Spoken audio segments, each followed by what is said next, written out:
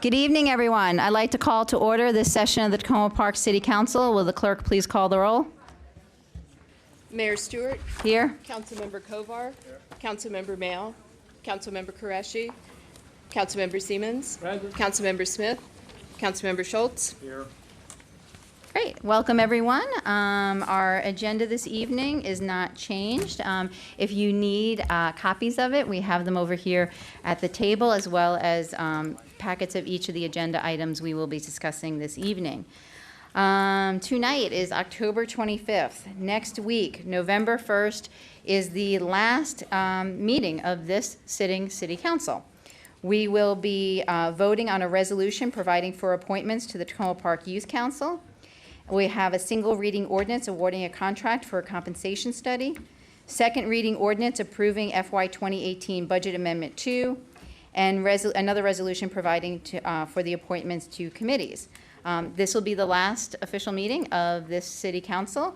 Don't forget, early voting starts on Thursday, November 2nd, and then election day is November 7th. Wednesday, November 1st.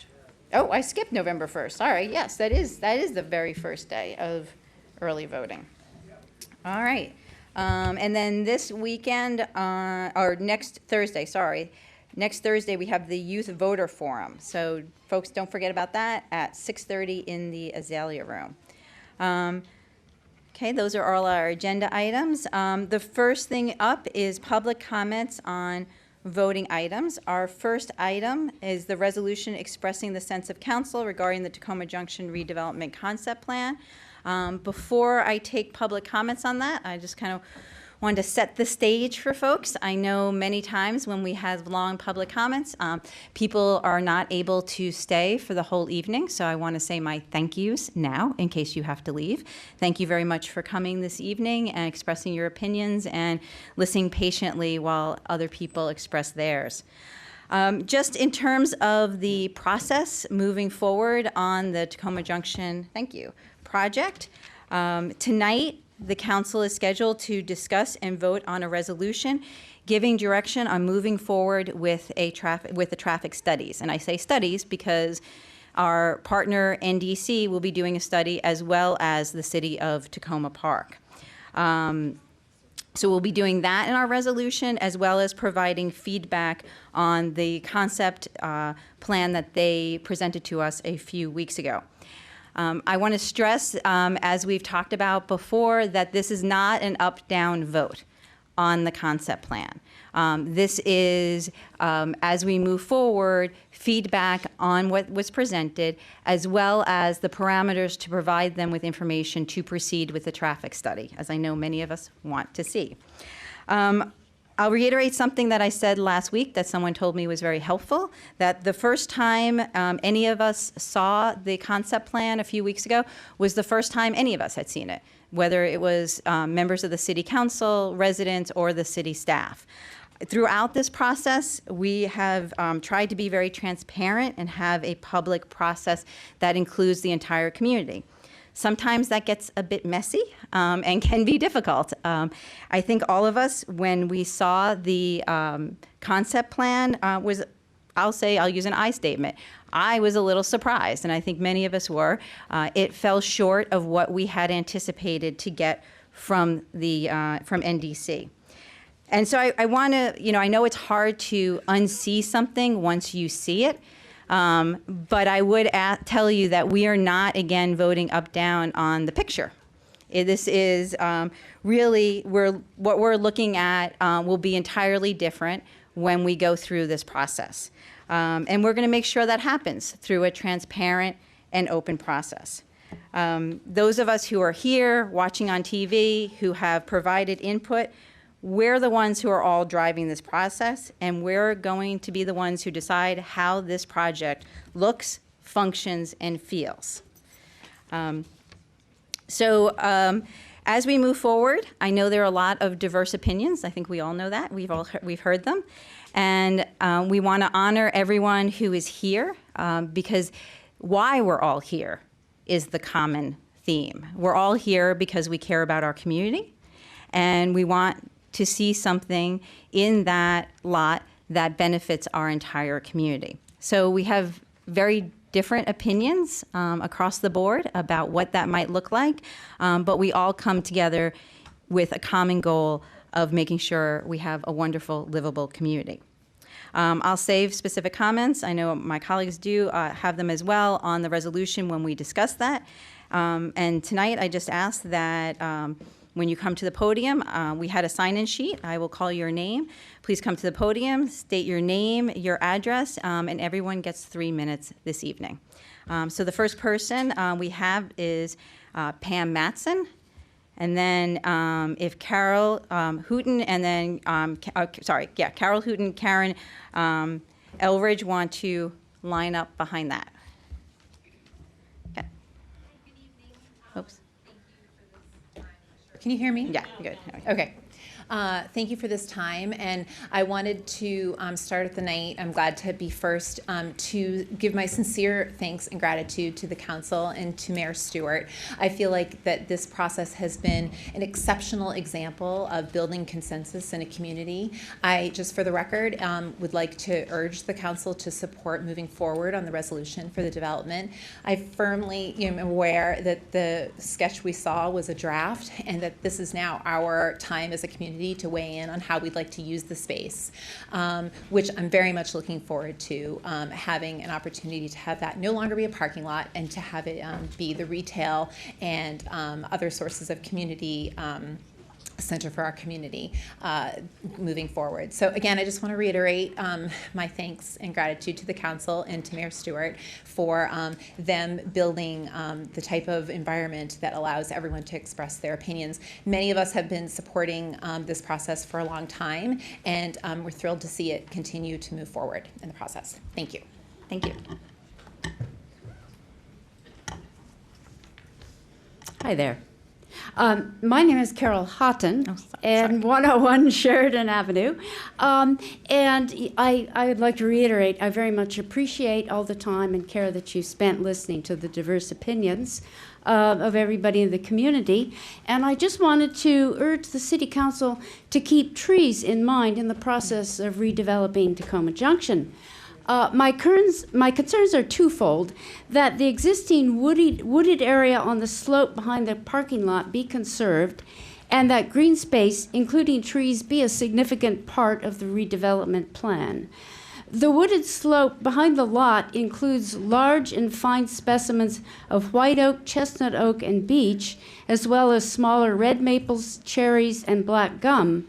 They're all desirable native plants with good wildlife value.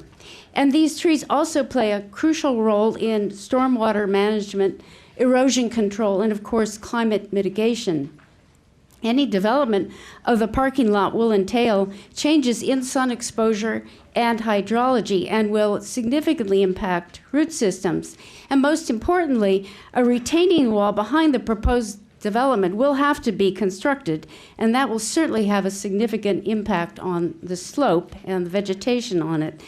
And I urge that the city undertake an environmental impact study to determine how to minimize negative effects on existing trees, on erosion and stormwater runoff, before choosing a final development plan.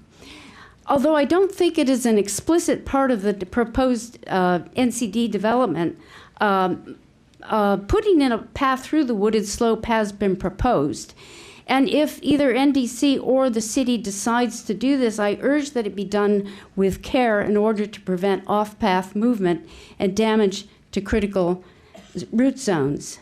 And with respect to the second point, I feel that the current plan put forth by NDC does not allow enough green space, especially for canopy trees. Research indicates that shoppers will stay longer and spend more money in commercial districts with large, well-maintained trees and other green space. I believe that a small pocket park, as well as adequate space for substantial sidewalk trees, would greatly enhance the prospects for success of the junction redevelopment. And I do have other concerns that have been well expressed by others, but I want to emphasize that I'm not voicing automatic opposition to redevelopment of the junction, but simply reiterating that trees and other green space be considered in any such project. And thank you very much for your time and consideration. Thank you.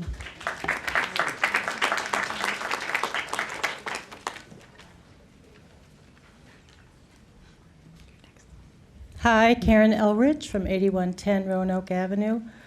I just want to make sure as we look at this once again that the feeling that the co-op needs to be accommodated in some way or another. I'm not sure about having the trucks pull up in front like that is going to work for all the retail stores that are there, let alone just the co-op. I also want to make sure that maybe we could have local merchants be looked at first when we have the retail stores. I don't feel like I have a need to have a bunch of overpriced stores that don't serve our community. I want to make sure that we have an outside space that's not just a place to sit down and have to buy a cup of coffee, but someplace that we can gather. I think that's one of the things that's really missing is in that area. And I want to make sure that the traffic study is done by a fair group of people. I won't go any further than that, but please make sure that, I noticed you said Takoma Park is going to be doing their own. I would really like that to be done by maybe the University of Maryland or somebody that's going to have not have any ties to anybody else when they're doing it. That's all I need to say. Thanks. Great. Thank you so much. And could I actually ask people, the co-op did this at the membership meeting this past Sunday, and I think it helps because people who are listening at home, when you clap, they won't be able to hear people at the microphone. So if you want to support, we did this at the co-op membership meeting as a sign of support. It's the ASL way to clap your hands. And I think there are a number of people who are listening tonight and watching on TV, so it'll be hard for them to hear if you clap as people are speaking. Good evening, Madam Mayor, members of council. I'm so happy to be back in Takoma Park after a nice long vacation. Paul Krastowski, 7708 Takoma Avenue. I just want to mention a few environmental issues with the proposed development plan. One of which is on the blue sheet here when it talks about the environmental impact. And then the other is on the questions and answers sheet on sustainability. First, I was a little concerned about this question and answer sheet because I felt it conveyed the impression that this is a sustainable development without any evidence whatsoever that it is a sustainable development. I would remind the council that it's very rare that any urban development can actually be defined as sustainable because it violates one of the first principles of ecology. That is, this development is going to be a net consumer of ecosystem services. So I think we should refrain from talking about this development in terms of, quote, sustainability, unquote. Another thing that was on the fact sheet and also appears on the blue sheet is the fact that this is going to be a LEED Gold project.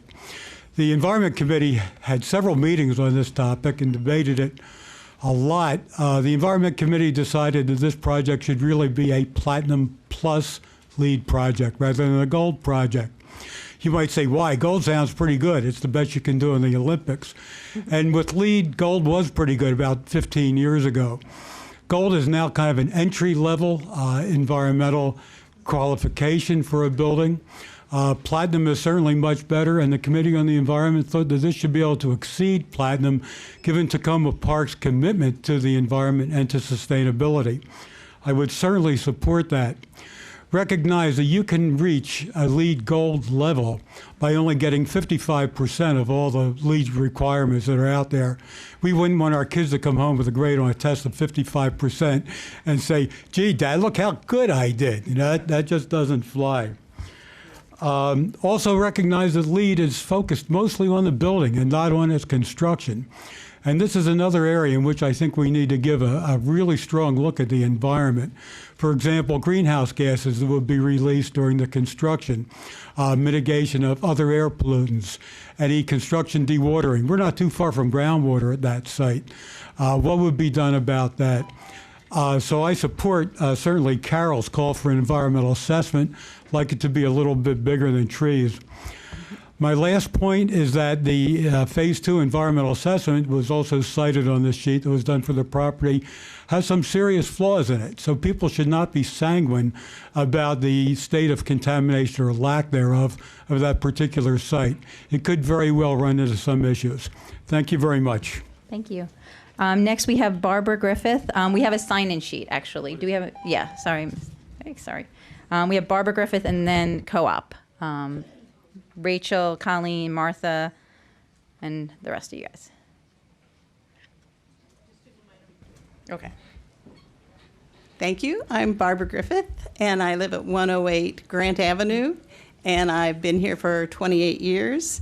And my late husband and I joined the co-op when it opened, and so we're co-op. I have been a co-op member ever since. But I do want to speak to the council and first thank you for all of your hard work, your transparency, and hard work on this development. When we moved here, I looked at that lot up there and thought, something's got to be done there. This is not a beautiful place in Takoma Park, and Takoma Park is beautiful. We need to do something there. And then I heard people talking a lot, and it always envisioned a commercial space there, always. Because we said, and I heard it many times, in order to keep the little stores across the street open and full and active, we need to have more retail development. And so I think what we're doing now fits our past desire and fits our vision of the past, as well as looking toward the future. And I think we as the co-op maybe have fallen down a little bit in not realizing when we took the space what our space was and what we could do in that space, and then what the vision has been for many, many years for the future use of that space. And it saddened me considerably to see that there's a big fight over a vision that we've had for a long time. And in fact, the level of the discussion by a community that I always thought was as activists, but also as more civil people than I think this has been. And so I'm really saddened by that. I was really pleased when I went to the forum, and I've been listening to the other candidates for our council seats. And I think some exciting things came out of that. And that was that we are not just the junction and we are not just the co-op, that we have other wards in our city that have needs and need to have support from our council and our city in terms of services and development. So we need to get this done so we can provide the tax base and that we don't waste any more time in deciding whether we're going to do this or not. I think we should move ahead. You should vote yes. And again, I thank you for all of your hard work.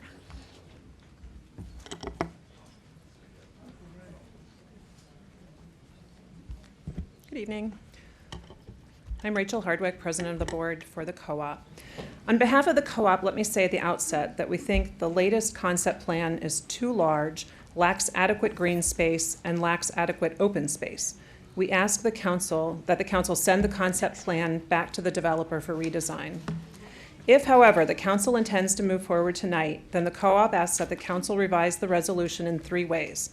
First, include a requirement that the project include a minimum of 20 spaces dedicated to co-op parking for our patrons and staff. Second, require the inclusion of a detailed lay-by design in the next plan submission so that we can review and evaluate its feasibility. It has been no secret that deliveries and parking have been our overriding concerns. Martha Whitman, our general manager, and Colleen Scott, our project manager, will address these issues in more detail, and our attorney, Michelle Rosenfeld, will give you specific edits that we request you include to address those 2 issues. Third, the project has been a moving target, with operational and design changes presented at the last minute or worse at public hearings.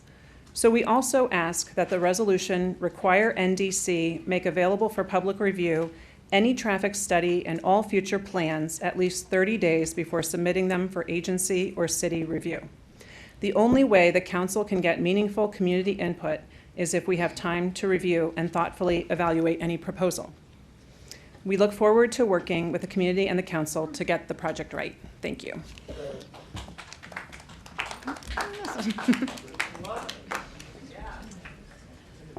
Good evening. My name's Colleen Scott.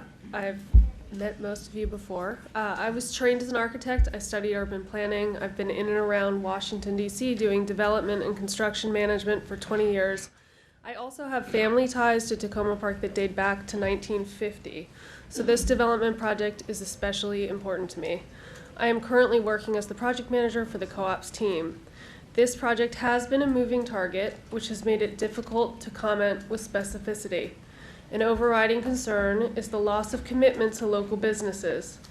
The developer's proposal specifically said that it brought a collaborative approach with respect to tenants, that it intended to work with the Ability Project, the Takoma Children's School, the Paint Ranch Montessori School, and the Takoma Park Silver Spring Food Co-op to develop a financing strategy and development plan. These businesses were identified by the city as potential partners and businesses that had real expansion needs to meet the objectives. None of these local businesses remain part of this project. Instead of financing a strategy and development plan that embrace local businesses, the developer's current rent structure, set at the highest end of the rent spectrum, has foreclosed the local market. The developer's approach ensures the Bethesdification of Takoma Park's retail space. We predict that this approach further will preclude locally owned and operated businesses from serving in Takoma Park, leaving in this new space large-scale storefronts owned and operated by non-local businesses such as Starbucks, Subway, Panera Bread. These are the only viable tenants that will be able to underwrite the rents required in their proformas. We ask that the council really take this issue seriously and review the potential rents for tenants as identified in the resolution, line 93, and use that review to ensure that the project does not disrupt the character and feel of our unique community. It is because of these moving target concerns that we ask the council require that the developer make its traffic study and any future plans available to the public for review well in advance of agency review. It is unfair for residents in this community, as engaged as Takoma Park is, to have a comment on a project of this size with no advance notice. Please amend the resolution to include advanced public review of future developer submissions. Thank you.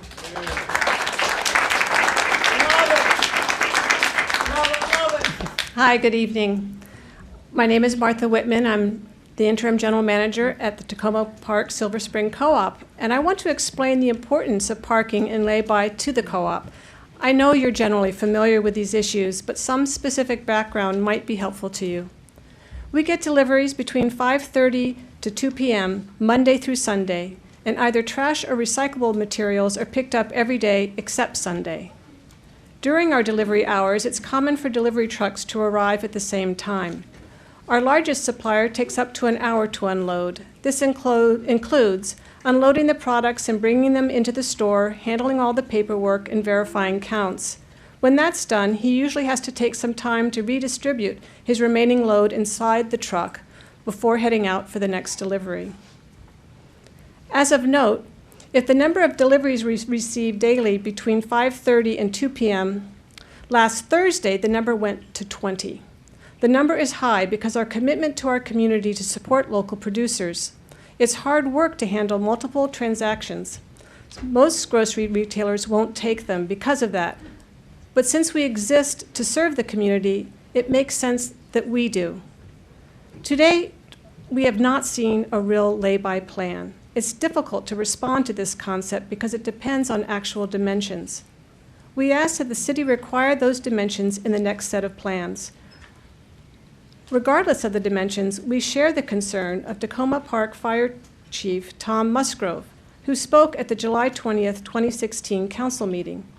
As reflected in the city's official meeting notes, Chief Musgrove said he is concerned with pedestrian safety at the sidewalk if the trucks load and unload from a pull-in at the front of the building.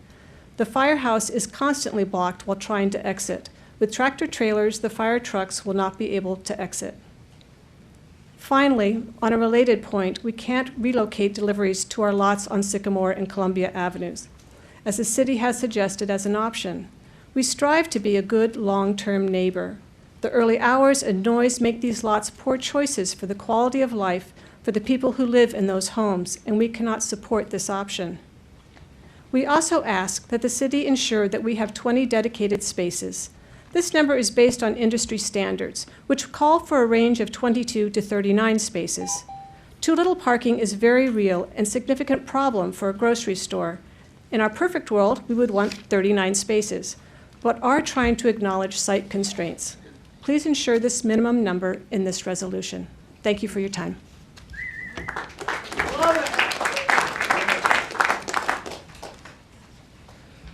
Hello, I'm Michelle Rosenfeld, One Research Court, Suite 450, Rockville, Maryland, and I'm legal counsel to the Takoma Co-op.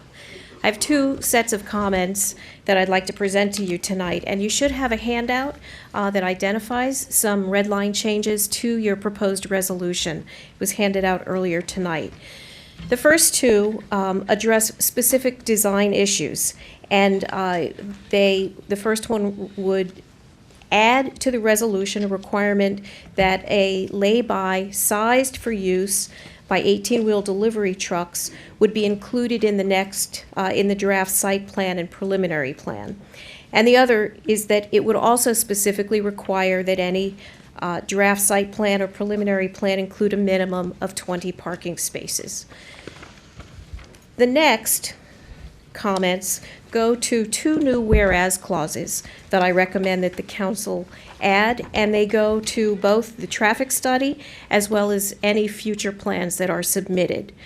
I have to say that when I learned that the first time that the council and the community reviewed one of the earlier iterations was when it was presented at a hearing, it stunned me. As former lead attorney for the Montgomery County Planning Board, I find it incomprehensible that the public and the council and the mayor would be expected to comment on and respond to plans that were submitted and publicly revealed that evening.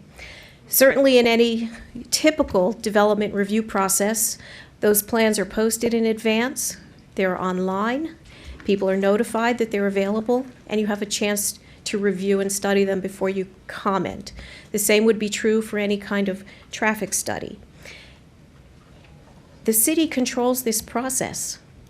The city dictates when and how these meetings are set, and when and how information must be provided, and when and how it would be available for the public to review and comment. The last two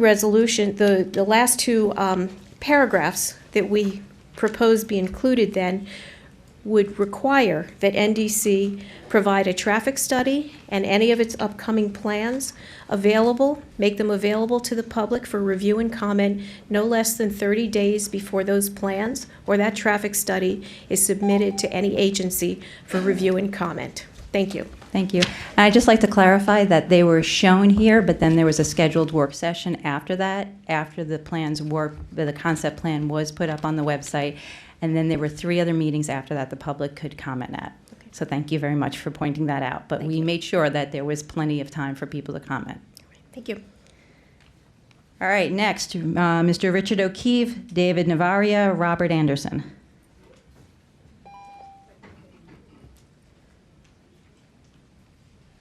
Oh, I skipped Kathleen Breckbill. Sorry. You want me to sit down? No, she can go. Sorry, Kathleen. Oh, here you go. You can go next. Sorry. I thought there was a bracket around your name for Takoma Park Co-op, so I missed you. Kathy Breckbill, I live at 7104 Woodland. And the 2 preceding comments address very clearly a couple of my concerns. One of them has to do, well, the whole issue of a traffic study. I don't understand how you can do a viable traffic study if you don't have very clear and specific lay-by specifications. This has to be addressed before you can do a traffic study, because otherwise you don't know what you're dealing with. That's one of them. The additions to your resolution, I agree with all of that.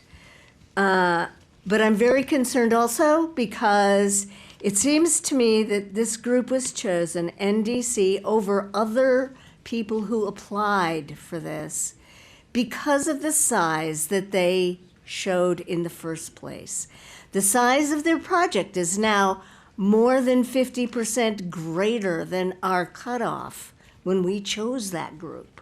And there's something very wrong about that. It just is, beyond switch and bait and switch, whatever. Okay. Then I don't see clearly in your resolution how the city expects to control this process.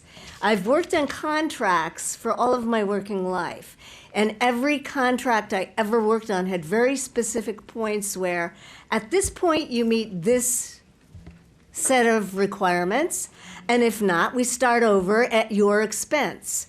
At this point, we meet this set of requirements, and if you haven't done that, we go back and you do it at your expense. And I don't see those very clearly delineated points in any of this.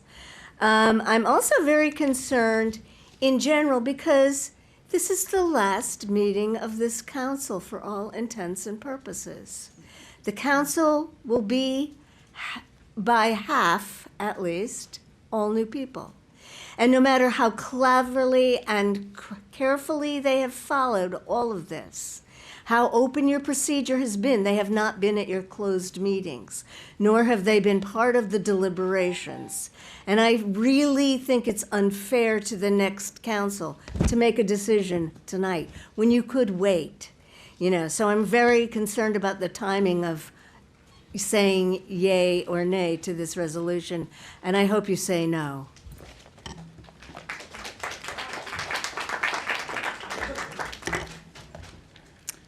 Howdy. My name is Richard O'Keefe. I'm the owner of the Peabody Heights Brewery in this Baltimore City, 5th largest brewery in the state of Maryland, and the only brewery that self-distributes. And I am one of those 20 people that show up every Thursday morning that Mrs. Whitman, and I want to tell you what it's like to deliver. Now, first of all, we deliver to co-ops and stores all over the state. TPS is a treasure, and you all better protect it because, it's an incredible operation.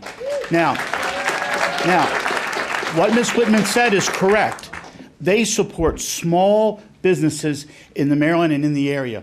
Every Thursday morning when I show up and pull up there, there's a minimum of 3 of us there, and sometimes as many as 6. And we all go down and grab the little U-boat and bring it up and put our stuff on and take it in there, and when you pull away, the next guy pulls in. But I smell fresh bread and produce that's delivered from local farmers, and it's a big thing. It's not like a regular grocery store because they so support local businesses. And also, none of us know when we're going to get there. In my particular case, we every Thursday morning have a beer. I make 60 beers. But every Thursday morning, I got a beer that's just coming off the thing, and we actually deliver first day beer, okay? Deliver it, and the day it's made, I make it at 7:30 in the morning, and usually between 9:30 and noon, I have it in TPSS, okay? So we don't know when we're going to be there, and I see different people every time. But I'm telling you, it's a lot of us, and we're there, and any event, as I said, protect this incredible gem that you have. I deliver to co-ops. This is a fabulous operation, okay? And they so support small businesses that it's hard to get in and out of there. You stand in line to get checked in, and they do a terrific, terrific job, okay? So that's really all I have to say, okay? Thank you.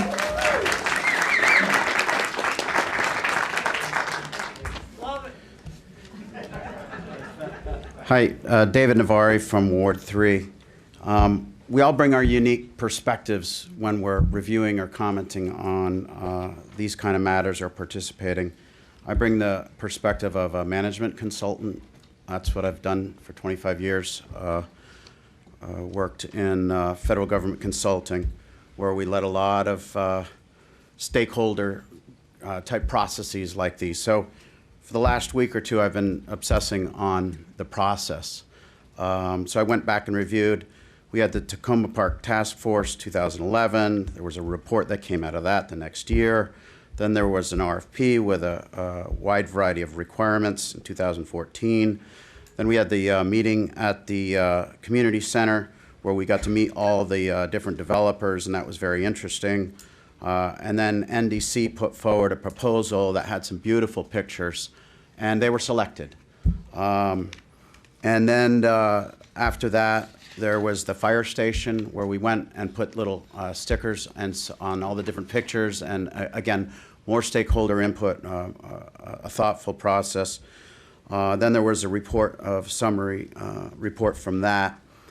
So I guess for me, when I look at this concept, and it is so dramatically different than everything we saw, everything that was discussed, all the reports, all the stakeholder input, I start to ask myself, how is it that city management created an environment where NDC would be comfortable delivering a concept that was so dramatically misaligned with the stakeholder input that many really feel like this has been a bait and switch. So I don't know how that happened. I'm not as close as this to you guys, but I would hope that based on this deliverable that feels like a swing and a miss, at best, maybe a dishonest deliverable, that the city council engages in a much more aggressive manner to give oversight and direction. So this can be a successful process, because I support development, good development. There's tons of examples of good development out there. For my wife and I and my family, Takoma Park's a better place than it was 10 years ago. We've got different restaurants to go to. We've got a lot going on. So that's what I'm hoping is there's more aggressive oversight, and I think you guys can do that. Thank you. Thank you.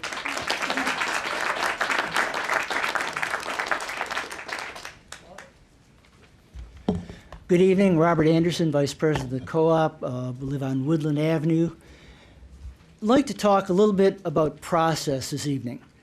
The community has been very, very diverse, very divided over this issue. And I think it has to do quite a bit with the process that we've undergone here. And the process that we have is not something that you folks created. It's something you inherited, and I think that it needs to be changed. Individuals have an opportunity to speak for 3 minutes. Pro-development folks, large development, small development, no development folks, co-op folks, anybody else who wants to speak gets the opportunity to speak for that time. Everyone's trying to make their point.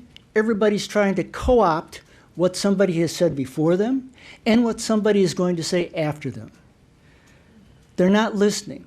We're not listening. And there has never been a public in-council dialogue among the parties here. And I think that's been one of the problems. There's been questions and answers from NDC to you folks and back and forth. And that's been the extent pretty much of any dialogue back and forth that's happened. Anything else has been commentary, it's been monologue, and there's been questions that have come from you. For instance, 2 weeks ago, a council member asked us why we sent out a letter that indicated we were concerned with safety at the junction. We didn't have a chance to respond to that, but we had some very good reasons. Number one, if you talk to the crossing guards who are there every single morning, they have safety concerns about that crossing.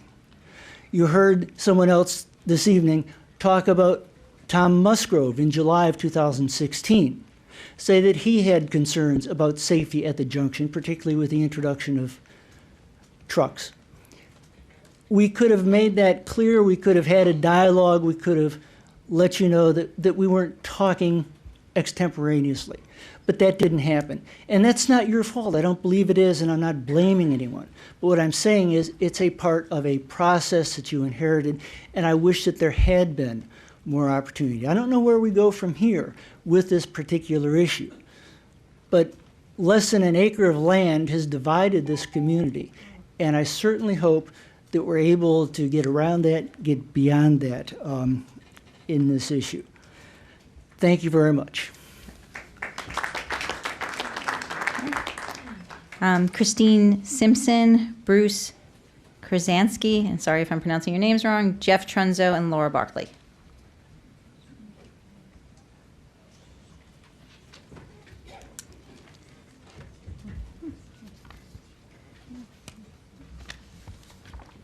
Hi, good evening.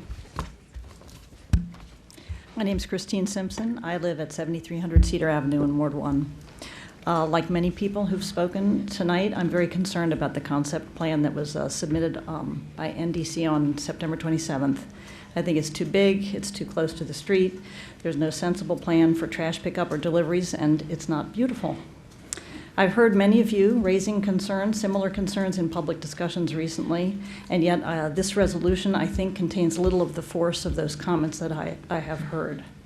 I am concerned that you are not protecting your future ability, the city's ability, the residents' ability, to reject a future site plan that will certainly be based on this very flawed concept plan.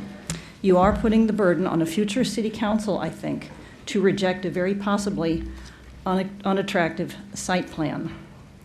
Apparently, from reading the materials, it seems to me that a concept plan is a necessary precursor to a traffic study. Adrian Washington, who is the head of NDC, the developer, suggests in his October 17 letter to the council that an agreement on the basic parameters of the site is necessary to do a professional traffic study. So have we reached an agreement with NDC on the basic parameters of the site in order to do this traffic study? Does a yes vote on this resolution say we have reached such an agreement? You can help protect the city and help a future council by putting more explicit language in this resolution that makes clear that the council is willing to reject a final site plan if it ends up looking like this overlarge and unattractive concept plan that was submitted on September 27th. Thank you. Thank you.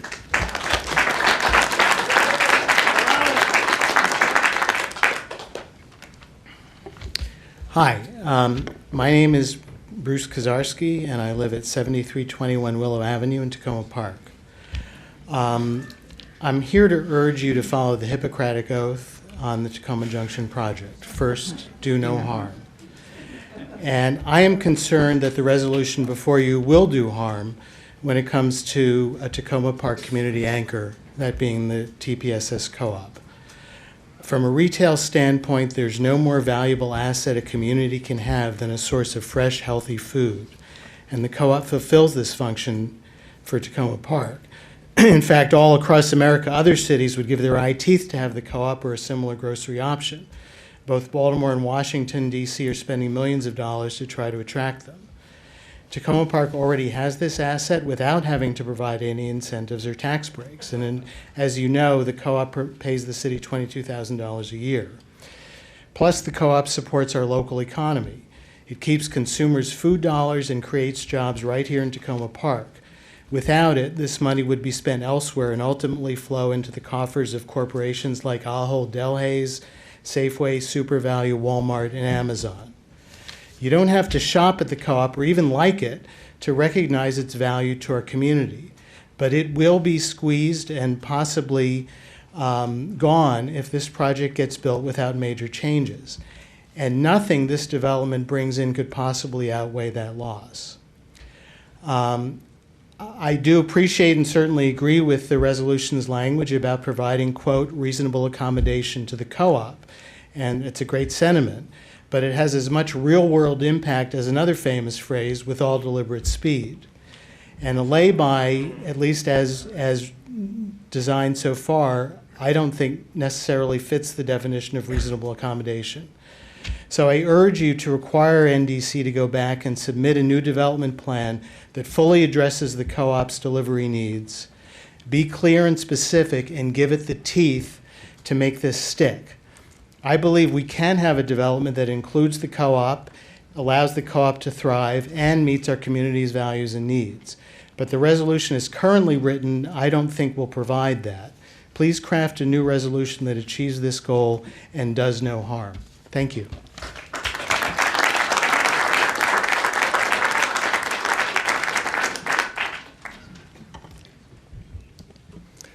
Hello, Jeff Trunzo, 119 Sherman Avenue.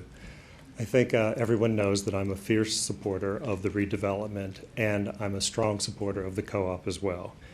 Tonight, rather than read another statement that reiterates my support, I'm reading the statement of another resident of Sherman Avenue, Linda Borskolko, I know all of the council and many of the folks in the audience know that Linda is one of the hardest working retirees in Montgomery County and a leader for progressive causes. I'm reading her statement tonight because though she wanted to be here, she has other obligations and she cannot. Linda writes, "Dear City Council of Takoma Park, I wrote you on October 9th, 2017, expressing my support for the redevelopment of Takoma Junction. I am disappointed that some of my neighbors are again trying to delay and even stop the process moving forward. I want to reiterate that I have been a resident of Sherman Avenue for over 31 years. I joined the co-op when it moved to the Takoma Junction, and I shop there often. I look forward to the redevelopment of Takoma Junction. I am confident that we can find a way to ensure that the co-op remains viable while allowing other small businesses the opportunity to thrive in a reconfiguration of the space. I support the vision of our mayor and council, who have carefully and thoroughly laid out the issues to be addressed by the co-op in the NDC. We've tried for many years to turn Takoma Junction into a viable commercial and community space. Let's move forward and work with NDC on its concept plan to redevelop Takoma Junction. Also, the City of Takoma Park cannot continue to expend so much valuable energy and resources ongoing beyond reasonable efforts to accommodate folks who want to stop the development. Stopping the development is totally unacceptable to me and many other residents who can't be here. Thanks for all the time and effort you have expended on Takoma Junction redevelopment. I wish you the best tonight and look forward to the City of Takoma Park moving forward on Takoma Junction redevelopment. Thank you, Linda Borst.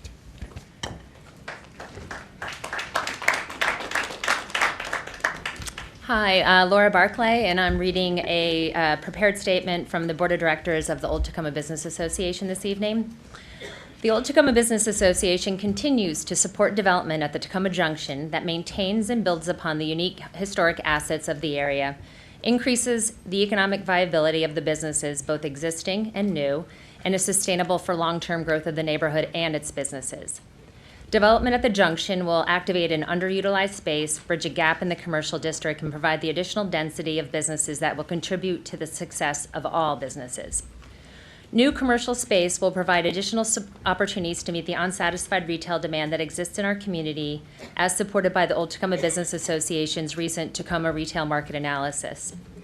Additionally, our recent analysis of leases also confirms that the currently proposed rent for the development is being offered at market rate, consistent with recently signed leases for new Takoma commercial space. The Old Takoma Business Association defers to the proposed Takoma Junction traffic studies for a full assessment of traffic impact and recommendations. We request that the City Council hold the developer to the terms of the agreement and proceed with the process as defined in order to continue the positive growth of our commercial district and avoid any unnecessary delays that may negatively impact Takoma Park's reputation as a desirable location to open a business. The Old Takoma Business Association values the TPS Co-op's important place in our community as a thriving small business. We also value the mindful development of the junction, which we know can be compatible with the co-op's continued success. We are confident in your leadership to continue to guide the project and demonstrate that Takoma Park is a welcoming place for existing and new businesses.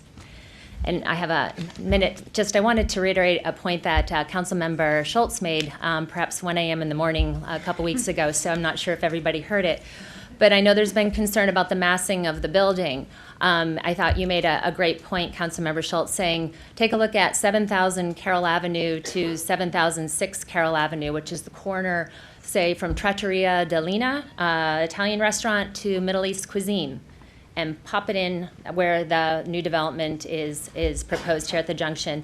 I think representation on paper, it has thrown our senses off in terms of exactly what we're getting, but we can look at it visually and see what a nice two-story, 15,000 square foot street front retail looks like, and we can see it working well with a one-story Laurel Avenue across the street. So I think that's a good visual representation to consider as we think about this. Thank you. Great. Thank you. Now, can I have Paul Eubner, Joan Mayer, Lee Peterson, Sue Katz-Miller, Betsy Taylor, and Bruce Kozowski? Did you pronounce that right? Oops. Oh, yeah. Oh, yeah, he did. He's here twice. All right. Sorry. Go ahead, Paul. Good evening, Paul Hubner, 7405 Carroll. I just want to say that during discussion of the development teams, then Mayor Bruce Williams said, quote, he wants to see an expanded co-op as an anchor, adequate parking for the Takoma Junction, and additional retail. Councilman Mail said he had a hard time imagining a building of 33,000 square feet on the site, and he hoped for a smaller building, a traffic study by the developer, and resolution of traffic flow, entry, and egress. Then Councilmember Stewart, at that time, supported the mission statement of the Junction Task Force and, quote, as a place where the community can come together, end quote. Councilman Schultz commented on, quote, having the co-op as a necessary partner and said they will not be left out of the process. On February 9th, 2015, the council developed and voted on criteria for development. Of the top 5 criteria, 2 were in support of the co-op and 1 was for aesthetic compatibility. At that time, all 4 RFPs contained loading and unloading in the rear, along with dumpsters and parking in the rear, in a 2-story, mostly brick facade and accessible community space. Now, the council reneges on all its words and promises to the community, blindly following the developer and granting a 99-year lease. We will be dust then. No residential units. A 3rd floor where the community space will eventually die.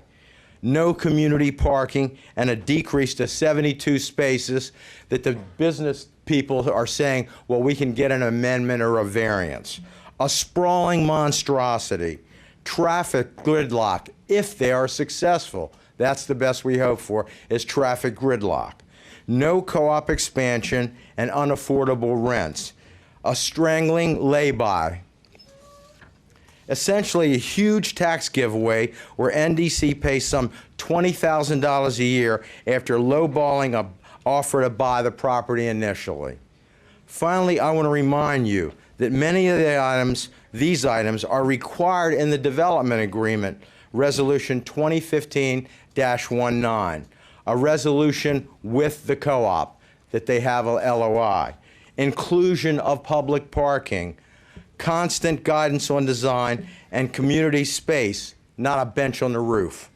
In summary, I feel like this is a sweetheart deal akin to taxpayers paying for a stadium which profits private owners of sports teams.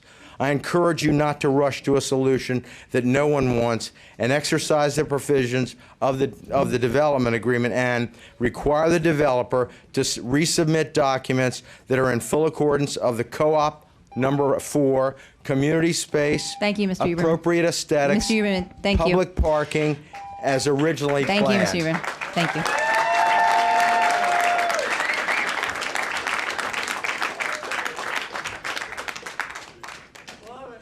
Good evening, Mayor and Council. Thank you so much for having this opportunity for all of us to share our thoughts. My name is Joan Meyer. I live at 42 Columbia, which is virtually directly behind the co-op and right one house away from the green space. I want to offer a bit of a meta perspective and just my preferences. The meta perspective is that it seems to me clear that there are real trade-offs here.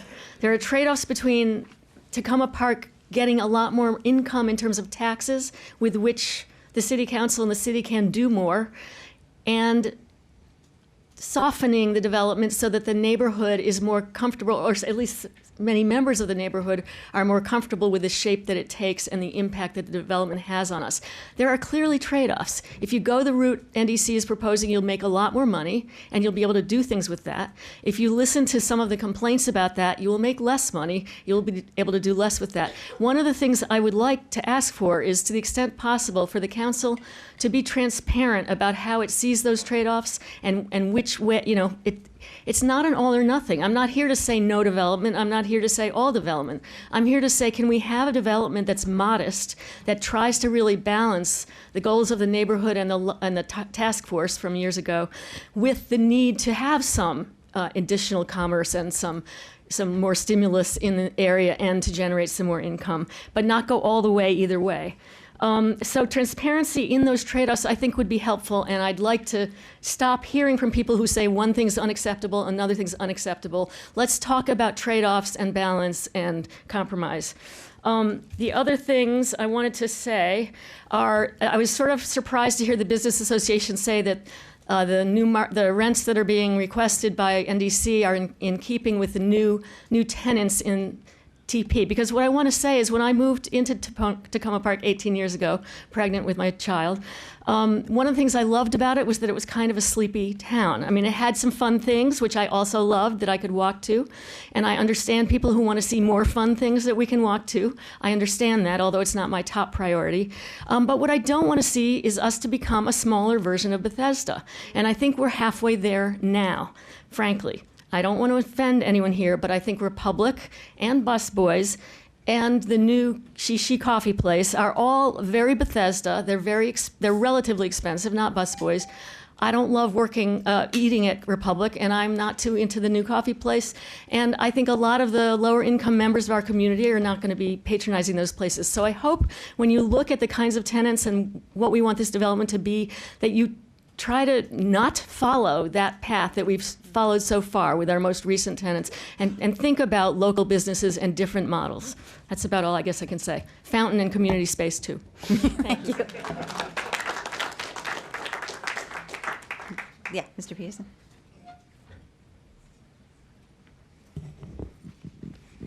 Hi, good evening. My name's Lee Peterson. I'm at 812 Davis Avenue. I'm here with my two daughters tonight. I just want to add, obviously, you all have done a really wonderful job, but as you can see, we're not done. And what I don't want us to do, for a couple of reasons, is move forward with the resolution, which is well written, as you have it stated, for a couple of reasons. The concept isn't right. We all know that. Most of us have agreed to that. And a new group of people that will be here in front of me and this, the residents here tonight will be starting soon. It's not the right time to vote on this. Let's just delay it and move forward afterwards. I am for the development, but there's no rush. There really isn't a rush, as much as some people really say there is. Thank you.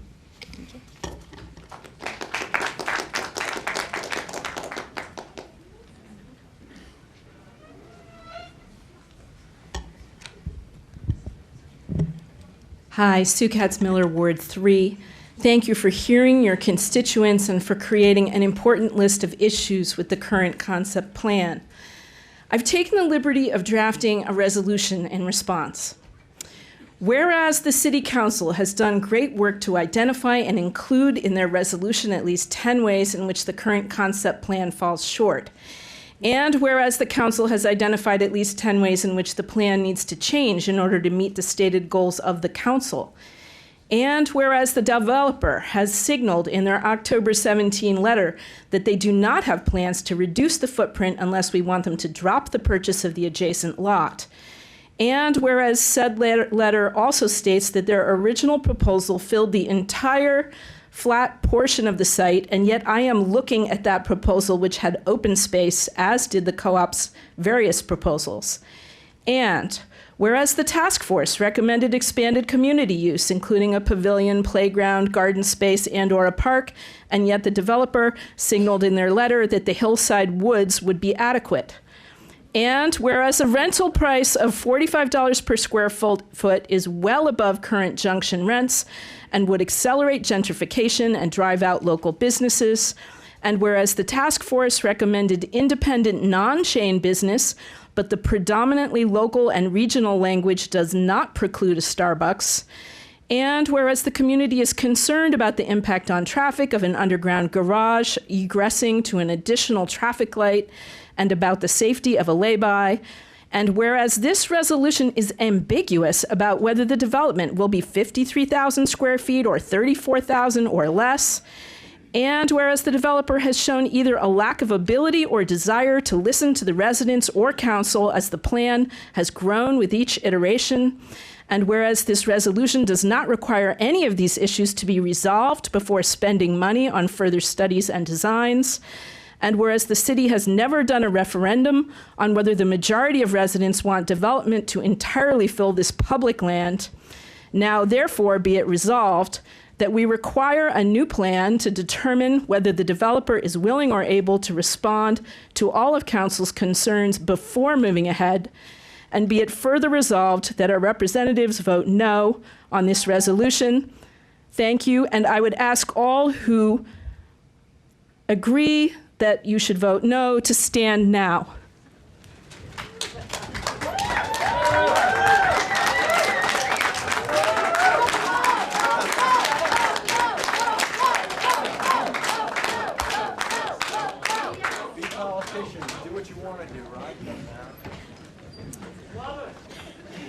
Thank you. That's a hard act to follow. Betsy Taylor from Ward 1. My first degree was in psychology, and tonight I want to talk about what happens when a group focuses on irrational escalation of commitment. Escalation of commitment refers to a human behavior in a group or an individual when faced with increasingly negative outcomes from some decision, action, or investment, continues the same behavior rather than alters course. They maintain actions that are irrational, but align with previous decisions and actions. In the case of the junction, many citizens feel that a 34,000 square foot or much larger development, the size range permitted by tonight's resolution, is just crazy because it will pose traffic and safety hazards while threatening existing community assets like the co-op. Yet these common sense concerns, while acknowledged, have been repeatedly sidelined as something we can deal with later. We've heard repeatedly that we are not closing off options, so we raise the same tired concerns. We've been told that the petition signers and people who show up at meetings don't necessarily represent the majority, and that feels like we're sidelined. Economists use sunk cost fallacy to describe the justification of increased investment of money and time in a decision based on the prior investment or sunk costs, despite new evidence suggesting that the cost, beginning immediately, of continuing forward outweighs the expected benefit. In the context of military conflicts, we've seen the sunk cost fallacy used in Iraq and Afghanistan to the tune of 2.4 trillion taxpayer dollars. A simple way of talking about this is throwing good money after bad.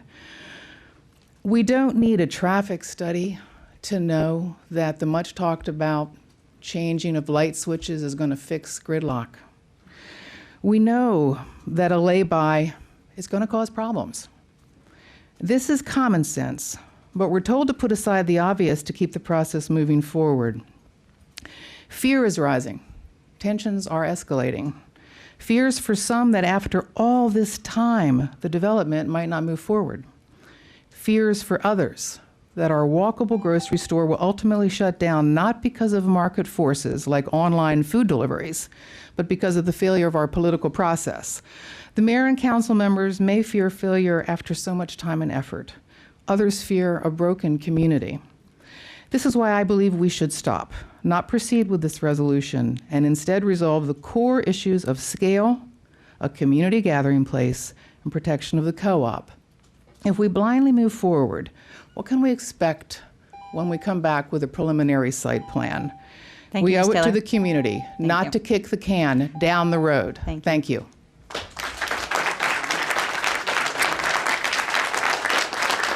Diane Curran, Tiffany S., Merlin Kettering, Denny May.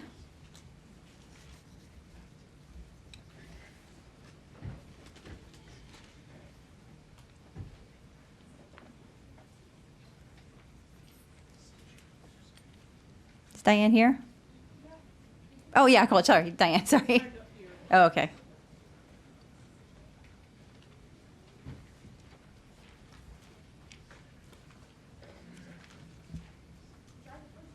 Mm-hmm. That's okay. We're not going anywhere. Thank you. My name is Diane Curran. I live in Ward 3. I want to applaud you for carefully laying out some of the key problems with NDC's proposed concept plan. You have taken a very important step towards clarifying the council's values and bottom line requirements for the proposed development.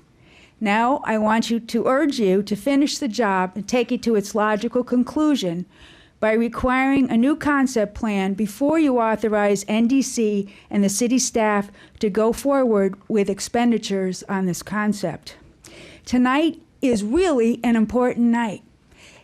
It is up or down in the sense that you're at a crossroads, and this is an opportunity, you folks who have inherited something that started even before you got here, to take it back in a sense and exercise your prerogative, your authority, and your responsibility to set clear priorities for this development.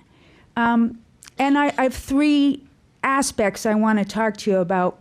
First, it would tremendously restore public confidence in this process if you get some clarity before going ahead on a concept plan that you and NDC and the public can agree on. I really, I'm sorry to say, I don't think this process has been transparent enough. We've had occasional glimpses of NDC's plans and comments by the public and the council, but we have not had a concept plan that actually reflects the council's inputs and quantitative priorities. So that gets me to my second point, which is you, the council, need to establish your priorities in very clear quantitative terms for the two basic amenities, public resources that are at the junction. One is the walkable grocery store, and the other one is the open space. And you have a responsibility you can't delegate to NDC, you can't delegate it to the co-op, to figure out 20 years from now, what is it going to require to have a grocery store at the junction? I don't care who's running it. What does it take? And that's, you got to do that. You can't ask someone else to do that. You can get their input, but it's your job, and this is the moment. The last thing I want to do is say, make this consistent with your development plan. I want to read a couple of things from the plan that's been put out. This city's senior population, ages 65 and up, grew by 24.7% between 2000 and 2015. Seniors are more likely to have lower incomes than other age groups. Seniors are more likely to have physical disabilities than the general population. They're less likely to drive, and they're going to need walkable amenities like grocery stores. Thank you, Ms. Karen. Don't forget that. Now's Thank your you. chance. Thank you.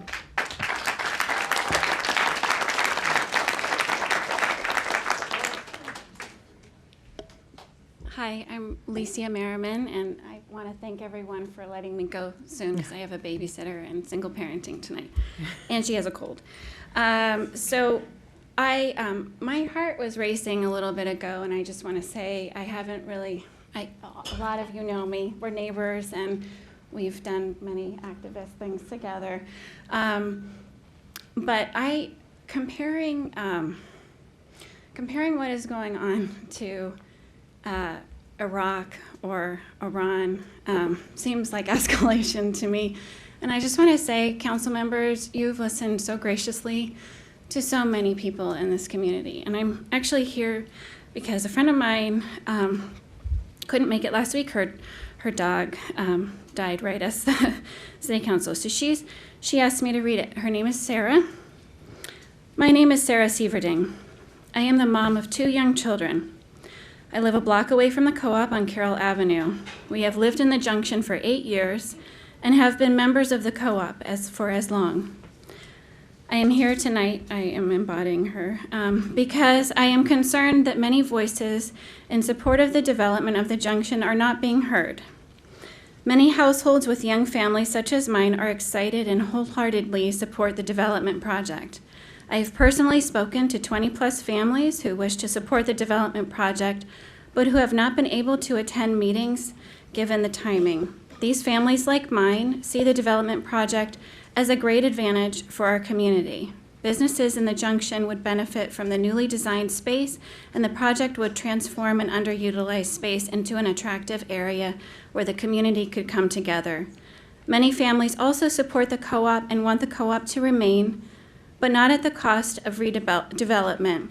In these 8 years, In these 8 years, little has changed in the junction and many storefronts remain empty. People are ready for this development to move forward. Please vote yes on this concept plan and allow revitalization project to move to the next stage. I am confident that as we move forward, we can listen to one another and come to an agreement that allows revitalization to occur in all the way possible for all involved. And members, you have received my letter and you know how I personally feel, and I have many friends who feel very differently about this, and I just want to honor all of those voices here tonight and democratically show that they are out there.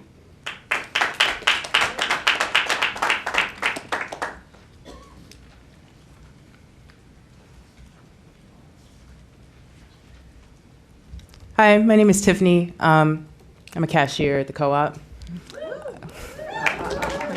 I recognize a lot of faces in here. I'm also a member of the TPSS Workers Union of the Industrial Workers of the World.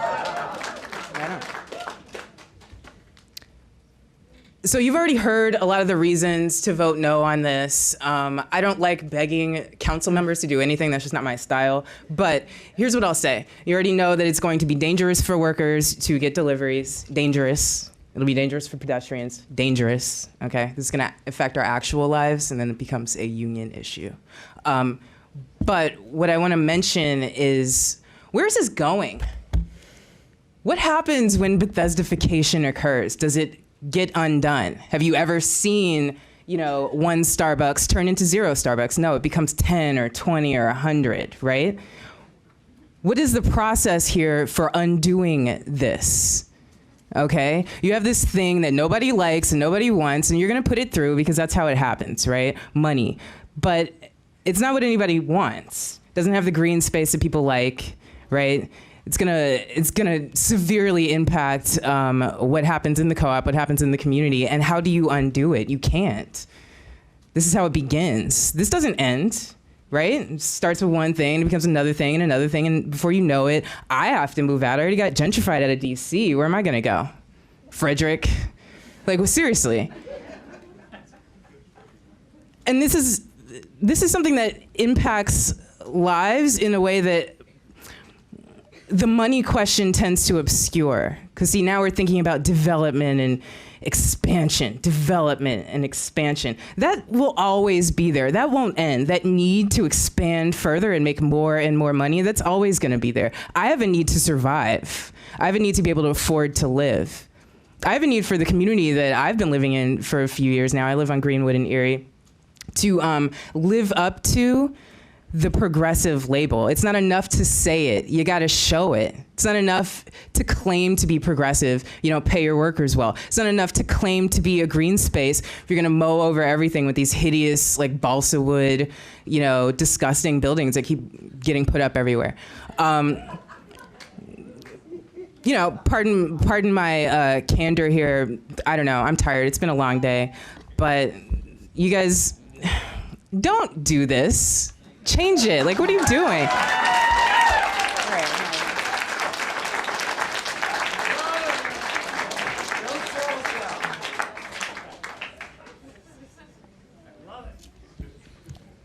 Merlin Kettering, 207 Lincoln Avenue. I support development. I have spent a lifetime working at organizational, national, community, international development. I have learned that when something begins with an idea, moves to a concept, moves to a feasibility, moves to design and implementation, that there's a point of no return. That given enough traction, whatever the key assumptions are, regardless of how it may change apparently, the key assumptions are difficult to shift. Best thinking should never be deferred.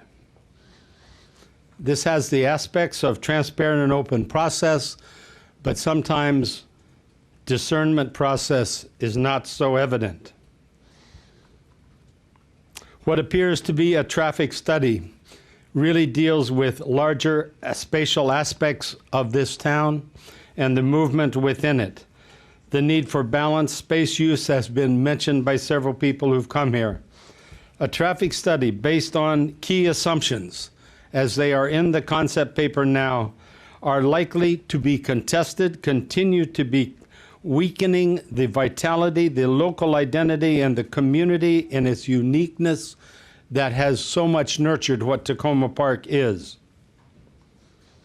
If the study is done on those assumptions, it continues to creep forward toward a process of no return.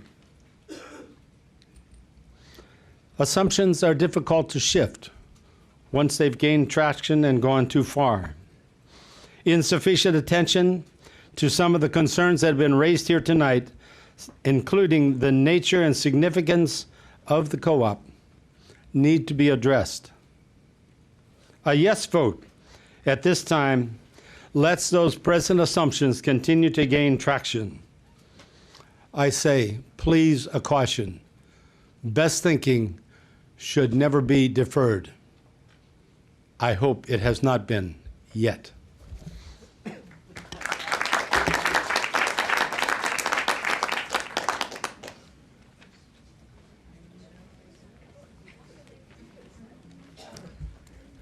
Good evening. My name is Denny May. I live on Willow Avenue. I've tried really hard over the last months to understand why this junction development has become so divisive. There are many legitimate issues that press people's buttons, like traffic, safety, the need for city revenues, etc. But for me, the real fault line in this debate is our food. Where it comes from, how safe it is, whether it's priced appropriately or not. These are some of the most basic questions we face in our lives, maybe especially when it comes to our families. Above almost any other shopping issue, we want safe, healthy food. And if something threatens our food source, we react. It's especially gratifying if we can buy our food from people whose names we know, people from many countries whose lives and their families' lives are better and safer because the store they work in treats them well. This isn't important to everyone, but it is to me and a lot of my friends. It's one major reason I like living here. Now, these are my food preferences. I don't expect everyone to share them. I know many folks are quite happy with Safeway or Shoppers.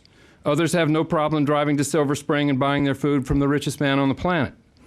I don't expect everyone to be like me, but I do expect my elected officials to be aware of and sensitive to what is happening in our town. What I see happening is that something like 10,000 to 15,000 people like me shop regularly at the co-op and treasure it as their family's main food source. Unfortunately, this city council, despite all the stories of allegiance to the co-op, seems deeply unaware of how a large part of this town feels. I've heard your words, and you said many, many things about defending the co-op, but words aren't actions. After all the talk, all your assurances, you're on the verge of voting for a development plan that gives every square inch of our land to the developer, except for a tiny strip of crowded sidewalk space for a lay-by. I am mystified by this. After all your rhetoric, all you can come up with is a tiny lay-by? I'm left with doubting your sincerity, or at least your powers of observations. Despite all you say, I am in the co-op virtually every day of the year, and I have never seen any council members in there. And neither have the friends who I ask about this. I think you're deceiving yourselves about the co-op. You're missing something deeply vital to a big part of this town, and the reasonable accommodation is completely unconvincing. I think you have been myopic, stubborn, and victim to a developer's siren song. I hope the co-op survives your indifference, but if it doesn't, this will be your ongoing political legacy. You will have divided the town in two. Please don't do that. Thank you.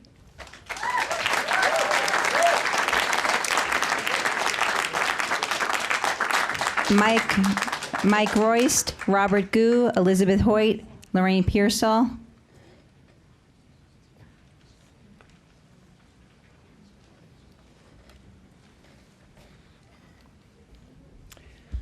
Good evening.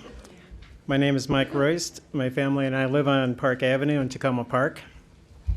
I'm here tonight to give my full support for the development of Takoma Junction because I believe this area has the potential to offer additional amenities and experiences to the majority of residents who live in and around Takoma Park. Amenities that can make this city more lively and interesting. I have read the resolution regarding the Takoma Junction redevelopment concept plan. I agree with nearly all of the contents of this resolution, including the majority of the council's concerns. That being said, one aspect of the resolution that is not clear to me is a somewhat loose use of the following terms: open space, green space, accessible outdoor space, public gathering space, and community space. All of these terms that I just mentioned are included in the resolution, but they are not defined. These terms should be defined to avoid confusion as to the terms' meanings in the context of the Takoma Junction redevelopment. I support the inclusion of outdoor space in this development, so any new businesses that plan on serving food and or beverages that need outdoor space for seating will have it available. I'm not opposed to outdoor community space. I'm just not sure how much more outdoor community space is needed, as outdoor community space is currently available at the gazebo on Carroll Avenue, just a short walk from Takoma Junction. The gazebo space is already very underutilized outdoor community space. I don't know if this has ever been brought up, but I suggest the city contact the owner of the property at the corner of Carroll and Grand Avenue that was formerly operated as a gas station, and consider entering into talks with the owner to purchase this property. This property could be used as a city parking lot to alleviate parking concerns for all businesses at Takoma Junction, and it could also be a source of revenue for the city.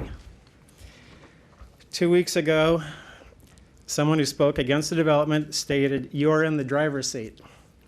I'm glad you're in the driver's seat because I know you want what is best for the majority of residents who live in Takoma Park.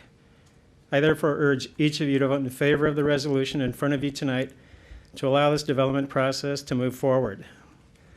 By voting in favor of this resolution, the City Council not only moves the Takoma Junction redevelopment process forward, but the development, once completed, will ultimately add to the city's tax base, which can be used in supporting things residents care about, like educational activities, the library, and community events.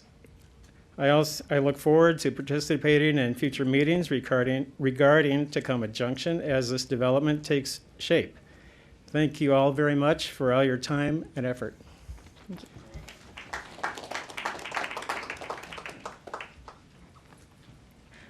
you. Is Robert Gu still here? Oh, there you are. Sorry, I didn't see you. There are two names. Robert Gu, 508 Elm. I thank you for the opportunity to address the council and the mayor.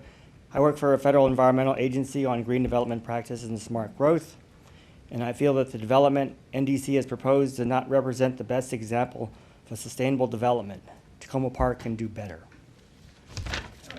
We have a tremendous opportunity to create something truly unique and wonderful here. And what NDC has proposed is not that. Let's not squander this opportunity.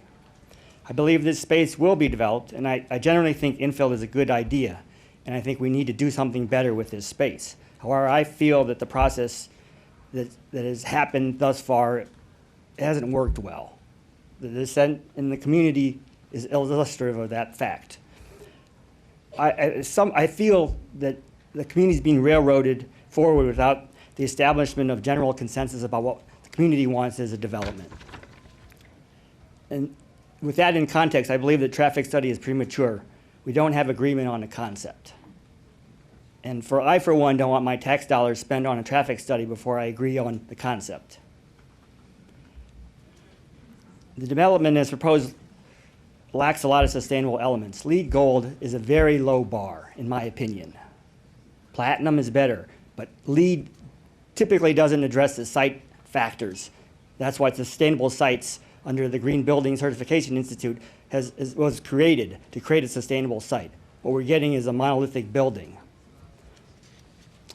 And I also feel that the space as proposed doesn't create something the community will love and use. And that remains to be seen, obviously. So I think that the development as proposed could be embarrassing to Takoma Park, and I don't think Sammy Abbott would support this plan. And I also think the project has the potential to be a traffic and environmental disaster if we don't do this right. So moving forward, I think we need to get better community consensus. We need to adequately weigh the risk of any options. And we need to protect the co-op and continue to support local farmers and worker diversity with living wages. Please vote no on the resolution.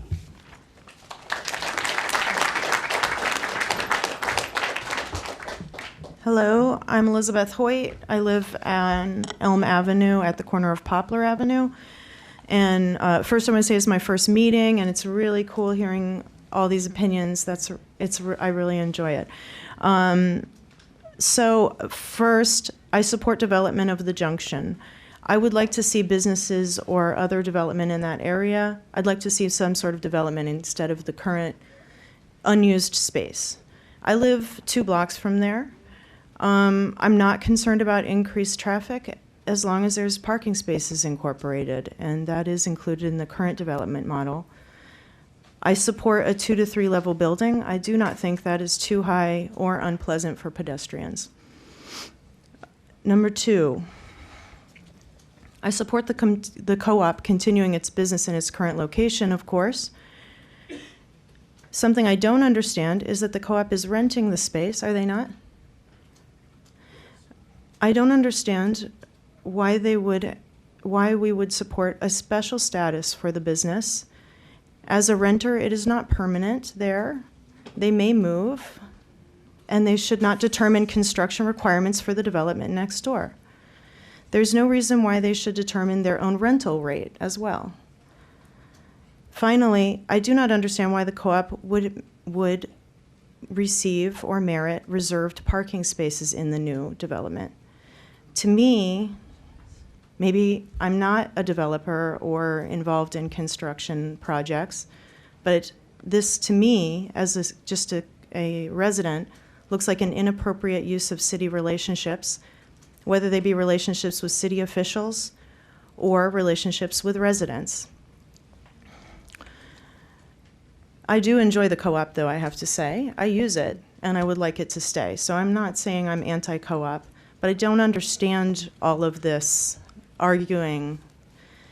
I don't understand why the co-op is such a huge part of this process. Number 3, I like what the Columbia Avenue residents' comments about Bethesda. I don't know her name. I missed that. I'm sorry, though I live very close to her. I would also like us to continue and constantly consider the need for affordable housing and affordable businesses for our lower income residents. One of the things I'm proud of in Takoma Park is our diverse economic levels, and I want that to thrive. 4th, I haven't heard mention of the unused pavilion, and I think the whole junction should be considered in this process. Why develop that location and let a pavilion across the street continue to sit essentially abandoned? It's abandoned. I would love to see a traffic circle in that area or a pleasing pedestrian pattern to utilize that space, or parking, anything, because it's currently unused. Thank you. Thank you.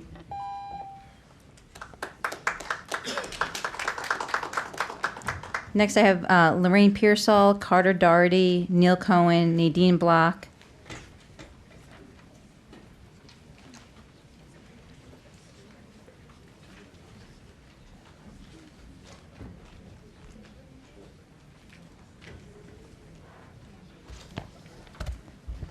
I'm Lorraine Pearsall, Vice President of Historic Takoma, and I'd like to share with you some of our concerns here. I came home from California, and I promptly reviewed everything and watched all your comments and watched the presentation, and I'm happy, Mayor Stewart, to hear you say that they fell far short of the mark, NDC, in their presentation and the information they provided, and I certainly agree with that. I was extremely disappointed in the lack of adequate drawings and heights provided on drawings and different views. things were very difficult to sort through. Council members had lots of questions, and they said numerous times, I don't think we're there yet. We are still working on this. And I was horrified to hear at the same time they were stating that they were speeding right ahead towards site plan.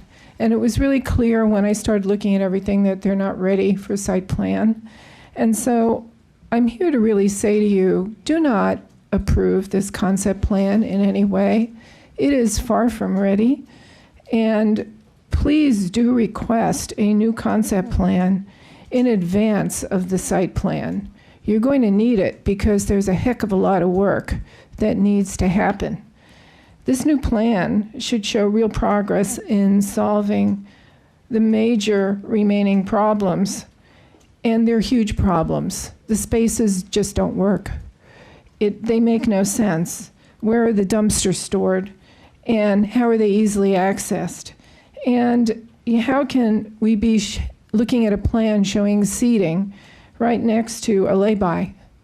And this seating is our outdoor gathering space, which you all know is something the community really wants. And so how could they design something like this after 3 years of sitting in on meetings, listening to all of this?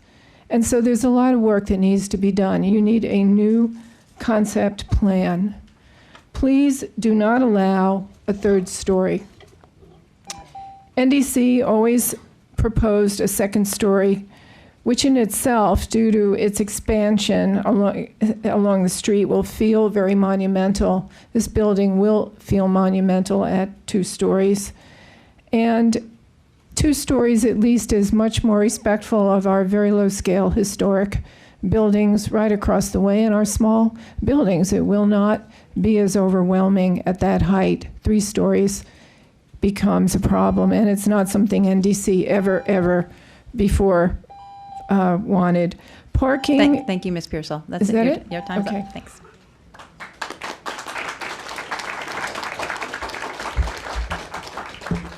Hello there, members of council. Carter Doherty, 6 Crescent Place in Ward 1. Oh, there's Peter. Okay, it's not my representative. I want to start by suggesting that these constant indictments of the process are, frankly, a long insult to the long hours that the council has put into this and to the careful deliberation.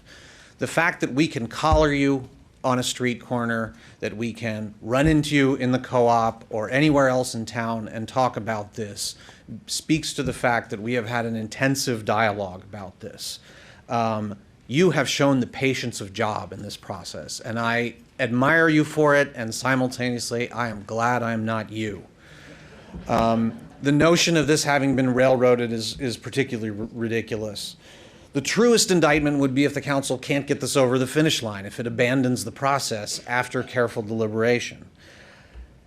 It ought to be extremely clear to anyone who's followed the process that there have been multiple chances for the council to stop or start. And 3-7-0 votes on the council suggest to me that you've had plenty of time to think things over, to talk to people, and to deliberate. Now, there have been lots of suggestions about creating other moments in time, clauses, we should approve this or that study. I would encourage you to, when in doubt, preserve the integrity of the process that you have set forward here, because you should trust yourselves that you have spent the long hours, that you have deliberated, and that you have carefully considered the evidence. I have avoided addressing the question of the community being divided because I think this is generally not going to be decided by a show of hands, but by the strength of arguments. But I would urge you not to forget what one of the speakers mentioned, lots of households with young families, people who can't be here, the nurse who wrote Neil and I, the person with the babysitter, and on and on and on. I mean, there are lots of people here who want to see this happen. You've heard from them via email. Noise is not necessarily the same thing as making your point. Finally, I wanted to address the question of when reasonable accommodation becomes a desire for particular privileges. There was a previous speaker who addressed this pretty strongly. But Catherine Ramsdell, who's in Ward 1 and who works on sustainable development projects for a union, she mentioned that the trend in mixed-use commercial is away from exclusivity clauses. Very, very strongly so. So I would conclude that there are lots of protections built in for a particular business here, once again underscoring the integrity of the process. Thank you. No, I had, oh yeah, Neil and then Nadine. Hi, members of the council, mayor, thank you. Neil Cohen, Columbia Avenue. I support the passing and the continuing of the hard work and process, the years-long process that this council and the prior council have put forth. I challenge people who are coming here for the first night to go on to tacomaparkmaryland.gov/junction and read everything that's there, to go on City TV and watch the hours and hours of public comments that have gone on since 2013 and 2014 and until almost 2 in the morning just 2 weeks ago.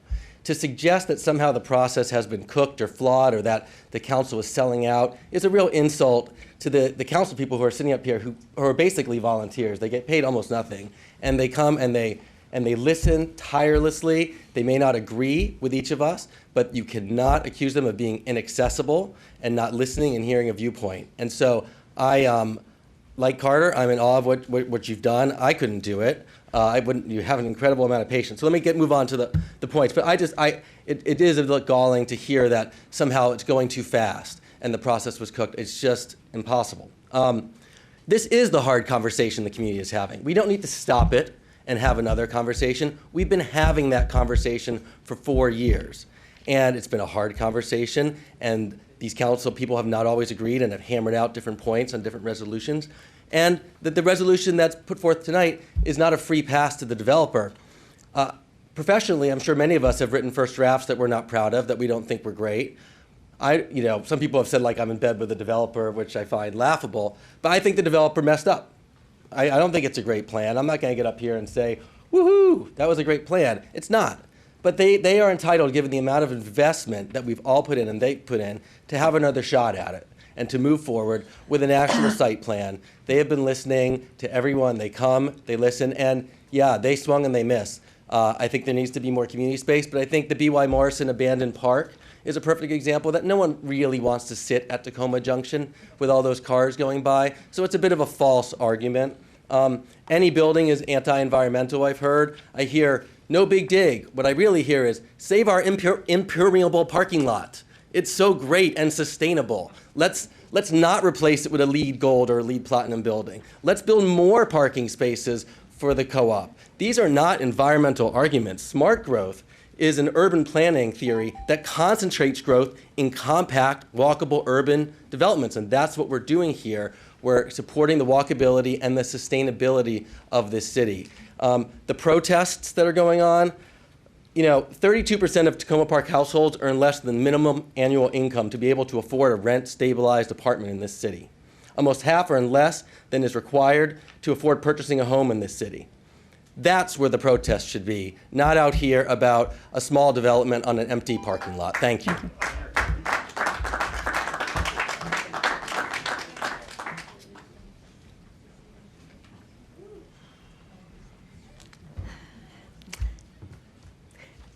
Good evening. Thank you all for being here. And my name is Nadine Block. I'm in Ward 3, and I'm really here to be counted. One of the things is that we've heard is that the community is evenly for or against the 3-story development, and I think that we saw earlier that, and we are continuing to see that that's actually not the case. I want to be strongly counted on an alternative vision than what is currently before the council. And I also want to say I am so excited as a person who spends most of my time as an activist that there are so many mobilized people in Takoma Park. And that is really exciting. I know it makes the job of the council harder, but that's the part of our participatory democracy that really is important. And so I welcome this dialogue and debate, and I welcome this mobilized community. I want to push this, and everybody here has dotted their T's and crossed their I's with numbers out the wazoo. I'm not going to do that. I get the position of doing something else. I want to encourage us to push this conversation further.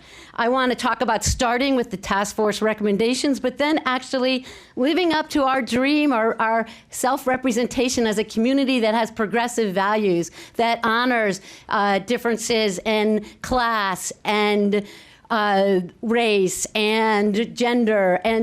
Let's talk about everything, and how do we actually put that into this unique, forward-thinking, progressive-minded community in a real way where the mortar hits the road, so to speak, in this case. But we, according to this resolution, are seemingly going to put something completely ordinary, even potentially retro or outdated, so 1990s even, onto this property that is currently community owned. It's ours. So many communities don't have this. Why can't we even consider a community owned resource? Something that actually we build and own on this community lot. Something maybe like other fellow residents have proposed all kinds of plans, including Bern Kelly's plan or some other plans that have grown out of the presentations that people have made. I think it's really important that we are, or even earlier today, somebody brought this up about Ward 6 and development at the crossroads. If we really want to have economic impact in this city, we should actually put development in Ward 6 at the crossroads where people want it. We don't need to do it right now. So instead, let's be beautiful, let's be green, let's be local, and let's vote against this resolution for a more compelling, more interesting, more provocative, more beautiful future. Don't go further down this road. Let's actually do something that will give money to the council and the city to do good things by concentrating development already where there is this development, and not make the traffic and the parking and everything else worse at this intersection. Thank you very much. All right. Is Tony still here? Yeah. Oh, there you are. I see you. All right. You got Tony, Karen, is it Lou or Len? I can't. Justin, Mary, Neil Goldsman, Cynthia Morel.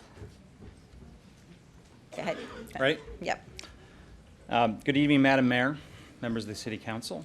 I'm Tony Camilli, and I live in Ward 1 on Tulip Avenue. First, I'd just like to say I want to thank the council, the mayor and the council for your work, your leadership, your dedication to this. Reiterating some of the comments that some other people have said, I wouldn't want your job, not if it paid 10 times what you're getting paid. It's a very difficult job and a very underpaid position in my mind.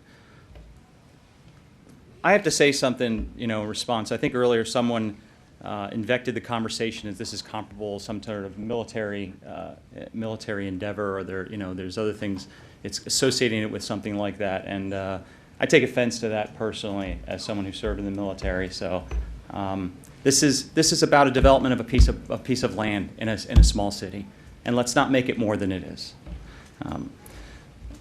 I've already shared with all of you in the council my lengthy blog post about this, and I stand by most of it, although in hindsight, I could have been a little more sanguine. But from the outset, I want to say something else that nobody seems to be acknowledging or caring about. There's a lot of talk here about Bethesda, and I don't know why, since we don't live in Bethesda. But what I do want to say is that I've been to Bethesda quite a few times for a number of reasons, like many people in the community. And, Bethesda has some really nice parts and has some not so nice parts. And I think that's very true of Takoma Park as well. And so I think it's really sad that some people have taken time to disparage Bethesda in their comments here. And I don't really think that that's fair to the folks in Bethesda, for what it's worth. There are plenty of people in Bethesda who would say that the co-op is too shishi and rich for their taste as well. But I'm sorry, did I make any comments when anybody else spoke? Thank you. But tonight, instead of foot stomping about things that I've already said, I want to focus my time on asking you to be open-minded and thoughtful as you nudge NDC forward. What I mean by that is, if we as a community want NDC to improve the concept plan, to meet the many goals, some would say insurmountable goals that the task force recommended and that the city has asked for, then we need to be sending an encouraging message that unleashes their creativity. And I don't think the current resolution does that. I think it's a little bit too prescriptive, and I think it's a little bit too demanding, and there's just too many asks of it and too tightly written. I think you need to sort of encourage them to come up with something that's innovative. And that's, you know, maybe there's people that think that what they didn't come up with is innovative, but I could certainly say that from my perspective, what they did come up with was transformative, because we're talking about a surface parking lot becoming something that's nowhere near now. Thanks, your I'm out of time's up, time. sorry. Thank you.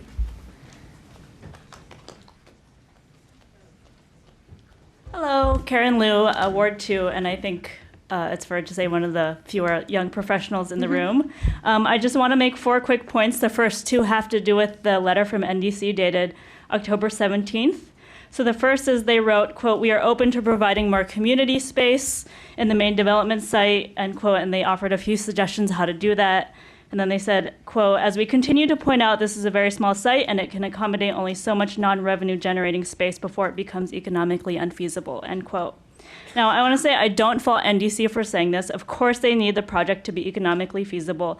The point that I want to make is that providing a space for the community to sit and gather is not something that I want NDC to accommodate by moving a few lines here and there. A community gathering space with tables and chairs, to me, is an essential piece of this development, and I want NDC to design for that. It is not a footnote. Point number 2. They said, quote, "We are not proposing a massive Bethesda-style project that doesn't fit into Takoma Park," end quote. Now, I want to say, if a designer makes a dress and 10 people think it's ugly, what does it mean for the designer to respond by saying, "Hey, it's not ugly"? If NDC doesn't think it's Bethesda-style, that's fine, but there are Takoma Park residents who do, and responding to their concern by simply denying or dismissing it does not indicate NDC's interest in responding to the interests of the community. Point number 3. A racial equity impact analysis that does not also look at socioeconomic impacts, to me, is not a full racial equity analysis.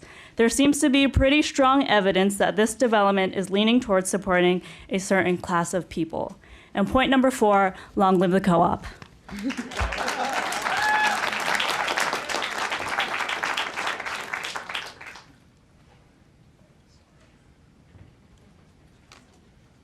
Next.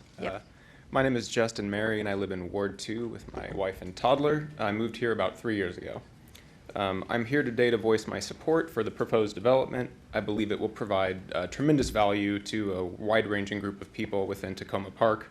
I also believe it can be built in a way that mitigates negative effects and adds to the character of our city. In my mind, this is not a matter of feasibility, but one of willpower. I've recently followed the debate over this development, and while it's been entertaining, it's also really saddened me, and I mean that.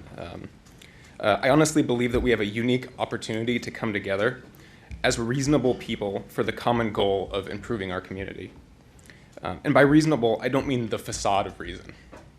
I don't mean the creation of artificial barriers that may appear reasonable on the surface, but ultimately only serve to delay the timeline of the development or to undermine the development altogether. I believe that we need to act diligently, quickly, and in good faith with one another. The co-op is a Takoma Park institution, and it serves a segment of our city in beautiful ways. I believe that the proposed development has tremendous value, and they can serve a wider segment of our residents and make it a much more inclusive place for all of us, both in terms of socioeconomic diversity and racial diversity, goals that I know that we all share. And in fact, I know in the current resolution calls for more public outdoor space, and I believe it will support these goals as well. Further, I live directly on Ethan Allen Avenue and welcome the opportunity for more activities, dining opportunities, and other services that can enhance our experience. And as someone who lives literally right on Ethan Allen, I don't have a problem with the increased traffic. Perhaps some other folks might. As you consider your vote on this resolution, I urge you to look past fear appeals, specifically some pretty terrible ones that have been offered tonight and from the peanut gallery, and consider the following criteria as you evaluate this. Are the arguments being presented against this resolution reasonable, or do they only have the facade of reason? Are the arguments being presented against this resolution part of a good faith effort to compromise? Or do they ultimately seek to undermine the proposed development altogether? And third, do the arguments against this resolution have the interest of the entire community at large in mind, or just a particularly vocal segment? Thank you.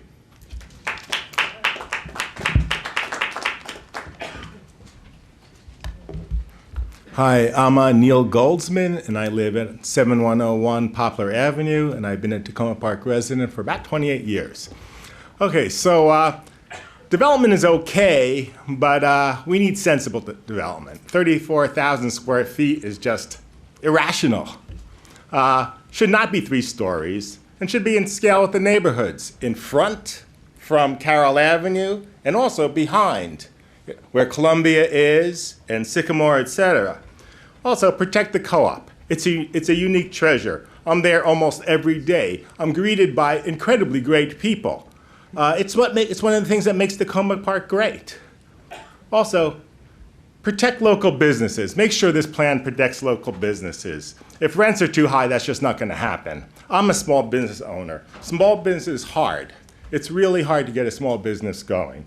One of the great things about Takoma Park, if it's small business friendly, that's a real contribution. Traffic, okay. Of course the traffic study must be independent. I mean, you don't want the, you don't want the fox to protect the hen house, right? Okay, of course we need to keep trees on the slope. Green space is one of the things that makes Takoma Park great. And also, if we have this big 34,000 square foot, I'll say, monstrosity, how much traffic is there going to be? Not just on Ethan Allen, but it's also going to be in the neighborhoods behind, on Columbia, on Poplar, on Sycamore. You're going to have a lot of cut-through traffic now. I mean, between New Hampshire and Sycamore and Poplar and up to the co-op. I mean, that's really going to increase. Okay, economically.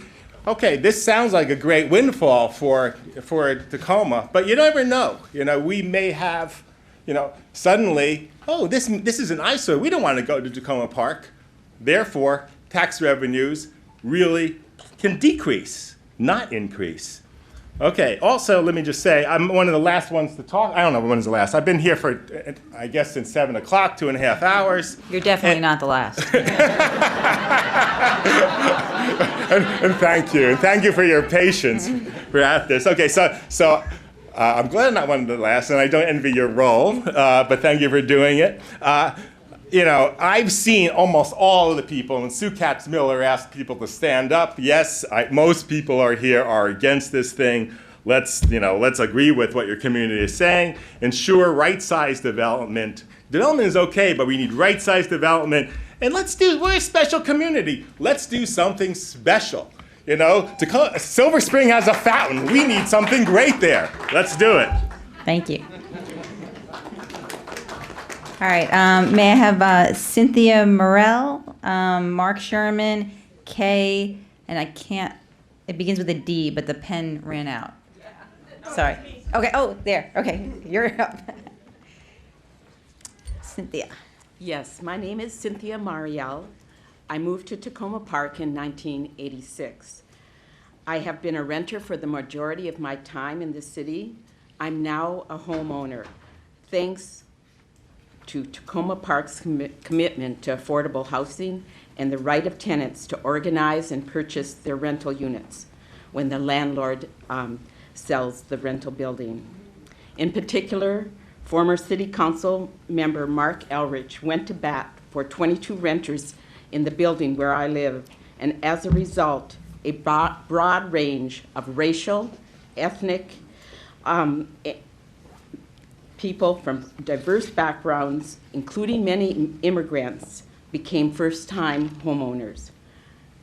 As a result of becoming a homeowner, the trajectory of my life changed, and it is something that I will always be grateful for.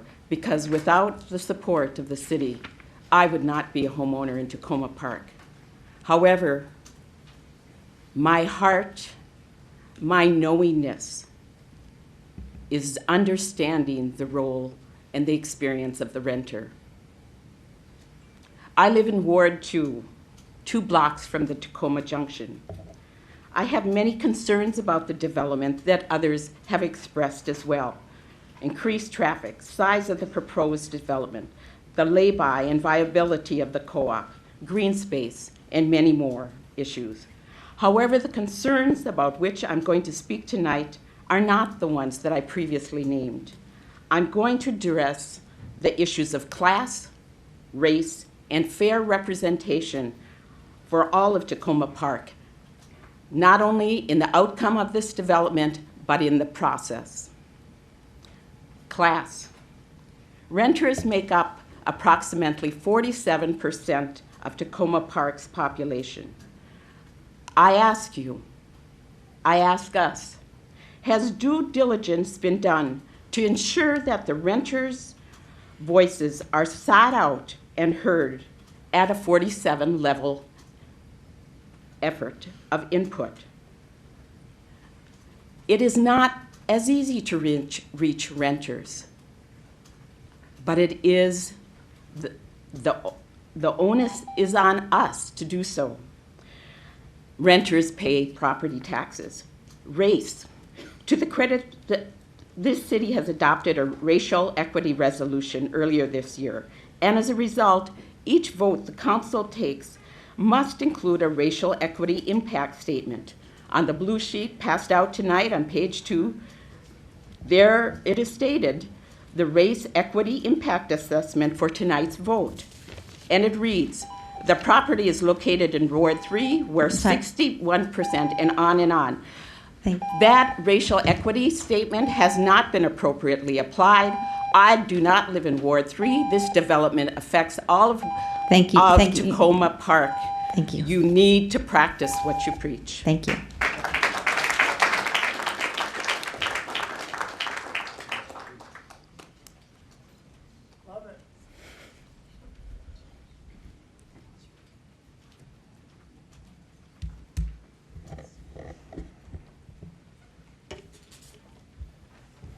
Mayor, esteemed members of the council, Madam City Manager and City Clerk, a pleasure to speak with you again. I'd like to talk about voting item number 5, the single reading ordinance to authorize a traffic study, which is connected to the Takoma Junction issue. Because that traffic study is important, but I don't believe the parameters for that study are sufficiently broad. In particular, I speak to the problem of getting out of the city-owned property and making a left-hand turn, something that people do all day long right now at great risk to themselves and others, both commercial vehicles and ordinary cars. It's actually difficult to watch because it's sort of like watching an accident about to happen. And yesterday I spoke with a neighbor on Grant Avenue who had a relative who, in fact, had an accident trying to do just that, turning left out of the city-owned property. There was traffic on his side of the street that obscured his view of the traffic going westbound, and so he ended up colliding with somebody. If this development is created, there's going to be more and more vehicles trying to do that same thing, getting out of that property and trying to make a left-hand turn. So how are you going to do that? The only way I think you can do that safely would be to put in a new traffic light. And then you can, in fact, it would have to be a 2-phase light. Phase 1 would permit vehicles to come out of the lot and turn left. Phase 2 would allow vehicles to come into the lot by turning left off of the westbound lanes of Carroll. But think about what that would mean, putting a new traffic light into the middle of the junction. It would be sort of like the Russian dolls. You'd have almost a junction within a junction. And so as soon as you got through the light at Sycamore or Carroll or Philadelphia, you'd encounter this new light. I just don't see how that would work, but I do think it should be part of the traffic study by NDC. Now, you're going to have to ask county staff who set the parameters for NDC's traffic study to insist that NDC address that issue or address it as part of your own traffic study. I'd like to conclude by echoing the comments made by Betsy Taylor earlier about the difficulty of changing course and the momentum that can attend any set of decisions. To me, that's the real issue before you tonight, is whether to change course. I know it's not easy. It's not easy for any of us. And there's often, in decisions of this nature, some warning before the decision is made that something may go wrong. I think you've heard a lot of warnings, and I urge you to heed them. Thank you so much.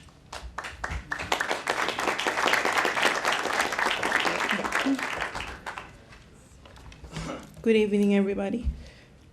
My name is Kay Rashida. I've been working for the co-op for the past 4 years. It's my first time speaking in public, so you will forgive me if I say anything. I just want to say a few words. We are here, I work for the co-op for the past 4 years, and we are here because we care. That's all I want to say. Thank you. All right. Jenny DePaul, Tababu, Herb Edel.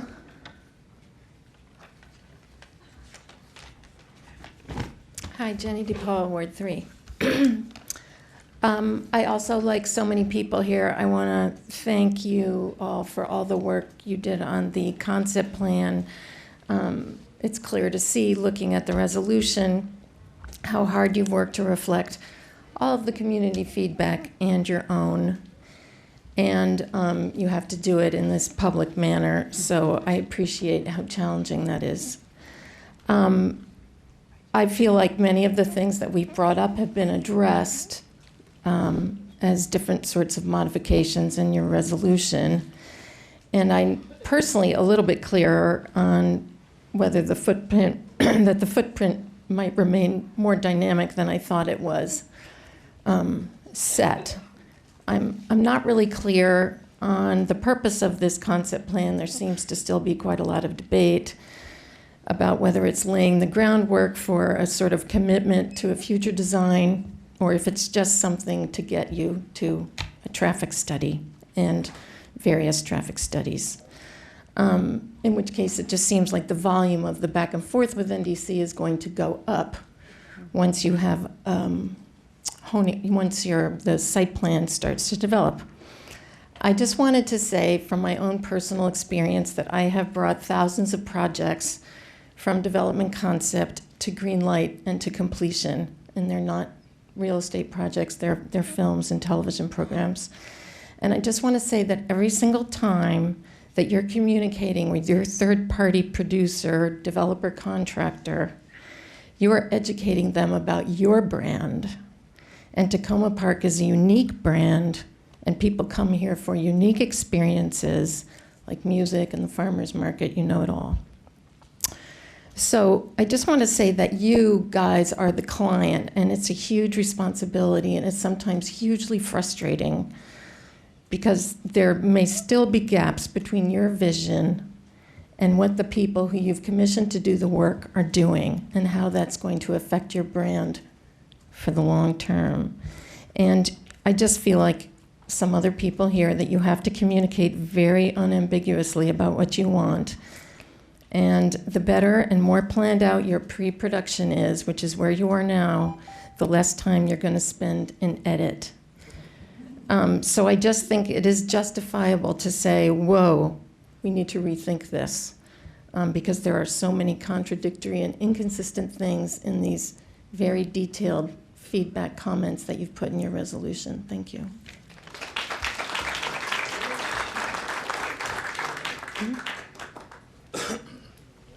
Hi, this is Tababu. I live on 7720 Carroll Avenue.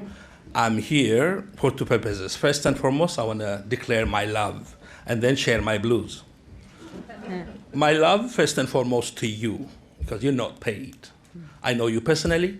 I know your commitment. I know it takes a lot. And it's very difficult to sit and deliberate on an issue like this. So on behalf of myself, my community, and my family, I thank you very much for your service. Next to that, the people of Takoma Park, I love you. A special thank you to those of you who belong to Takoma Mobilization, because you really truly live the declared common good. I declared love for the common good. Next to that, my love goes to the community kitchen, the people who made the community kitchen. We love you. And OTBA for organizing that wonderful street festival, the farmers market, the Crossroad Farmers Market. And then I love the Takoma Park co-op. You know why? I can't afford to buy there, I'll tell you, I'll be very honest with you. And everybody in my community cannot afford, that's the truth. But you employ everybody in my community. There's no any place I can see a total diversity, representation of the community who make Takoma, and they're all happy. I respect you for that. But I have to be honest with you, I love NDC.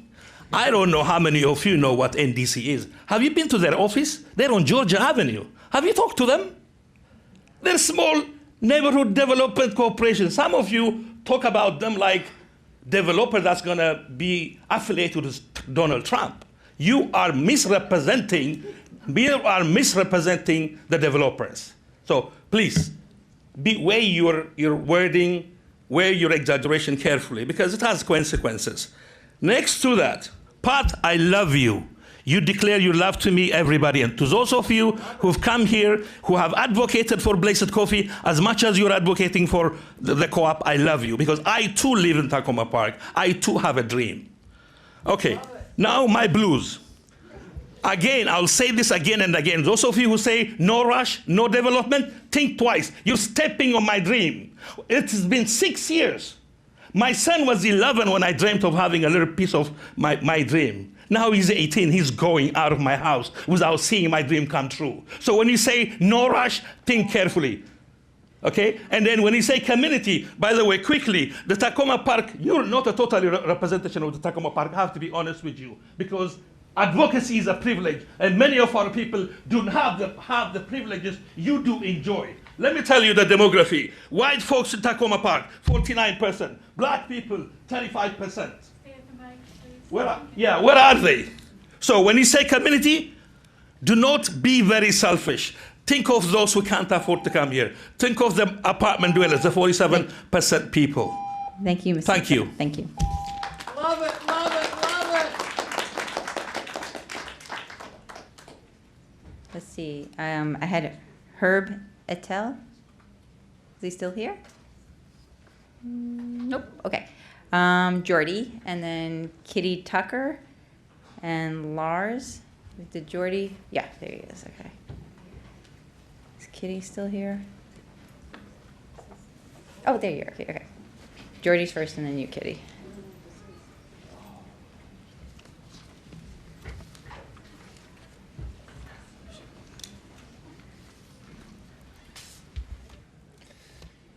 Jordy Hannum, Ward 3, Sherman Avenue.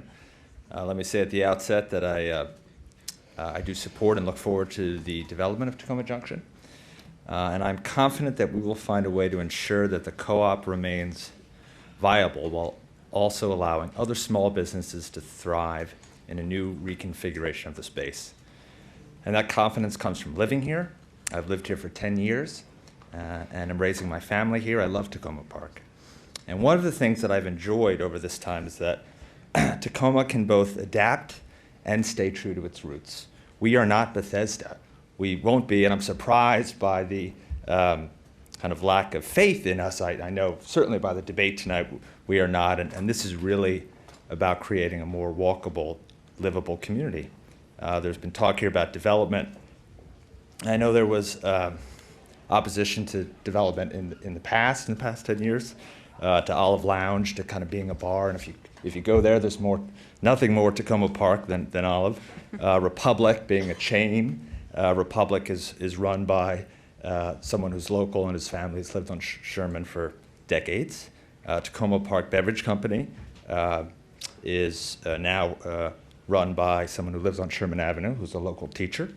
So these are all local businesses, and when you go to them, you're supporting the local community. This is not about being anti-co-op or pro-development. This is about being pro-Takoma Park. I can't think of a more Takoma Park thing to do than to tear up a parking lot. And there is nothing there now. This would not be the same debate if there were businesses there and local businesses. There are no businesses there, and there haven't been businesses there for 30 years.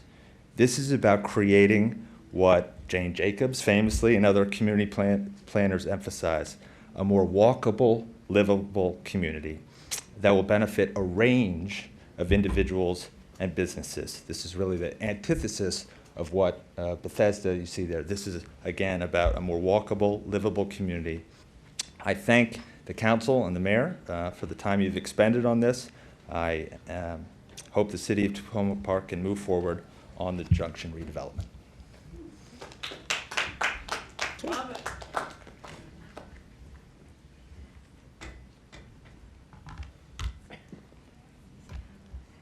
Many people have already addressed a number of concerns, so I would like to add the fact that by the time I found the fire department meeting room where the concept was being offered, I did not hear the total discussion. However, when we were asked to make choices between nice pictures that the EDF or the plan promoters had provided for us had much relevance at all, because they were just pictures taken someplace. Some of them had children, some of them had people with pets, some of them had children with older children with bicycles. But it seemed to me that this was not really, it was not possible for me to make a sensible choice. When I saw the more recent brochure, the pictures appeared to have only potted plants in them, and that did not seem to me to be the kind of environmental space that other broader thinkers might be able to create in that area. I think that the size of the actual size of the building has been much larger than the council originally requested. But I'm not very good with numbers, and so I may not be citing them correctly. But it seemed like the council had asked for a 33,000-foot building, and that they were given a plan for a 55,000-foot building. I think that the smaller size is more in keeping with Takoma Park and would be more likely to allow actual space where people could sit and talk, or have a space that was friendly to residents. And thank you very much for your attention, and I appreciate the chance to speak with you. Thank you.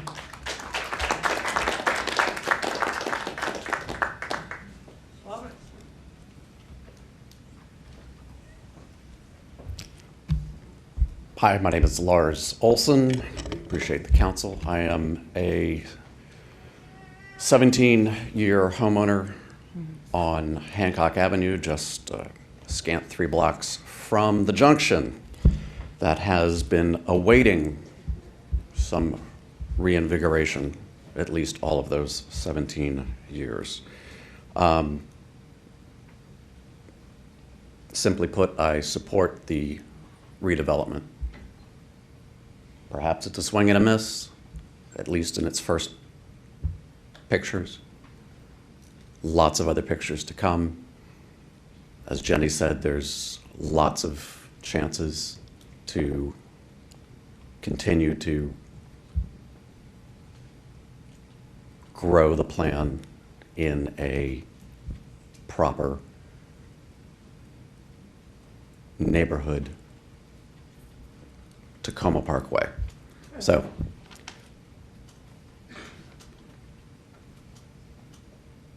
don't delay. Move forward. Thank you. Let's see, Byrne Kelly, Velmed, Ronit, sorry, did I get that right? Oh, Ronit left, okay. Then Jane Batt. So Byrne, Velmed, and Jane. Did Byrne leave? All right. Velmed, why don't you go, and then somebody can go get Byrne if he's... Oh, okay.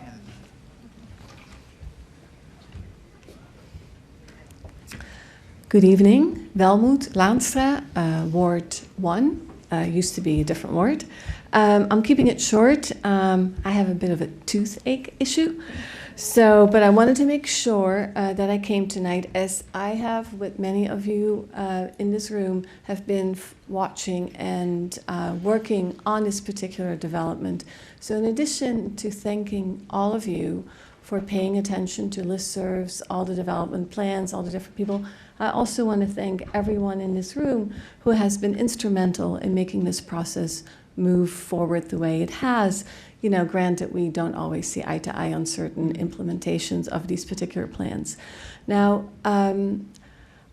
I have been thinking really long and hard about how I can convey and communicate to you all here on the council what I think are the key elements about this vote.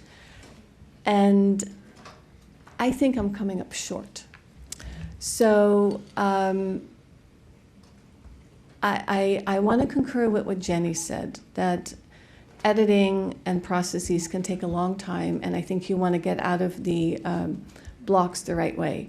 I personally don't think we're there yet. I think the design is lacking, but I do think if you all were to move forward with this resolution, I want to stipulate a few things. And these are the things I want to stipulate. I want you to define in this resolution the amount of square footage that you will allow within the parameters of the lot that is there. I also want you to define what kind of percentage of open space you would like this developer to articulate in the new concept, as we all kind of feel that the concept needs to be revised. I also want you to define exactly which streets will be included in this traffic plan that either you or the developer will do research on. And I'm thinking about all the streets behind the location. So not just 410 and Carroll, but also Elm, Sycamore, Poplar, Pine, Columbia, and so forth. So that I think is very, very important. Then I also would like to stipulate that you request a community benefit.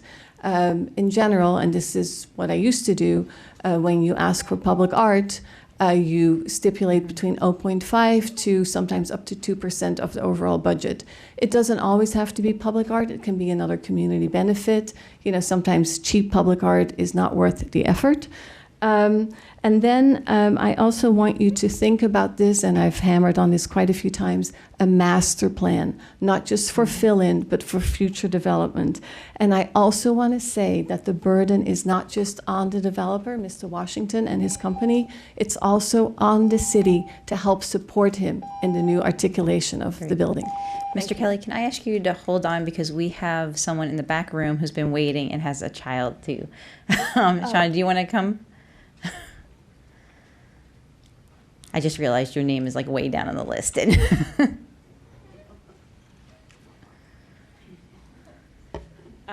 My name's Shayna. I'm in the Ward 1 on Cedar. And I just wasn't going to speak tonight, but I was overwhelmed by all of the co-op support, and I just don't think that whether or not you support the co-op should be what decides this. As a mom of 4 who's a stay-at-home mom, I can't afford to shop at the co-op as my main shopping. I have to leave the community. I enjoy being able to walk there, but I understand that they have healthier options, but I'm not going there any more frequently than I go to a convenience store in Takoma Park. And then furthermore, as a mom of 4, the green space that everybody's talking about, I can't imagine a green space that I'm going to frequent in that area with my kids. I wouldn't let my 11-year-old play there. I'm not going to let my 3-year-old play there. I do think that it's important to have the space developed in a way that it's comfortable to pedestrians. but anything more than that, I can't imagine that we'd actually use. And I believe in protecting green space in Takoma Park, but I don't see the current parking lot as a green space. So that's all. Thank you. Thank you. Mr. Kelly? Love it. They're going to project this for me, but this is for you guys to maybe pass around. I've seen it. Great. Good evening again. Thank you, council, audience, members. My name is Bern Kelly. I am a landscape architect. I created a plan in 2015 that was trying to accommodate almost everything I've heard tonight. And if they get this plan up on the projection, I'm going to tell you why this plan, which Mr. Washington has asked me for a copy of, which Mr. Elefante, head of the AIA, it's described in one word as brilliant, and even Nadine Block mentioned it. Just so there you go. There you go. This plan is not anti-development. This plan is building a loading dock alongside the wall of the co-op as a phase one of the development, and getting that intersection to function so that the left turn issue is no longer a left turn issue. Okay, I have a traffic circle. Do we have it up? I can't see it. Okay, the guy said if I put it there, this camera was going to carry it. I guess it's going out over the feed, but we're not savvy enough to show it here now. Okay, I'm sorry. So in that case, well, I'll just quickly go through it. There's 17,000 square feet of green space on this plan. There is a Blessed Cafe co-op connection in the back, which sits out over the back, with the trees, and the trees out in the front, or for whatever the developer wants to put out in front. There's a 20-foot wide tree area. You know where the co-op has their outdoor market? That's a wide area. We're going to use that same width all the way across the front of the building.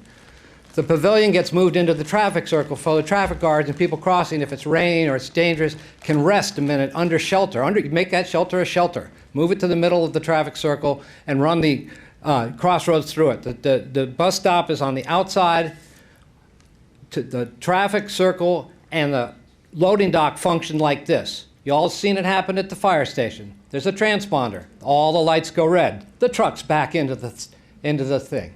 So I have a bay next to the co-op front where you pull the trucks into Grand Avenue, the lights go red, and you back 2 trucks, and they don't have to be semis. If there's only 8 pallets going to the co-op, we can demand that we don't need semis. We can say, let's fix that. Let's use more sensible sized trucks and don't do as much damage to the environment and the paving, and don't have to build, Mr. Washington doesn't have to build structure to support these trucks. I use the lower entrance, and I use the new space in the back of the garage area for more trees and for a sculpture garden, Velma, a sculpture garden where you put your recycling into the sculptures and they go down into the bins in the room below and get recycled, okay? I have a walk for the kids and everybody to go through the center and down by the trees. I use the old entrance. I use the loading dock on the side of the co-op for handicap. I have a food and herb garden on this side over here.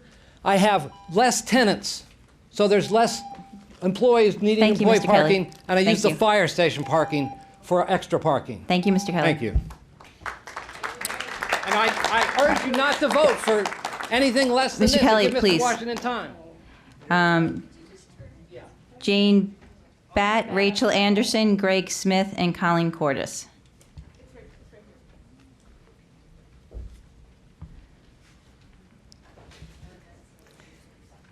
Good evening.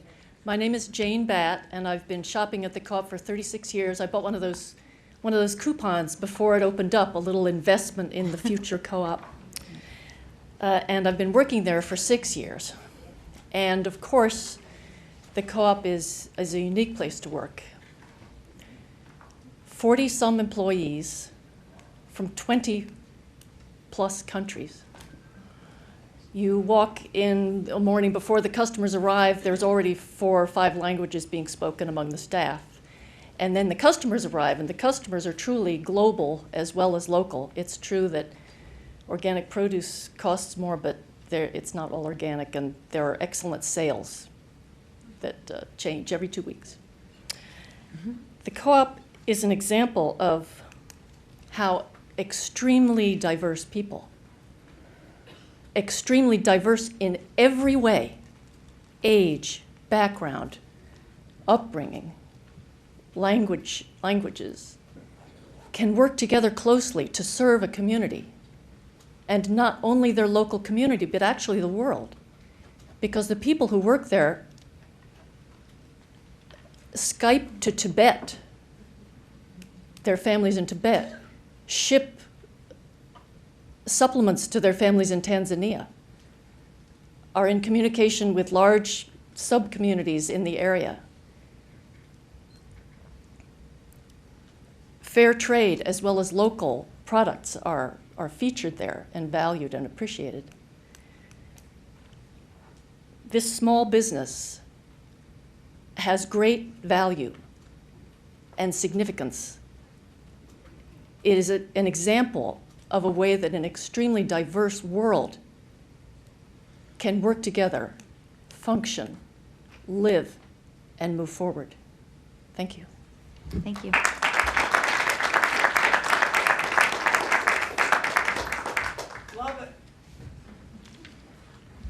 Good evening.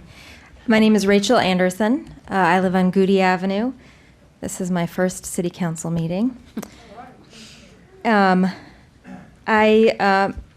have 2 young children. My husband lives here as well as my parents. We all are customers and members of the co-op, as well as utilize businesses along Carroll Avenue. My daughter just started music lessons at Richardson School. We're really excited to see that new business start up. I wanted to share my observation about this project. The current configuration of the junction doesn't serve our community very well. By my lights, we have a parking lot that stands along a major road. And as such, this is a location that invites denser and more diverse use.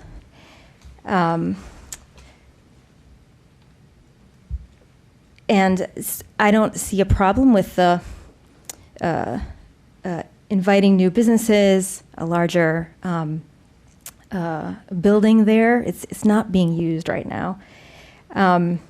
We do walk in that area and would expect that with the traffic studies and the other planning that goes in, it would remain walkable. I also want to note that in the afternoons, there are crossing guards that very carefully monitor all the crossings. And appreciate the care that's already been given to use of that area and assume that that will continue after development. And so I support proceeding with development at the junction.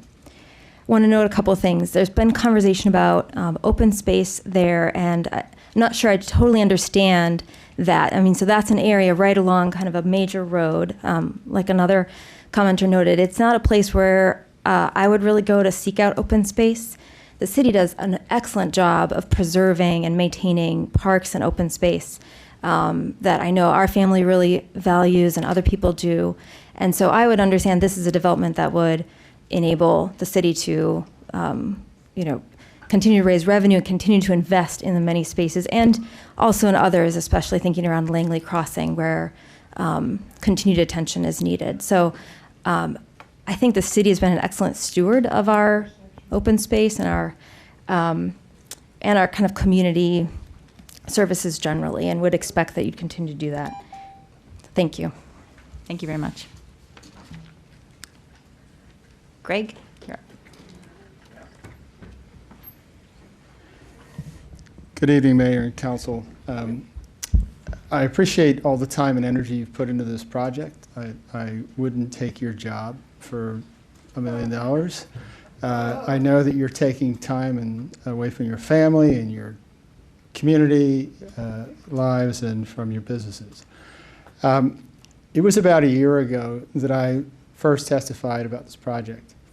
And in my testimony, my main point was I expressed concern about the potential impacts of a development of this intensity on traffic, increased traffic, and on motorist safety and on pedestrian and bicyclist safety.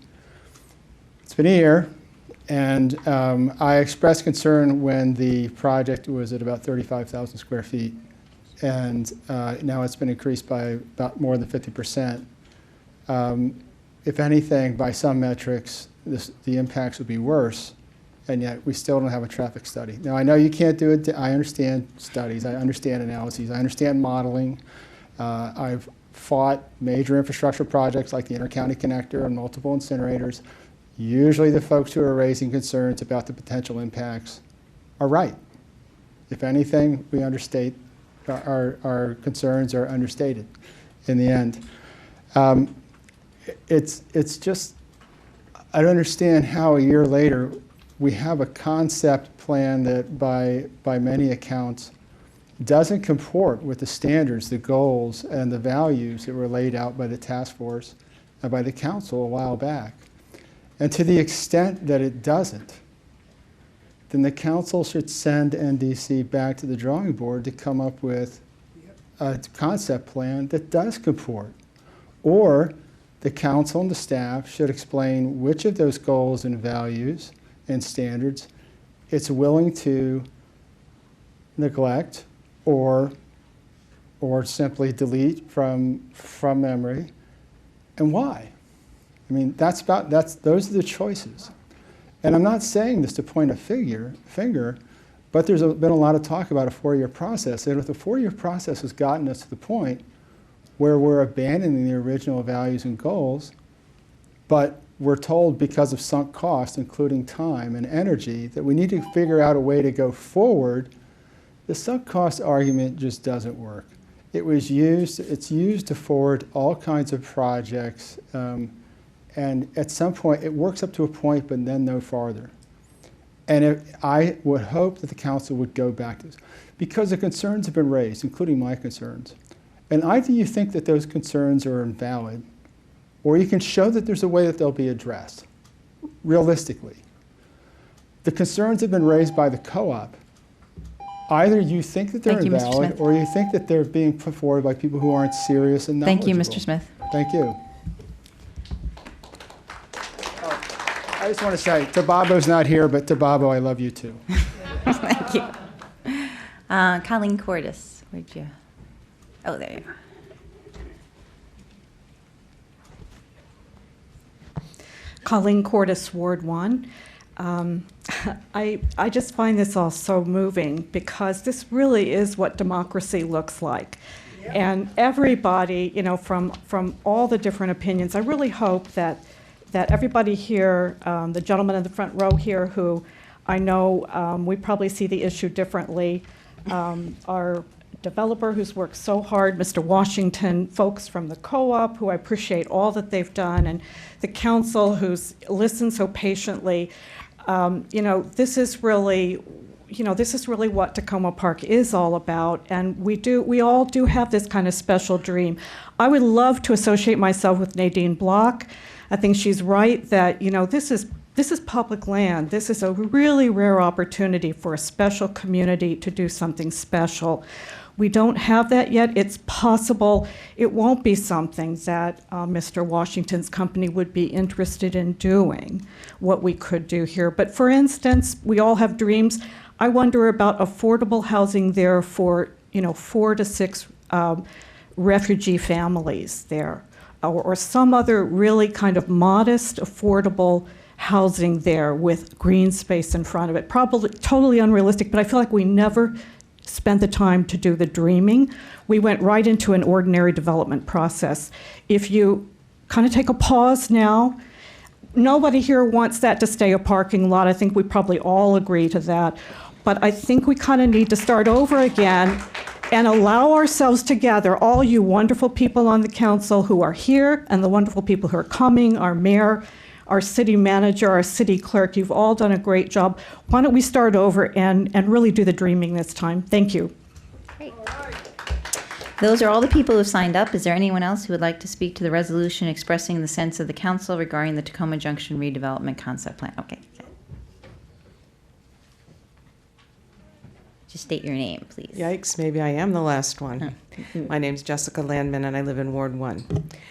I would just like to say that as a co-op shopper and an over 20-year resident of the city, the council, I believe, should be applying a litmus test to this proposal. Will the development allow the co-op to survive and thrive? Tonight we heard from the co-op, we heard from its lawyers, we heard from its suppliers, we heard from its employees, and we heard from many of its loyal customers. They all expressed significant concerns about whether the co-op could survive and thrive under the design that's before you right now. And I beg you to heed those voices. I did hear some people ask the question, why should Takoma Park give special consideration to one particular business like the co-op? And I'd like to say we should, because it's the right thing to do for our community, because we want them and we need them, because they're the heart and soul of our food supply to many of us. Other cities, as others have said today, other cities are dying for fresh local food, and they would be agog to hear us considering a proposal that all of the relevant parties have said puts at risk this incredibly important local resource. We need to make sure that we don't lose a community treasure like the co-op. I think the community has been, I'd like to congratulate you on the process that has been gone through to define what the community wants from this project. The problem is not with the process and the division and the vision that was developed. The problem is with the project developer's concept plan. Why would we surrender now our community's control over what we have asked for and made clear that what we wanted? We got a concept plan that is not what we asked for and not what we're proposing to pay for. So I urge you to stick to your guns, send the developers back to their drafting table, and have them come back with the concept plan that we said we wanted. We had a process that defined our vision, and now let's go back to them and say, nice try, you need to try again. We can't vote to move forward with something like this that indeed ignores the vision that we so assiduously work to develop as a community. Thank you.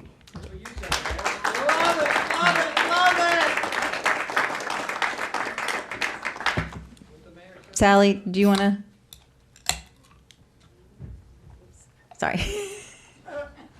Well, my name's Sally Kern. I'm in Ward 2.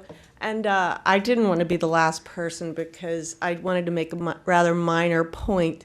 And that is in any more drawings going forward, I would like to see less of a beauty beauty drawing, and I would like to see all the hard realities drawn in on street, which make it hard to walk a dog, walk a toddler, push a triplet baby carriage, move a wheelchair. I think that some of these streets are so challenging to walk as an able walker. I can't imagine being in a wheelchair trying to curve around light poles. And I actually just now tried to write down some of the things that are right in front of the project right now.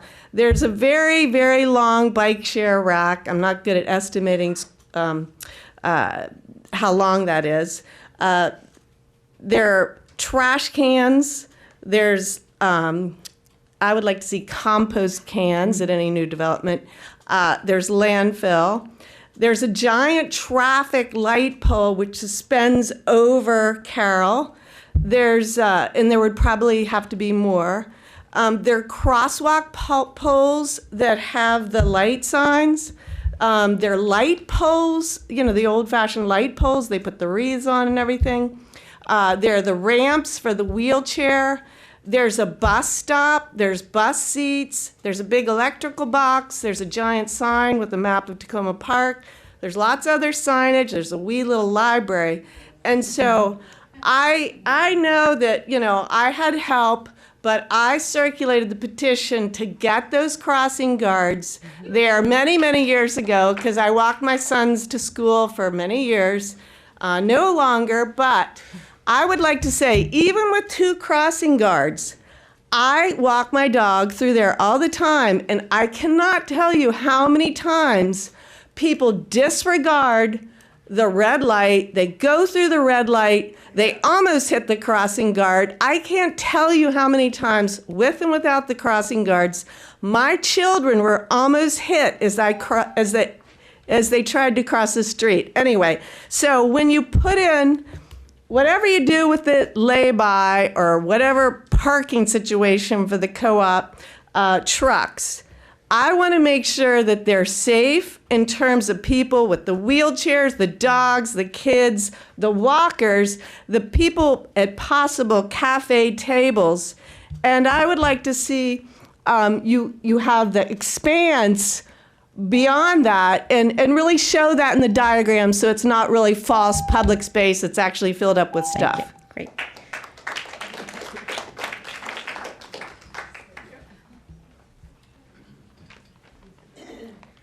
I wanted to ensure that the previous speaker Could you just didn't state feel your name? badly. Sorry, could you just state your name? Sure. Sorry. My name is Paul Ruther. Thank you. I am a Takoma Park resident, and I wanted to make certain that the previous speaker didn't feel like she was making the last and minor point. Generally, for a community hearing like this, where there's so many articulate, eloquent, thoughtful voices, and you all are so patient to listen to us all, I would feel remiss, but I wanted to say something I don't think has been said tonight about the co-op. I joined the co-op in 1986. My membership number is 2,054. I don't know how many members the co-op has, but the reason why it deserves a little more special treatment and allowance to continue to thrive and succeed is because it's our store. It's a community store. It's managed by a community board. It employs workers in the communities. We own it. It's part of us. If for no other reason than that, the co-op's financial, economic, community security needs to be taken into account with whatever concept plan, traffic study, business model that's created. And I just want to make sure that that's emphasized. It is ours.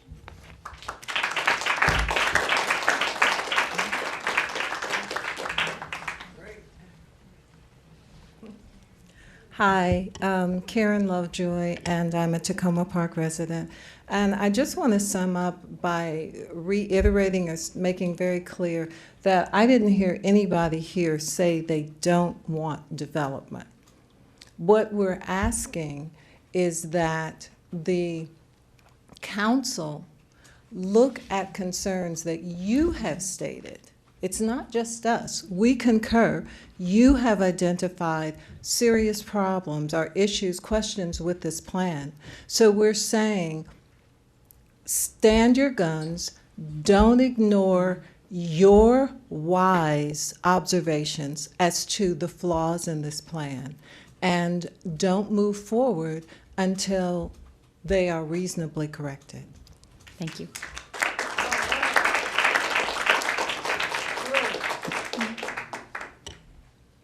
Good evening. My name is Maya Carroll, and I am a 4-week employee at the food co-op. However, I am member number 464.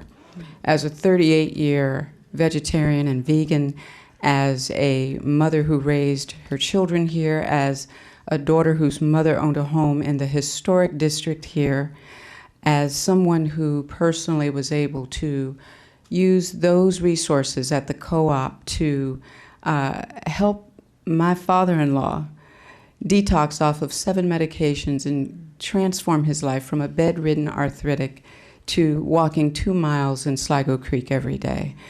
The co-op is an oasis, it's a gem, it is a proud pillar of Takoma Park, it is the people's, and it is an incredible role model for the newer businesses we see, the newer business models throughout the metropolitan area that are getting attention as benefit corporations. I would like to think that in Takoma Park, we have a grandparent to that creative type of business, and we should be able to use this opportunity in development to polish the example that the co-op has been and bring it into the 21st century at this junction.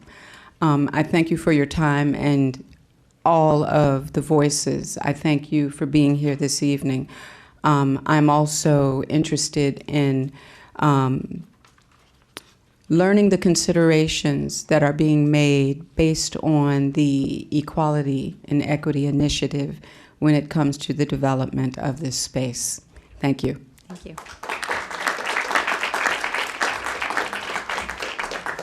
Any other public comments on the resolution expressing the sense of council regarding the Takoma Junction redevelopment concept plan? No? All right. Our next voting item is a second reading ordinance appointing judges for the 2017 city election. Any comments on that?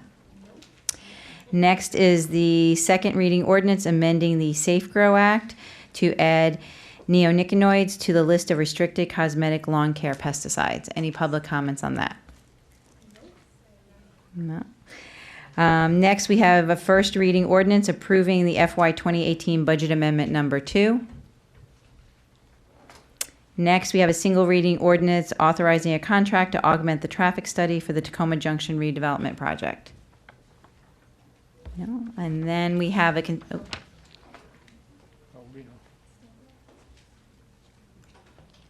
to the podium.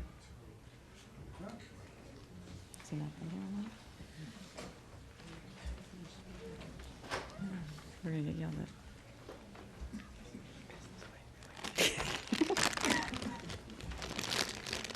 Reno Aldrighetti, 7213 Central Avenue. I'm sorry, I thought you were taking general public comments after the comments. We are. I'm still on voting items. You're so. saying, okay.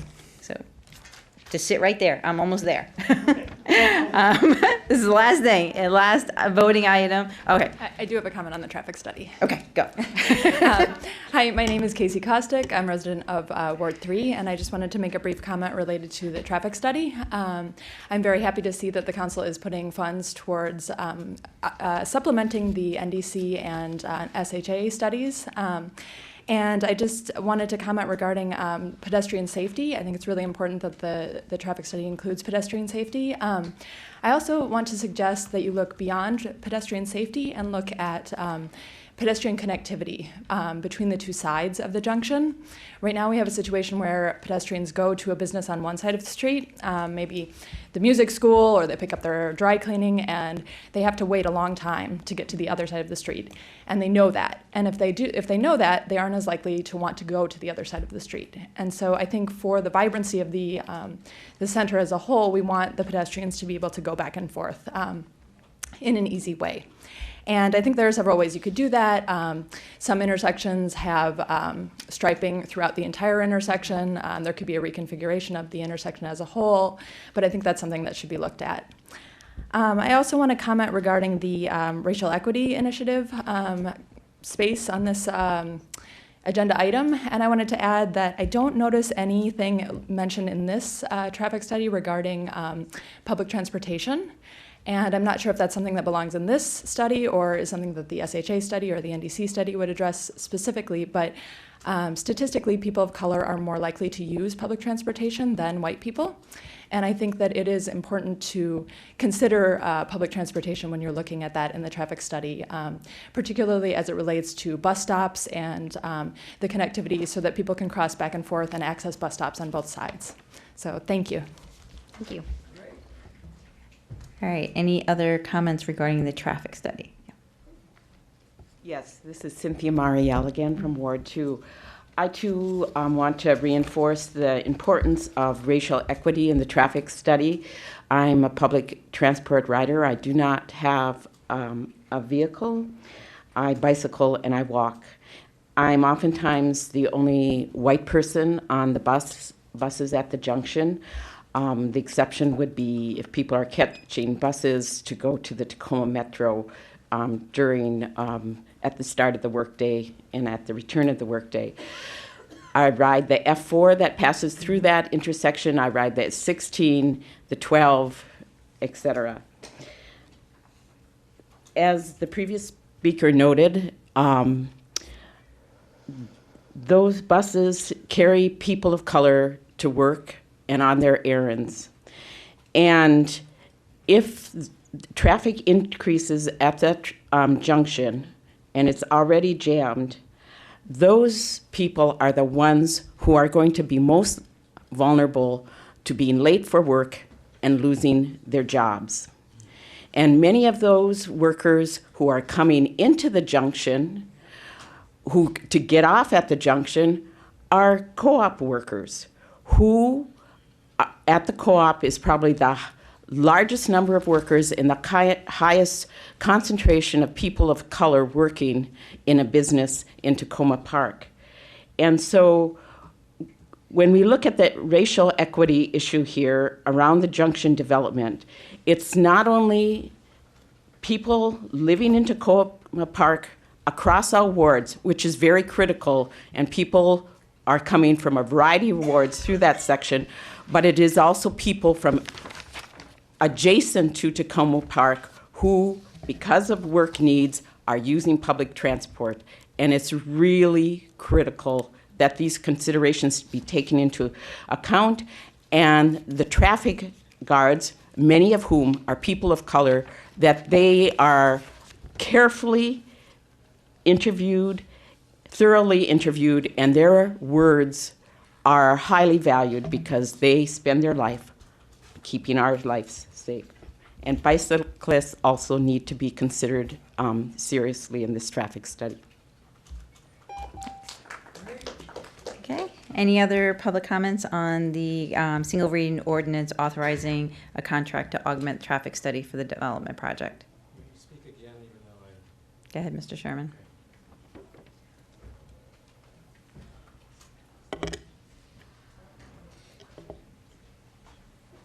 I'm Mark Sherman on Hancock. I just wanted to echo the concerns just raised about public transportation users. I'm one of them. And it's true what you said. I too am often the only white person on the bus from Silver Spring, the F4. The divide is very, very stark in terms of who's using the buses. And the bus stop has not been well accounted for in fact, I don't think it's been accounted for at all in the concept plan that was presented to you last month. And if you factor in the bus stop and the crosswalk, there's very little room to even consider a lay-by. So I do hope you, as part of the traffic study, include pedestrian traffic, bicycle traffic, and the number of public transit vehicles. If all you look at is cars and trucks, that's an incomplete analysis. So please be comprehensive in that. And as the previous speaker said, please think about those of us who don't own cars. Thank you. Thank you. Any other public comments regarding the traffic study? No? Okay.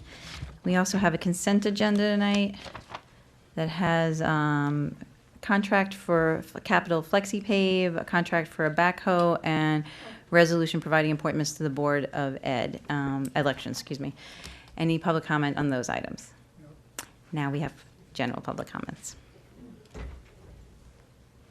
I'm still Reno Aldrighetti, still living at 7213 Central Avenue. So when my wife and I moved here over 4 decades ago, we came because of the way that democracy was practiced here in Takoma Park. Often messy, often loud, often engaging many, many people. And it's nice to see that, that happening here. I must tell you, it's been hard after many years of not coming to council meetings to see something like this here and to see how quickly people are shut down when they hit the 3-minute mark. And I understand on large meetings that it's difficult and you want to maintain some level of control. But I have never seen anything like people being asked to demonstrate their enthusiasm in a particular way. It seems to me that's not the role of government. The role of government is to make the decisions. The role of citizens is to express their enthusiasm in whatever way they may choose to do that. Thank you very much for considering that. Go ahead, Mr. Lovelace. Okay, my name's Pat Lovelace, your official peace delegate. I want to remind you people that it's only 13 more days before we vote. 13 quick little days left, less than 2 weeks. And I want to ask people out there to remind your parents and your siblings, if they're over 16 years old, 16 and over, to please get out there and vote this time. We have a chance of every time we vote, we have a chance at making our city life and our country's life a lot better. You know, because we don't want to make the same mistake they made earlier at the end of last year when a lot of people didn't bother voting. Or they voted because they thought somebody was had some style, which is the two things you don't want to do when you're voting. You want to vote with responsibility and with common sense. So I'm asking everybody out there, please, every registered voter who's within earshot of me, please get out there and vote. I'll be down at the poll with the peace sign, a big red peace sign in my wheelchair. And if I can get out there and vote and speak to people, I don't see why other people can't do it. I'm on oxygen. I've had a broken back, had five-way bypasses on the heart, and I'm totally 100% blind, and I'm an amputee, 6 fingers amputated for gangrene. And that was caused by the Ku Klux Klan and throwing bricks. And if I can still get up there and speak for peace and work for peace and vote for peace, I don't see why other people can't do likewise. There's no excuse for it. And also, Halloween is coming up next Monday. And I want to ask the parents out there, please, safety first. Because I've heard stories about people putting drugs and then razor blades in candy and other stuff. I heard somebody saying that their little kid got a Thorazine tablet in their candy. Not in Takoma Park, but I think they were in Montgomery County somewhere. And they got very sick from it. And even marijuana, you don't want to put that in a kid's candy because if you're not expecting to get high and all of a sudden you're high, it can be really frightening, very, very frightening. And I'd like to ask people to remember safety first. Don't eat the candy until you get home. And if the parents don't know what to do, call the police and ask them what they can do to have it x-rayed or whatever. And the third thing is the cold weather's coming in. What are we planning to do for the homeless? Because I don't want them to die or become injured because of the cold. There must be something Takoma Park can do to bring the homeless in out of the cold instead of letting them sleep in the woods. That is not fair to them. They're human beings too, and I'm a human being. Don't let it happen to them, and don't forget to vote, vote, vote. Love it, love it, love it. Thank you, Mr. Lovelace.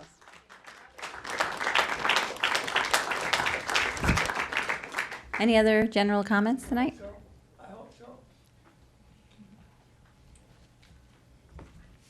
Hi, once again, my name is Bern Kelly. I'm a landscape architect, a small businessman here in Takoma Park.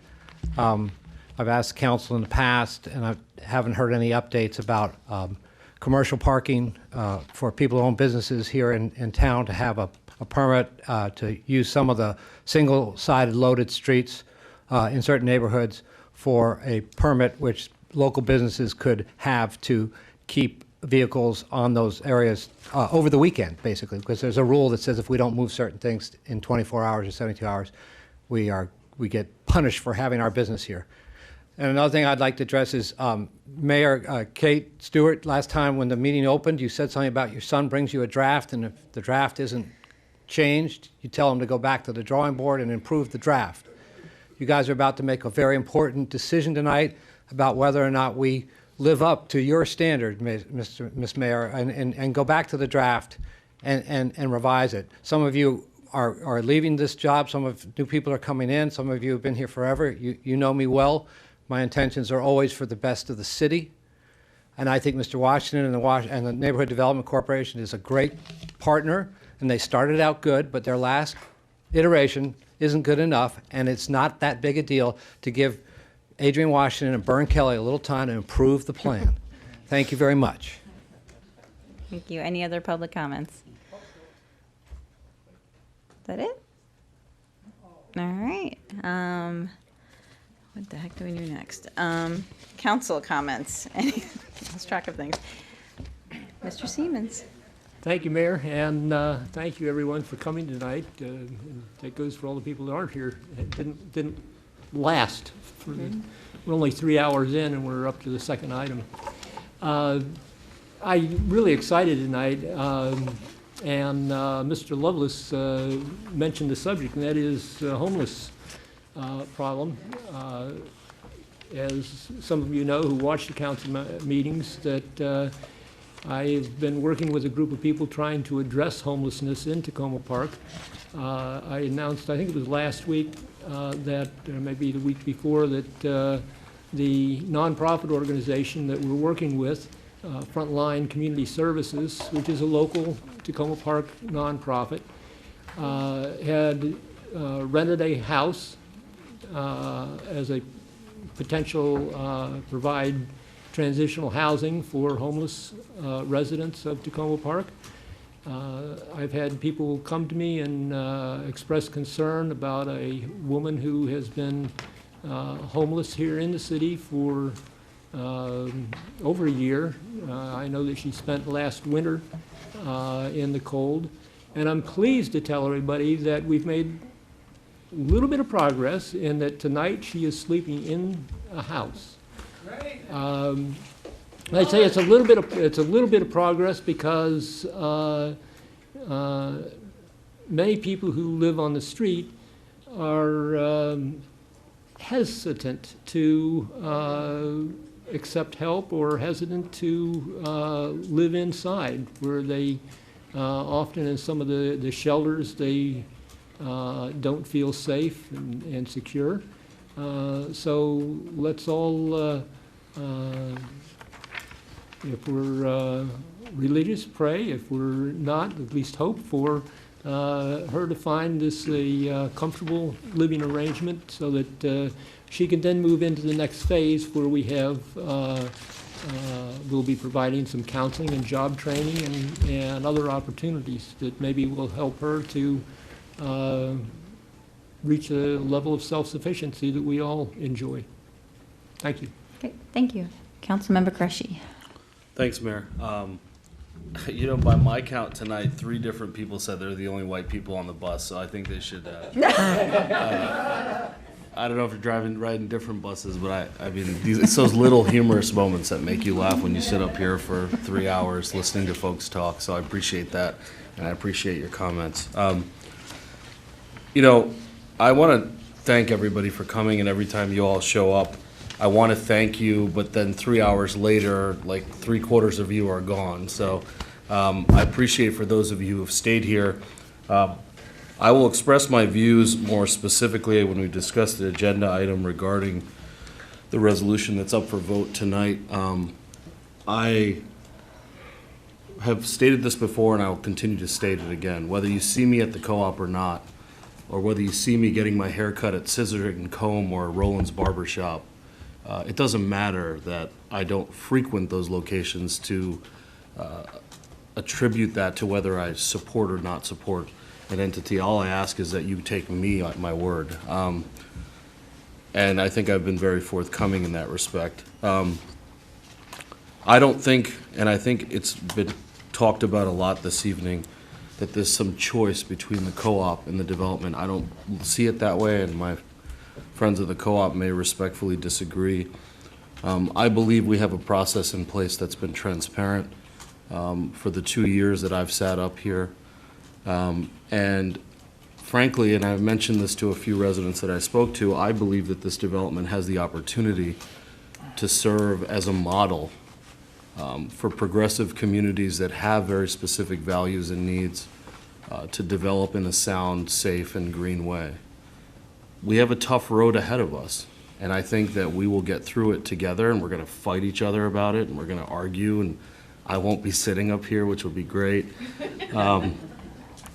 But I want to also assure you that at no point, if I'm sitting up here or not, will I, and I told Adrienne Washington this today when we spoke on the phone, that whether I'm sitting up here or I'm down there with you all, which at times feels like the more powerful position, that I will advocate for a resolution and a development that I think reflects our community. And if it means that it's going to be too big, or there's not going to be enough open space, or that the co-op's going to be pushed out, I'll be the first one to stand at that podium and say to the new council up here, don't approve this draft site plan.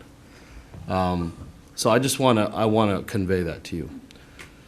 A lot has been talked tonight about the process and the transparency or lack thereof. One thing that I beg to differ with a lot of people on, I vehemently disagree that this has not been a transparent process. I think this has been a very transparent process, and it will continue to be moving forward. In the interest of that transparency, I find it incumbent upon me to tell you that I've received calls from all sorts of people, as have people on this dais, encouraging me to take one position or the other. Hail Mary attempts to do whatever they can to either go one way or the other.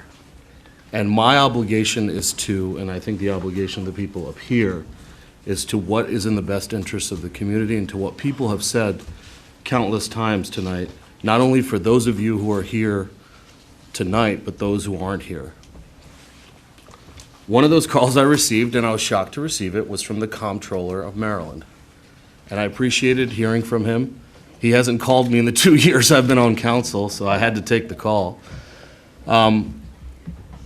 But, you know, he raised a lot of issues that, you know, that I kind of wish he raised 2 years ago. He talked about an idea of getting state money to help the co-op buy the lot, let the co-op develop. He talked about how he worked and went to bat for the co-op, as any advocate would, to get $500,000 in the last budget. And he told me, he gave me examples. I mean, he's a experienced politician, about some mayor in Annapolis who got involved in some development whose political career was ruined because she went too hard or he went too hard on a development. I don't believe in those, frankly, false comparisons, because I don't think that that's what you have here in your elected officials. He also mentioned to me that the State Highway Authority, he's spoken to people much higher up, and that there'll be strong pushback on this lay-by concept. I didn't know that. I wish I knew that, you know, that he meets with the Department of Transportation person every 2 weeks. But I say all that to say, if State Highway is listening, I hope that you trust that this city council and its negotiations on behalf of what's for the best for this city will be able to make those determinations. That it doesn't matter if you're the state comptroller, the chief of staff to President Obama, or the DNC chair. If they call you, their voice is no greater than ours. And that's a really important point that I want to convey. And I mentioned that to Mr. Frencho, and I appreciated his call because I really feel like he wants to help. He wants to help in some way.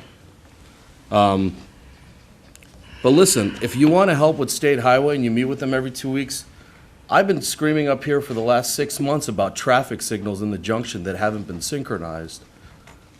How about we start there? So I know that I understand that the mayor invited him this evening, and I'm sorry that he can't be here, and I would urge him to come and give us his ideas, sort of like Bern Kelly gives us his ideas about what another vision is.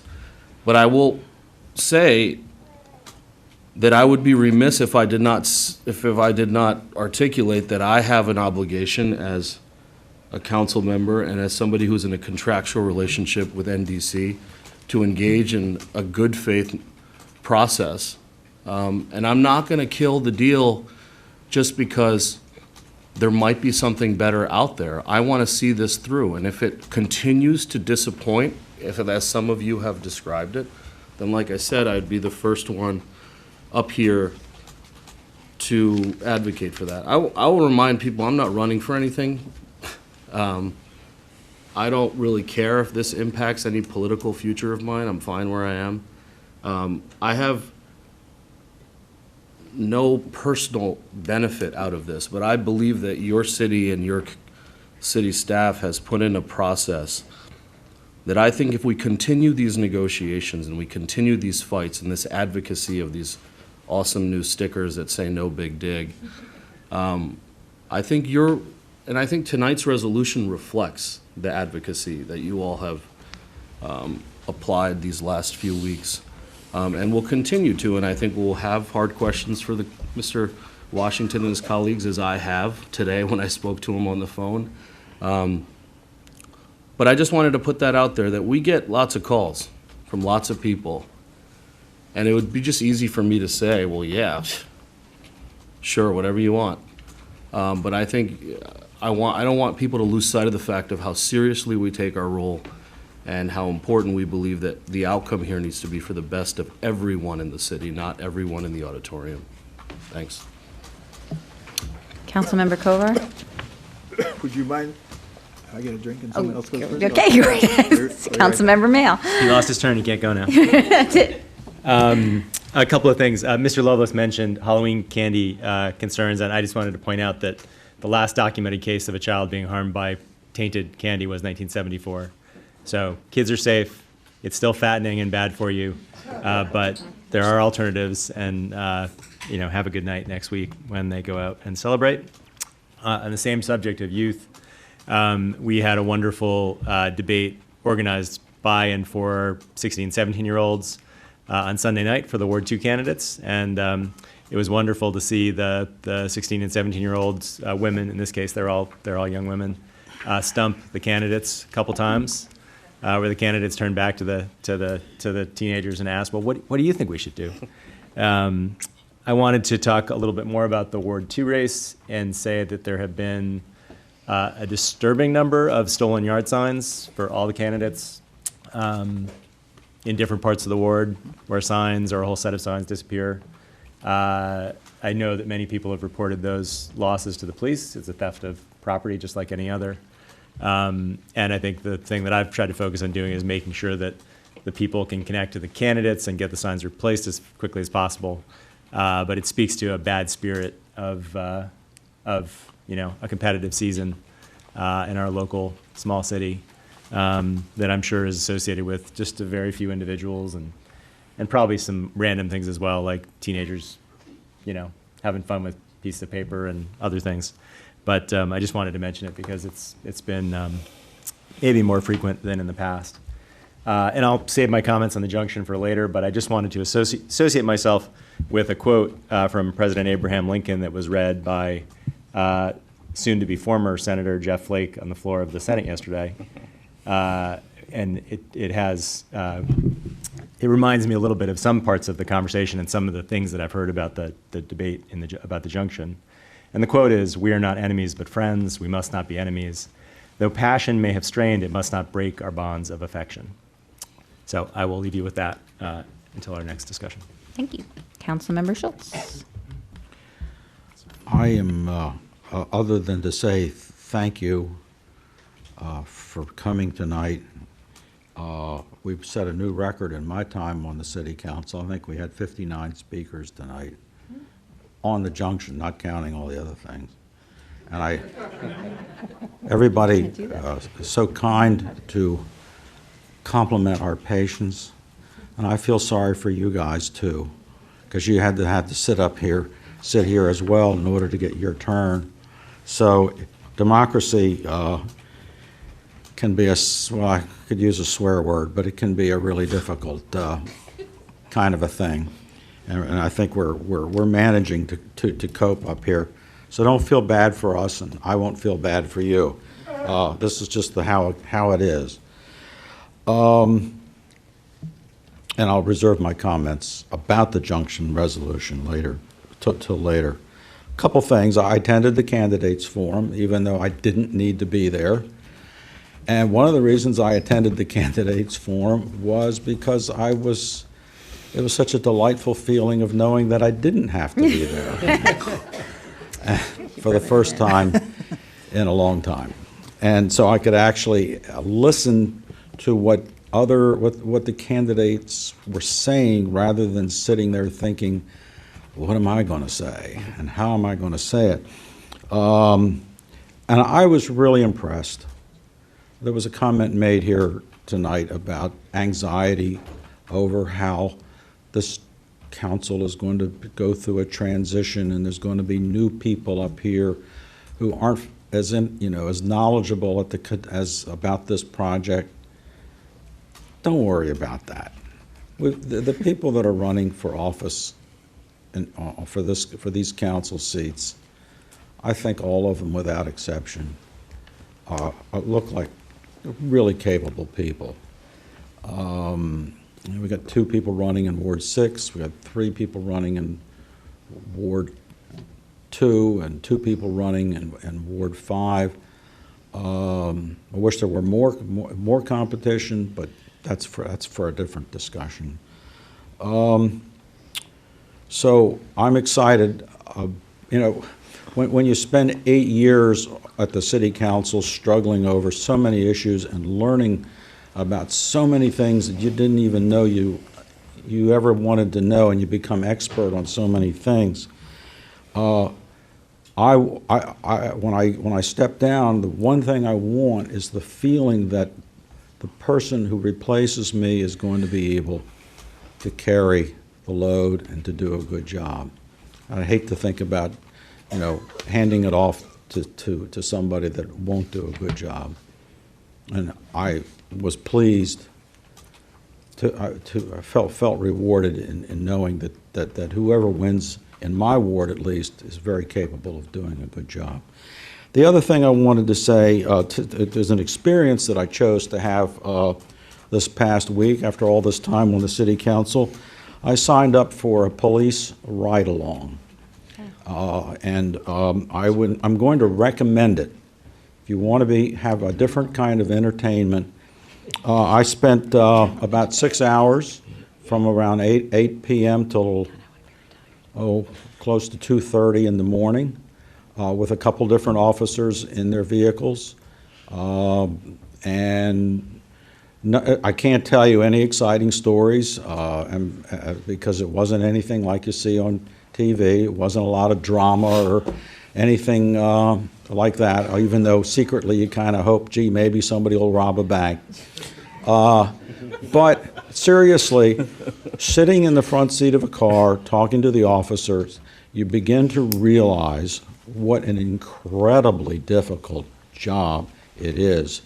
One of the issues that we faced was a stay-away warrant between 2 tenants in an apartment building who were mad at each other and misinterpreted what the court instructions had been, and they come talking to the officer that I was with sheafs of legal documents and thrusting them in his face.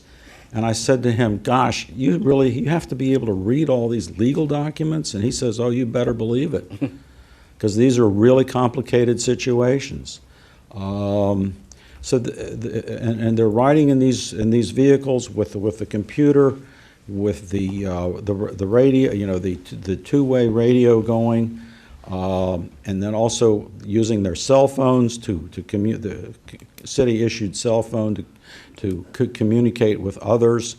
And I said to the fellow I was with, when do you have time to put your hands on the steering wheel?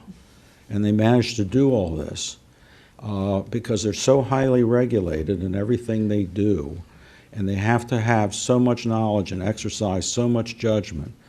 And for example, the fellow I was with, we did some traffic stops on New Hampshire Avenue. And he gets out of he flips on his light and goes boop, boop like that, and the person in front who didn't have their headlights on gets stopped. And he climbs out of the front seat of his car, walks up, touches the back trunk of the car with his hand. I said, well, why do you do that every time? He says, I'm leaving my fingerprints on this car because in case I get shot or killed or something, there will be forensic evidence that I was the police officer who approached the car from the rear. And also I want to make sure that the trunk is closed and nobody's hiding in there who's going to come out and try to assassinate me when I'm talking to the driver. And I'm sitting there with my mouth hanging open. So you don't need to be a city council officer, a city council member to have the privilege of doing this. And I asked about that. Yeah, anybody can do this. And you can get great cooperation, and I recommend those of you who are really interested to sit in a car, ride around, and learn, and you will see and come to understand police work like you will never otherwise understand it. Thank you. Councilmember Kovar. You ready? Yeah. Okay. Thank you, and sorry about that. I do appreciate everybody coming in, and I'll reserve my comments on that a little bit later. Just one thing I wanted to say, in some local meetings I've been at recently where the junction has come up and people say, oh, I can't believe you have to stay until 2 o'clock. And I said this, and I mean it. It doesn't always have to be as late as 2 o'clock, but it really is great because so many times we're meeting here and there's very few people. And I kind of stay up till 2 o'clock most nights anyway, so it was okay. I just want to mention two things, and I don't want to get sidetracked because we have to get to the junction, but there's just a little bit of time left to it. I'm just going to mention them really quickly to the city manager, and you can respond later, okay? So we had a brief email exchange. A couple of residents of Maple Avenue have asked about what the safety procedures, if any, will be for Halloween, since they get literally hundreds and hundreds and hundreds of kids there, and of course that's still a main route with ride-on buses and so on. So if you could just circle back with me on that. And then the other thing is on the consent agenda item later, for the Flexi Pave, when some of the sidewalk work was being done recently, there was a problem where the sidewalk work was to facilitate ADA accessibility, and when it was done, then the sections with the Flexi Pave, which were not navigable by somebody using a wheelchair or with a stroller, I suppose, too, it sometimes took a number of weeks before Flexi Pave could come, and I understand it's two separate contractors, so they may not be able to come the next hour, but if you could look into having that coordination be tighter in the future, that would be great. Thanks. Councilmember Smith. I want to say thank you for everyone coming out tonight. I will wait and give my comments regarding the proposed resolution once we bring that up. But first, I want to thank the organizers of the Code Pink Divest from the War Machine Summit this past weekend. It was at UDC's law school. I had the opportunity to give remarks on our Nuclear Free Act that's been in place since 1983. It was an incredible summit. People came from all over the world to try to come up with different ways to stop investment in nuclear weapons and try to change the course of this country, whether it has to do with wars all over the world or North Korea. But it was a really good summit, and if you do use social media, there's going to be an online campaign, and the hashtag that Code Pink will be using is divest from war. So that is hashtag divest from war. So please watch out for it, retweet it, like it. It's really important. These people are doing great work. Another thing, I want to make sure everyone here on the dais knows that tomorrow there's the MML chapter meeting at Rockville's Glenview Mansion. Starts at 6:30. The guests will be members of the school board. I will not be at that meeting because I have some meetings I have to attend here in Takoma Park, but it'll be a great opportunity. Those that are up here, if they want to talk to members of the school board, and supposedly everyone's going to be there, so that should be really good. I would like to direct this to the city manager. We exchanged some texts regarding November 2nd. Councilmember Schultz has been gracious to agree to testify before MDOT's roadshow. So we need to get some remarks for him. And one thing that I hope that we can put in there is the restoration of HURs. So thank you. Great. Thank you. Just a couple updates. This past weekend, I was able to help celebrate the 75th anniversary of the Takoma Park Cooperative Nursery, the Purple School on Flower Avenue. It was two wonderful events in the afternoon. Children came back, some of them are big now, to the school, and then the evening there was an event at Busboys and Poets. I also want to thank the co-op the board, or who's left? Colleen's left, and Fred, for the membership meeting on Sunday, and inviting folks to be at that, particularly the candidates who are running for election this year. Last night, myself and Charlie Hotzel, what's Charlie's, Officer Hotzel, anyway, attended a meeting regarding gang activity and crime in the sort of Takoma Park, Greater Silver Spring area that was being put together by Save Silver Spring and Riamberto Rodriguez from the County Executive's Office. So, and I have to say, Officer Holtz did us very proud last night at the meeting. So that was very informative. Mark your calendars. November 4th is the Boy Scouts Pancake Supper. Please make sure you get your tickets and go there. And then finally, we may be starting to have good news on SHA. Nothing like getting a letter from your state delegation. I'll let the city manager update us on the lights in Tacoma Junction, but this Friday, we are finally kicking off our quarterly meetings with our district person. So that will be this Friday. If anyone else is around and would like to attend them, I'll look on my calendar and let you know the time, but that'll be with our head of public works and our district director for SHA. And then just to follow up on what Councilmember Qureshi said, I also received, as I think a number of other people did on the council, a phone call from the comptroller regarding the development project, and I did invite him here. He may be home by now, but he sends his regrets, but he was in Baltimore this evening at a prior engagement, so could not make it. Now I'll turn it over to the city manager for her comments. All right. Following up on last week's meeting, actually, Councilmember Qureshi, I don't know the answer. So, you had reported that the stop sign was damaged at Westmoreland and Fifth. We did report it to Public Works, but I don't know if it's been fixed. It must be, because I drive by it every single day, and well, I haven't double said, check why tomorrow. isn't that fixed? Yeah. So. I'll address this in a minute, but I just got in about 4 this afternoon from a conference in San Antonio, so I haven't checked all of my boxes yet of how things got done. On the Tacoma Junction signals, supposedly today, the SHA switched over the signal controls to Montgomery County. We'll see. And if indeed this happened, the advantage is that the signals can be controlled in real time from the central controlling station that Montgomery County runs, so that if there's backups and that kind of thing, they can change this. They can change how the signals operate. In the past, SHA has had to physically come out to site to make an adjustment in the signal timing. So we'll see. It does, as the mayor mentioned, follows significant pressure from the city of Takoma Park and from our District 20 representatives who sent a letter.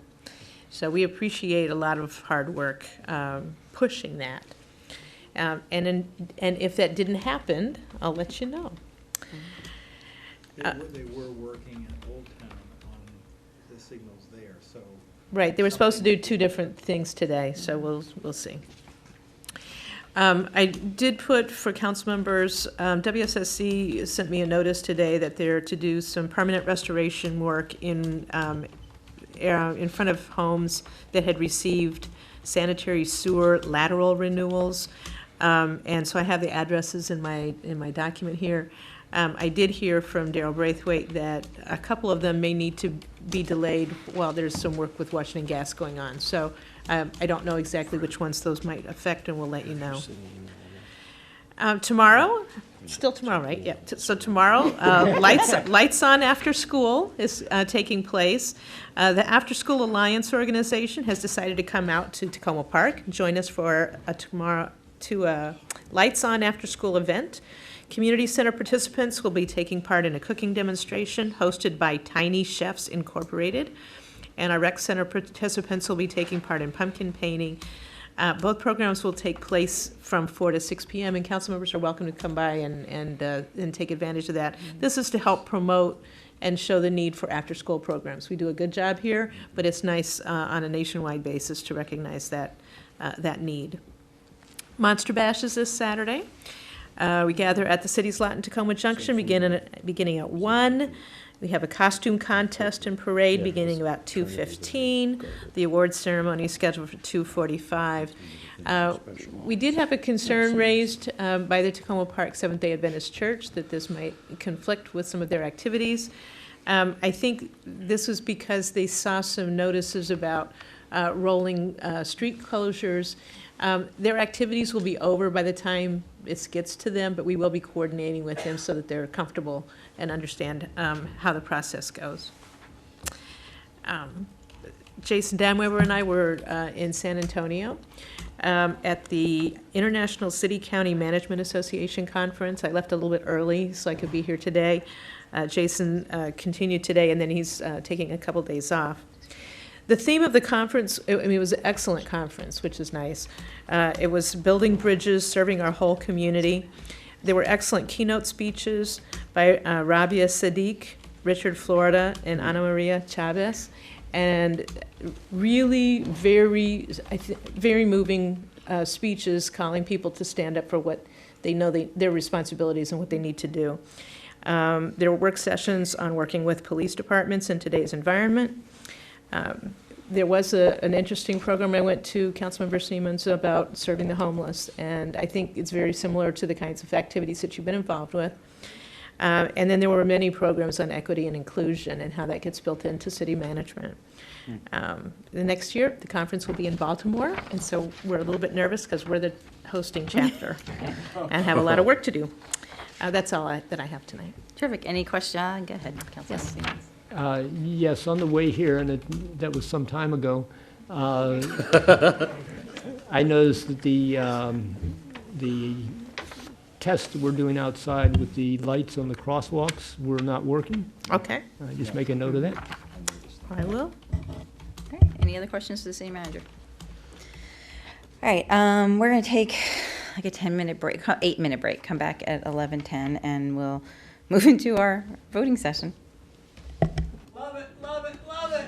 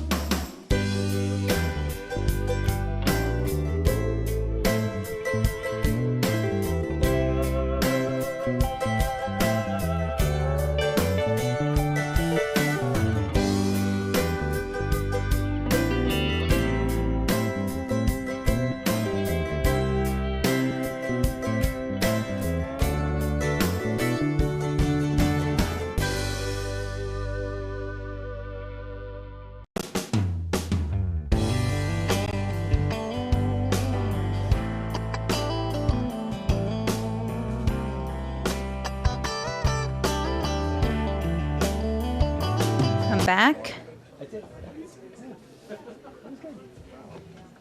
Some technical issues. The phone part.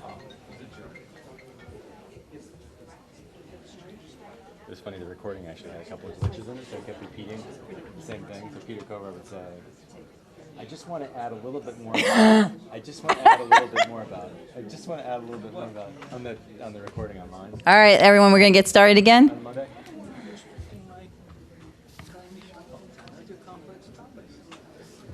You got the most time of anyone that night.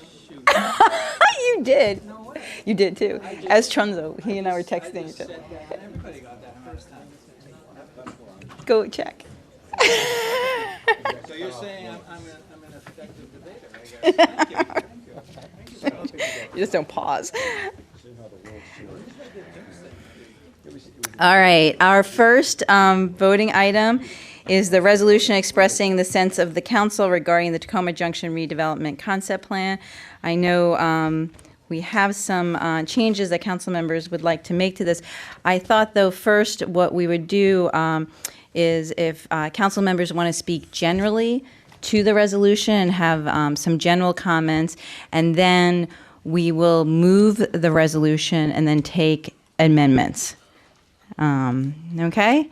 So and does anyone want to kick us off with general comments on the resolution? Councilmember Qureshi. Thanks, Mayor. I just want to echo what I said previously. I believe that this resolution, and for those who are unaware, and I mentioned this in my Ward 3 update very briefly, the council went back and forth for quite some time through the weekend with red lines, with the help of city staff, to further refine this. And we all may have diverged on what we saw would be appropriate language. So there's a lot of work that went into this behind the scenes. And I believe, with the exception of a few amendments that I understand are going to be on the table this evening, this reflects, I think, what I conveyed to Mr. Washington this afternoon, and I think this document conveys that this concept, we're taking everybody on their word that it is in fact just a concept. It's an iteration of how you, at this very early stage, envision laying out of what, from the various community meetings, you see as being a development site, particularly with floor plans and the like. But I urge you specifically to look at page 2 of this resolution and the lines from 39 to 68, which articulate the concerns we have and the concerns that I particularly have on things like more street level public or community space. But I just want to reiterate that I appreciate the hard work of my colleagues and the city staff on this. I will be voting for this resolution to move forward, and we'll be happy to move it and look forward to the discussion on amendments. Great, thank you. Councilmember Schultz. Yeah, I agree with Mr. Qureshi that we have spent a number of days wordsmithing this among ourselves. I made a lot of suggestions because I felt certain things were too strongly stated, other things were not clear or confusing, in other places it's too wordy. I didn't get a whole lot of agreement on any of my ideas, but that's okay. I mean, I'm not trying to make a statement here about that. It's okay. That's fine. That's the way it's supposed to work. Because sometimes the things that I suggest, when it's pointed out that's not a good suggestion, then I can sort of say, yeah, I see what you mean. That's how we work. We're not up here, I just want you to know that this, we aren't when working and wordsmithing this resolution and adding stuff and taking it out and rearranging. We weren't arguing. We were kind of mutually trying to figure out how to say what we need to say, because we of course want residents to understand that we hear you, right?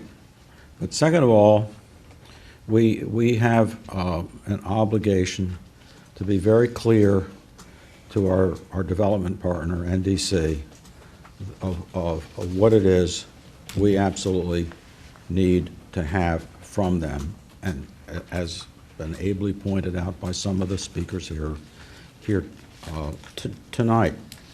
But also then, thirdly, we have to look at the best interest of the city and what we are trying to accomplish there, because we are working under the aegis of the development agreement, which we signed with the developer last, I think, July 26th. That's a contract, and it holds us responsible for accomplishing certain things, and it holds NDC responsible for certain performance standards, and so we're each, in a sense, liable to the other, and that's the way it should be. So we don't have the luxury of just sort of saying, oh, let's just put this aside for a few weeks or another month or two, because that's not, we just really cannot do that. We do have to continue to act responsibly.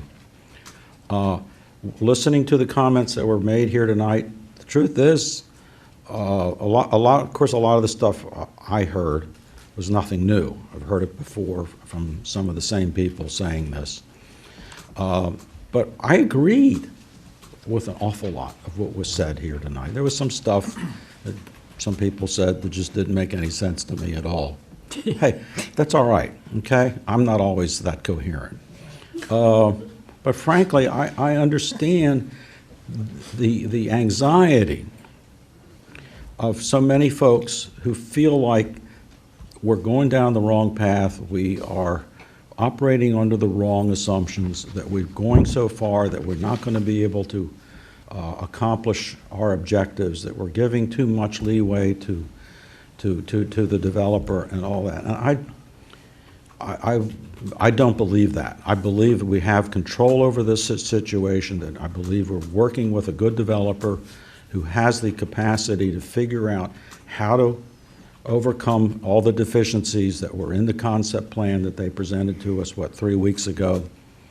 I frankly feel that the concept plan that was presented 3 weeks ago shouldn't have been presented as it was, because it was way too broad.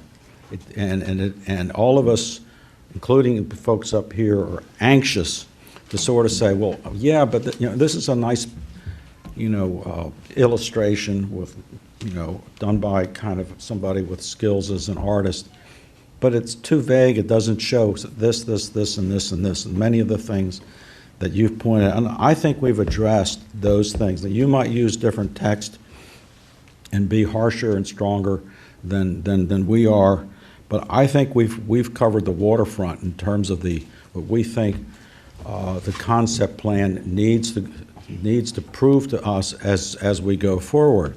And frankly, I have every faith that the NDC organization is capable of doing that. And with regard to the text of this resolution, yeah, we're going to make some more changes on it tonight. I think they're going to be relatively minor. But frankly, you reach a point, at least I do, where you know that you could debate and re-edit everybody else's, and I know that I would say things differently than somebody else, but you reach a point where you just say, okay, this is good enough. We got 7 people who are equal authors on this thing, and this is good enough. And frankly, I think we've got a resolution here, notwithstanding a few more amendments to it we might make tonight, that accomplishes what we want to accomplish.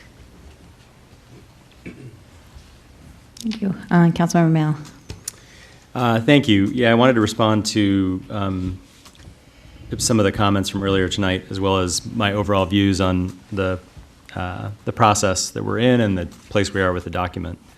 First, on the issue of whether I am a co-op shopper, as Councilmember Karishi said, I really wish people would take me at my word, and I realize the gentleman who made the comment before is not here right now, but it was equivalent to accusing me of being a liar and saying that I say that I shop at the co-op, but I don't shop at the co-op.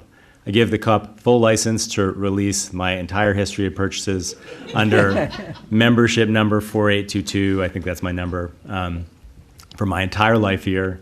The ice cream that I bought last weekend, the samosas that we bought, my daughter loves to eat for lunch, and everything else that I bought, if that helps. But it's just that kind of divisive slur is really one of the bad parts about being on council.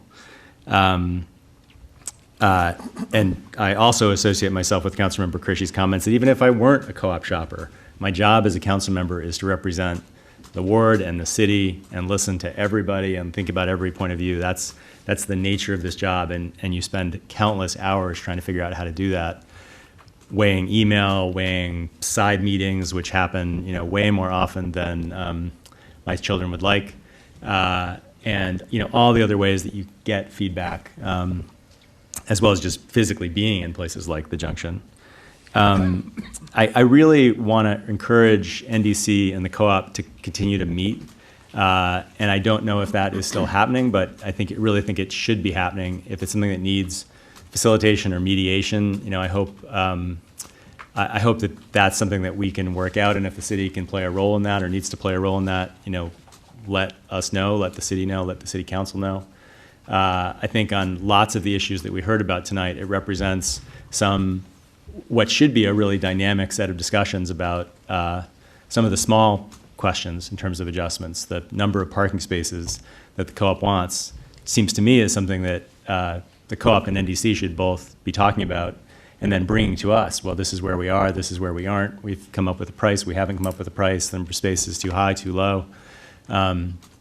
Those kinds of questions are ones that we had at the beginning of the process, and it seems like it's better for you two parties to resolve questions like that as opposed to us doing so. That's one issue, the facade aesthetics of the building, the new building and the adjacent Turner building, issues like that. There's so many sort of operational issues that I think really depend on the co-op and NDC talking, that I think that we need to make sure that that's happening.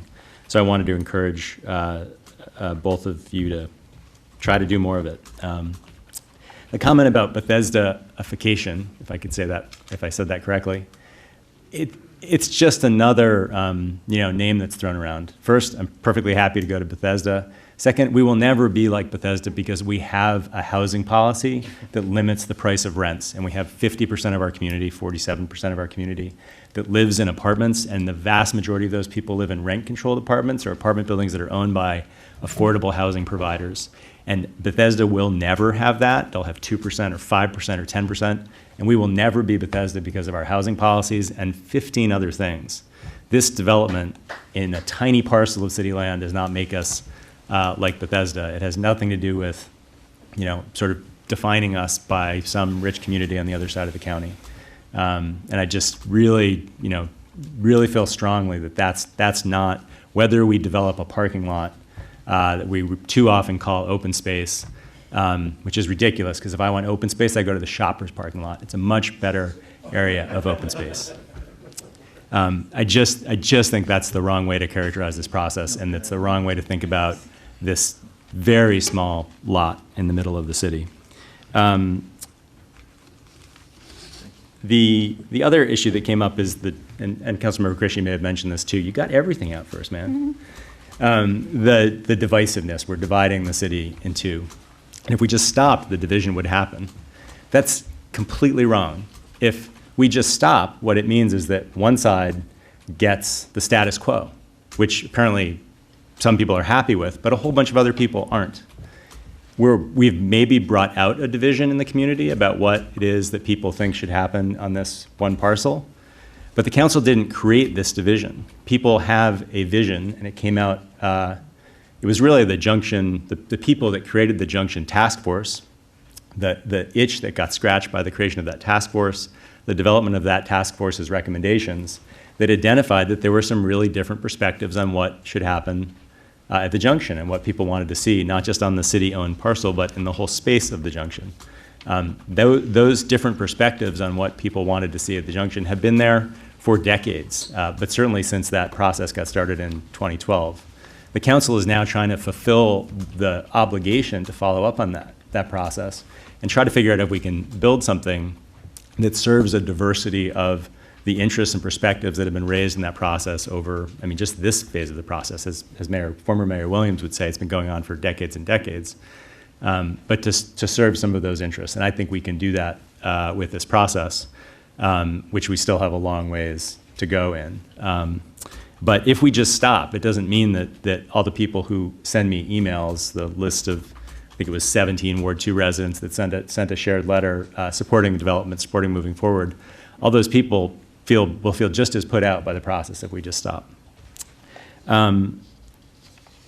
The question about trade-offs, I don't remember if it was Joan Meyer or somebody else who brought up that issue, but it's really important, and I want to be really clear, and I think I've said this a number of times through the process.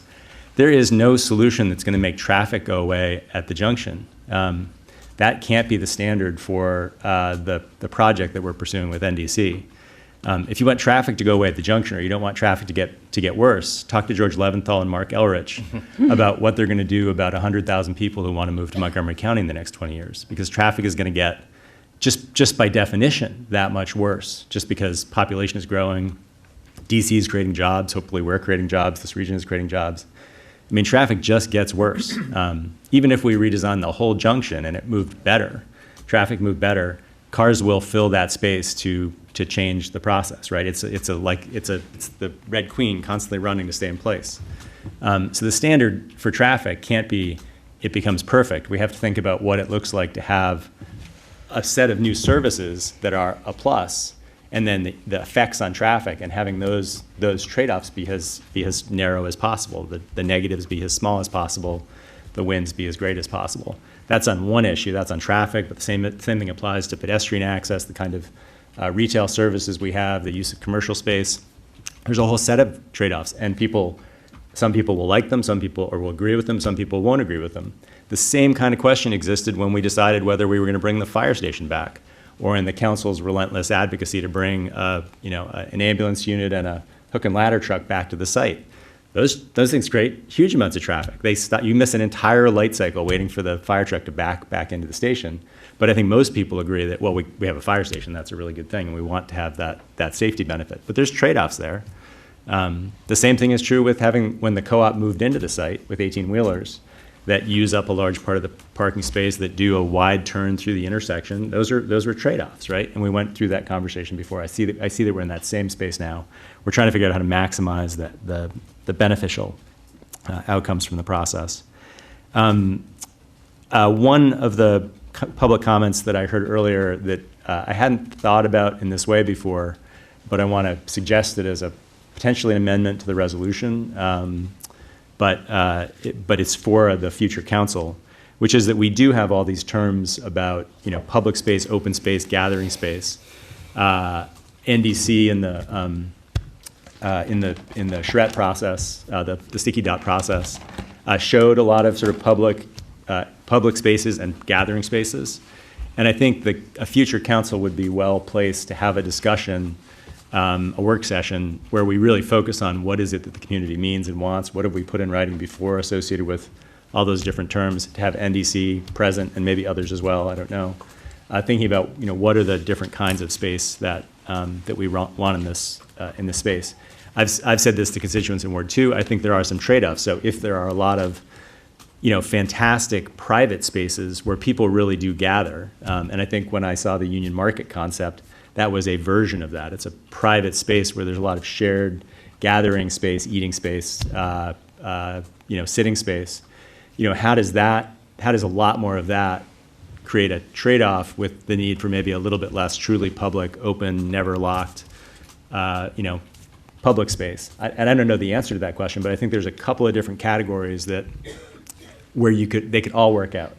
The different mix of uses of space that people get together in and laugh and cry and play and eat and drink and do all those other things can work. And so I think there should be a work session on that issue. And the last thing I wanted to comment on, and to me it's the most important, and it's been the biggest, for me, disconnect in the process where we are right now in the public comments. I didn't expect to get a concept plan in September. And if you look at the development agreement, it actually doesn't even use the word concept plan. If you look at the project schedule that we have right now that council approved a long time ago, the project schedule talks about a concept plan being done in 2016 and the traffic study being done shortly thereafter. To me, the two things that are really important in the development agreement are the draft site plan and the final site plan. Those are things where the council, the city, you, have a clear point of time in which to react to a much more specific development proposal from NDC that includes a traffic analysis, which we've never had, right? We've never had a traffic analysis in 5 years of talking about this. We all have our own opinions, but I'm not an engineer. Mine it is certainly an opinion how I think it'll play out, but I've not heard anybody, I don't think I've heard Byrne do this, stand up and say, you know, I'm a traffic engineer and this is how I think it's going to work out. The moments that we have in the development agreement are the draft site plan. And what the draft site plan says is that there's a bunch of council considerations, not sure how we describe them, city additions. We call them city additions. And the document lists a whole set of city additions like LEED standards, green elements, public gathering spaces, improved mobility, parking, co-op parking and loading.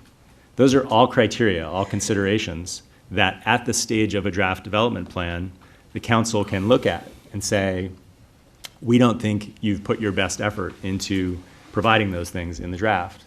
And the development agreement then creates a process for basically what's a form of mediation, if it gets to that, basically for a pause to try to make sure we get those things right.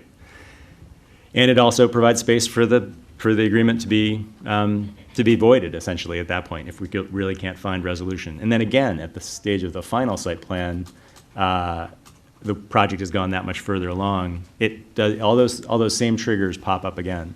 So those are the things that I was waiting for as the moments where a lot of this conversation becomes more real. And to me, the point we're at with the concept plan right now is something that it's good. It would be great if everything were perfect right now. We know we're fully on track.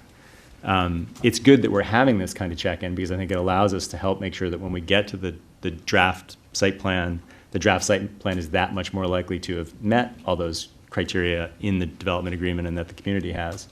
But to me, it's not, in no way is the concept plan something that is this make or break moment that is going to forevermore stop any future council or the city or the public from changing what happens at the end of the process, because those opportunities are very clearly defined in the development agreement with really clear criteria for how they should work, and those are still in the future. So I'll stop there. Thank you. Councilmember Siemens. Thank you, Mayor. I'm going to try to eliminate the mystery and just say I don't know how I'm going to vote on this until I see how we, what the revisions are and what the amendments are that are presented tonight. The thing that's been difficult for me through this process is the intermixing of co-op issues and community opinions. And I've found it to be counterproductive in some ways that are so intermixed. First of all, I've heard very few people in the city say that they don't want the co-op to survive and thrive. And I certainly have never heard any council members say that anything except their support for the co-op and their desire to keep the co-op a thriving business here in Takoma Park. I've been concerned, though, with the number of messages that I've gotten from the community saying that somehow the city council is putting the co-op at risk. The way I remember this thing evolving is that for the last 20 years or so, the co-op has been renting space from the city on the city lot for parking and deliveries and for trash. And when this process began and we announced that we were going to be looking, and it wasn't even this council, it was the previous council, that we were going to be looking to develop the city lot, you know, it was certainly a open item. We did talk with the co-op about it, and the council at that time said that, you know, everybody wanted to accommodate the needs of the co-op. And it was shortly after that that the co-op, whose lease evidently had expired, went out and signed a 20-year lease for the building that they're in. And it wasn't until much later that the co-op said that, well, they really needed almost half the parking lot to do the deliveries, which is way more than anything they've rented from us in the past. So I'm not sure how the fact that we've gotten in this negotiation on space, that somehow the council has been putting the co-op at risk. As far as the community concerns go, I think there are legitimate issues there that we and the council, this council, need to address as we look at the concept plan. And again, I think some of those have been addressed in the, many of those have been addressed in the draft that we have before us tonight. There are some other ones that maybe will be included in amendments, and we'll see how that goes. Thank you. Thank you. Councilmember Kovar? Thank you, Mayor. I think I'll start by saying, and I've mentioned this before, with this resolution, to me, and I think this is borne out by what some of my colleagues have said, we're not in a binary situation where it's go, no go right now for the entire project, or even for the concept plan that we saw.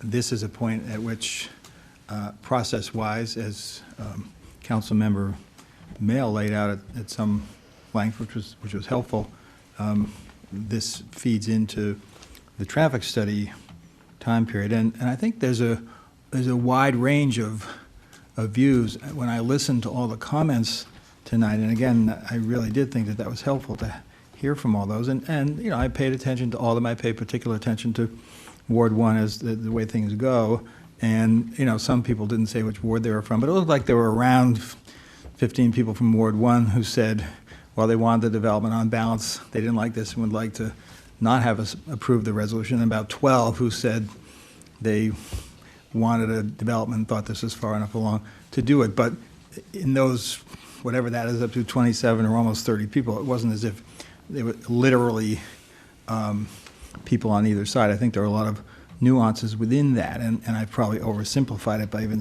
giving those. And those numbers include, by the way, the emails as well as the speakers, just to be clear about that.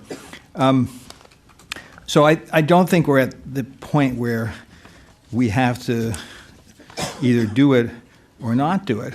And this gets down in some ways to a difference between policy and process. So the process going forward is that this, if we approve this resolution, would lead to traffic study, and following that, then we get toward the site plan points, which Councilmember Mail mentioned, could lead to even end up with mediation if it came to that.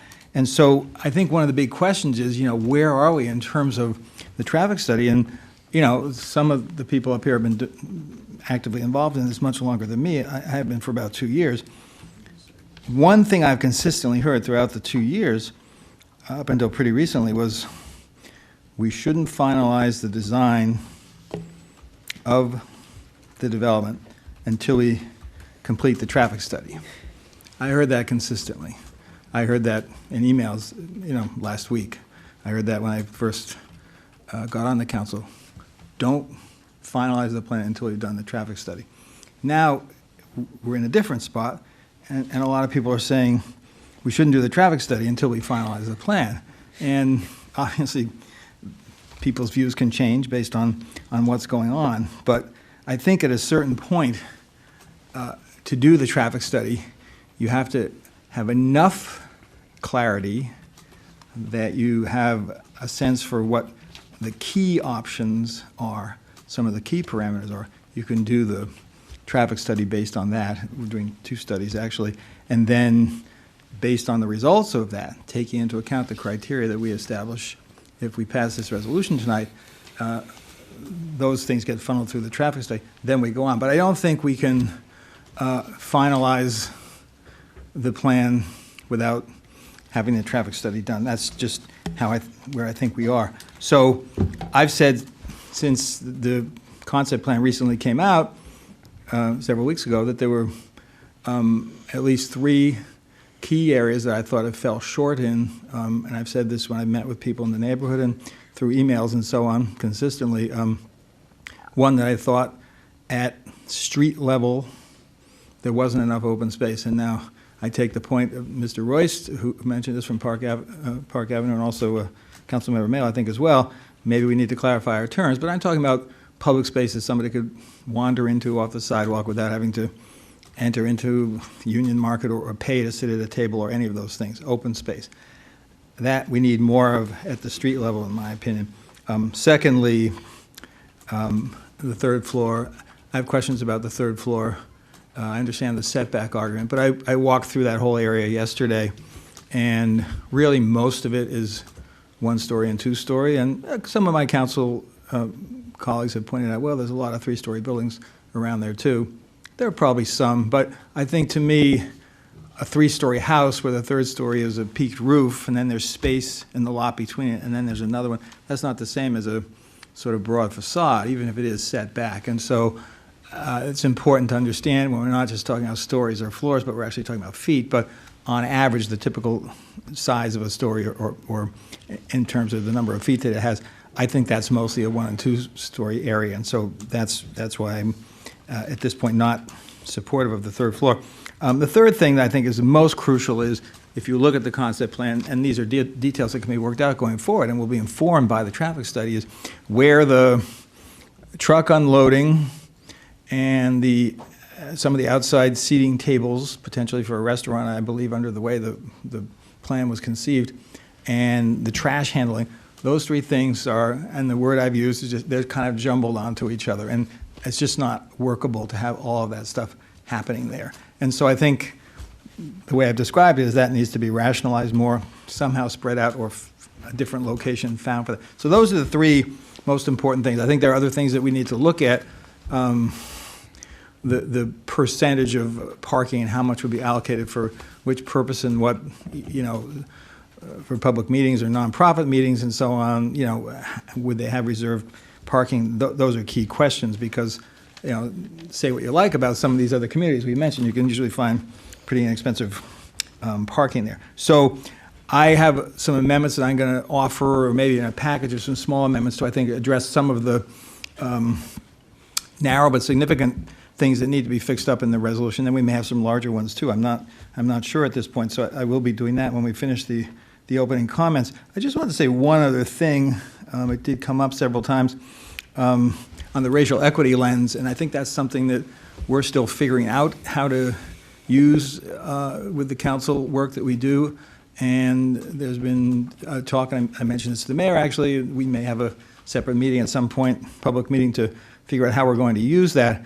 I think it's an area where it's important to be careful, though, because, when you look at wards, there are several wards where I would say on average, based on everything I've seen in terms of both the testimony and my understanding of how the co-op goes, that in terms of shoppers, there's a tendency for the number of shoppers from certainly wards 5 and 6 to be less. And so once we get into the racial equity question, it just gets more and more complicated on this. So I'm just going to point that out, that it's easy to make assumptions about these things, but it cuts in a number of different ways. So I'll stop there. Thank you. Councilmember Smith? I've been part of this process since it started. When the co-op gave a presentation, I think it was my first council meeting, and the representatives said that, the co-op wanted to expand, and they were leasing the parking lot next to their location, and he had all these great ideas. And that, to some extent, triggered all of this, you know. But I will say that members of that council asked city staff, where was the co-op in the process? Will the co-op show us what they want to do, what their ideas for the site were? And we heard nothing from the co-op. There was nothing. So we thought, well, maybe we'll go out and do an RFP.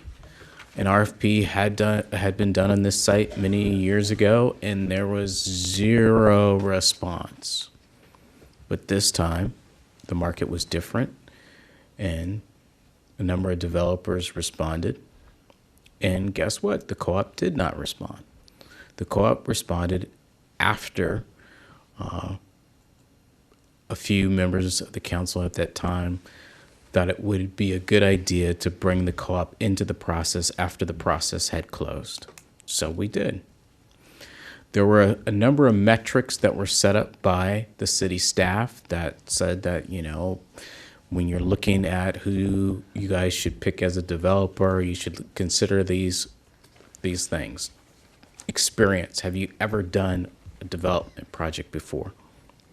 I saw in an email today where somebody said, well, if the co-op had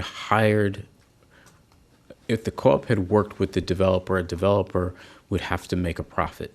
The co-op could have done a fee for service agreement with the developer. They could have paid the developer whatever amount of money and had the developer come up with a project. But the co-op did not want to go that route. So we are here now, and Mr. Washington in NDC has come up with a concept plan. It is just an idea. It is not what is going to be built on this site.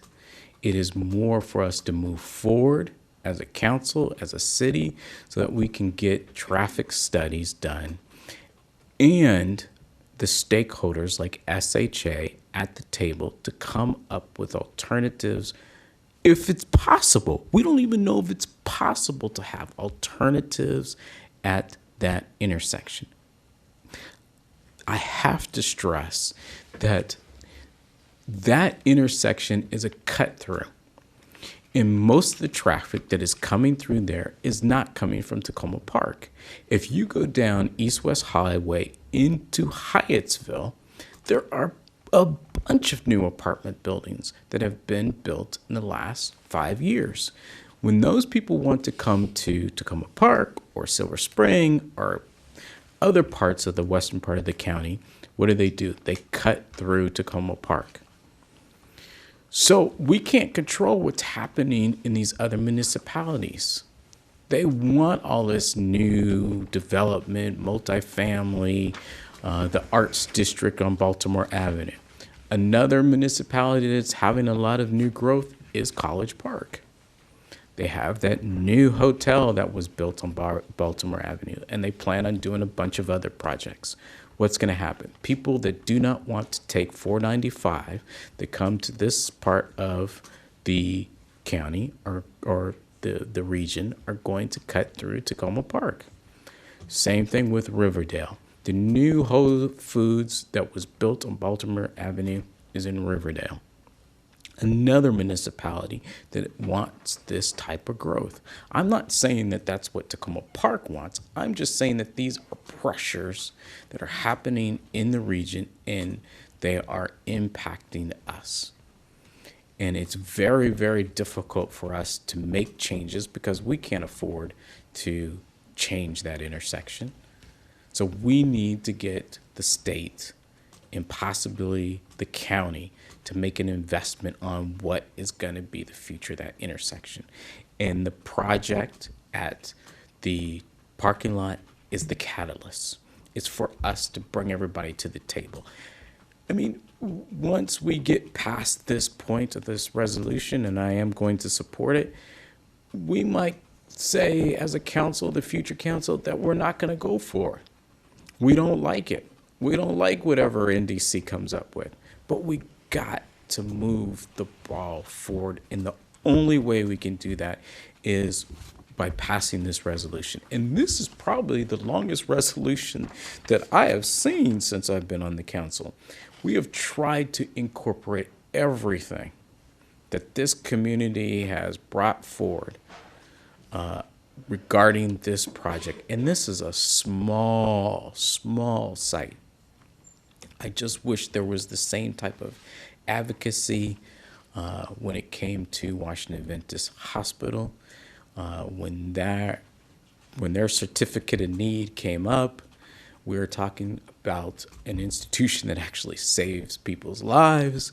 I wish residents in this community were demanding of that council to find a way to bring in state, county, or federal funding to make sure that we have more elements, more healthcare elements on that council. But I appreciate everybody coming out to speak. But we, as a council, are listening to everybody's points of view, and I will support, once again, moving this forward. Thank you. Thanks. All right, I'll just say a few words before we move this and talk about amendments. One, I think I sit in a unique place on this council. One, as being the mayor, because I hear from people all over the city, not just from one ward. And two, because I live a block away from the co-op. And some of my dearest friends, who have been my friends for decades, who my kids have grown up with, have very, very different opinions about what we should do. This issue is constant for me. It's never ending. When I walk anywhere around my house, when I pull my car into my driveway and say hello to a neighbor, who then, instead of saying hello back, starts asking me how I could ever support a third floor. I'm not exaggerating. And so I understand the anxiety. And I think Councilmember Mail said this the last time we took a vote on the co-op, actually, on the junction development, actually, which is we know sometimes when we're sitting here, no matter what we do, some people will be disappointed because of the variety of opinions on this. And so, one, I just want to say that I am, as other people said, listening. I appreciate everyone who has come out and been here and given their views. And I'm going to apologize ahead of time because I know I'm going to disappoint some people. But know that I am truly listening. I have been told in the last week I seem dug in and inaccessible. And if I seem that way, I deeply apologize. Because I have worked very hard for the last 2 years to be the exact opposite of that. And so I ask you, if I do seem that way, to please call me on it. And I will try, even though I'm very tired, to not seem or not be dug in nor inaccessible. The other thing I'm reminded of is a quote from a Spider-Man comic, which was, "You're only as good as your word and second chances." And what I think this means to me is I am saying exactly what I believe and what I've worked towards. I support the co-op. I believe it is part of our community. It's a very important part of my family. And, you know, I try and sit up here and not take things personally, but I have to say when people say that I don't shop at the co-op, my family doesn't shop there, that hurts. And I know I took on this position, and I am fair game. I get that. but honestly, I shop at the co-op. I actually calculate when it's towards the end of the month and I get my 10% and what shopping I'm going to do. So when I say I have worked over the last 4 years for this process to work for the entire community, I really want you to take me at my word. And the second chances, I think we do have a second chance here. I very much enjoyed going to the co-op membership meeting on Sunday and the exchanges we had. I appreciate so much, meeting with Martha and Rachel. And we got a letter today from the co-op, from Colleen, who put together the new program manager there, that answered questions, quite frankly, that we've been asking for 4 years. That I think is super helpful, at least for me, to understand the challenges we face with this project. And it makes this even more urgent for me that we move on to this next phase. Because now we have the information from the co-op about deliveries and trash and everything that you all need. Once we get through this resolution, we'll have a sense of the parameters for the traffic study so that NDC and the city can go out and do those traffic studies and then come back with the specifics that we've spent time on that development agreement to direct to NDC. We're listening. NDC and Street Sense have been here listening. This resolution reflects everything that people have been saying over the last 3 weeks. I also want to say that I agree with Robert Anderson. And Robert, don't fall out of your chair. The meetings we have here are frustrating. They're frustrating for us. They're frustrating for residents. We've had other meetings. We've tried open houses and workshops. And when we're looking for the police chief, we did a different type of meeting like that.